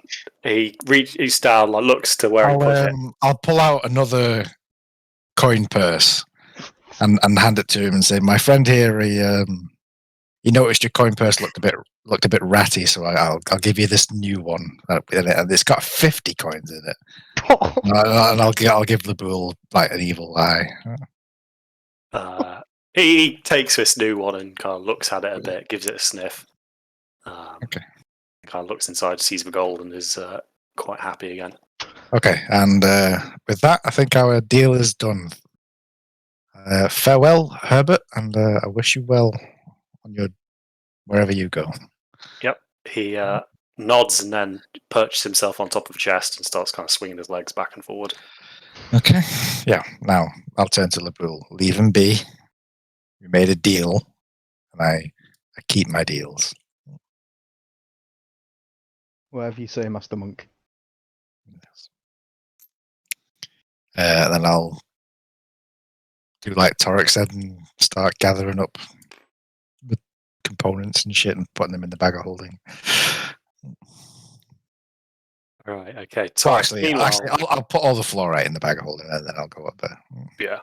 Once you've kind of emptied the chest, Herbert kind of opens the lid, empties his coin purse into the chest, and then hops in, kind of closes it just enough so he can kind of peek out and keep eyes on everyone. This guy's too cute. I want him. I want him as a pet. Can we do that? Just tie him up and drag him with us. No, we're not going to do that. Kidnapping a What the kobold.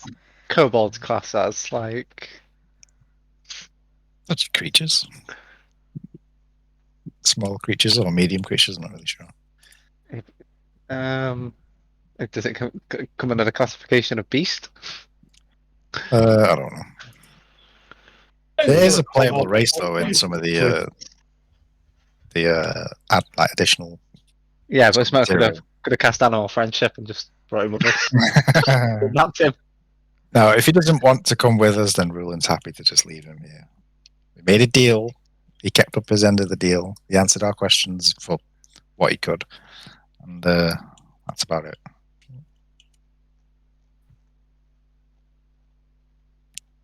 Triss is going to side with Rulin on this. Her morals are a little bit shaky, but she sort of trusts that Rulin knows what's happening. Rulin is a good person, you know.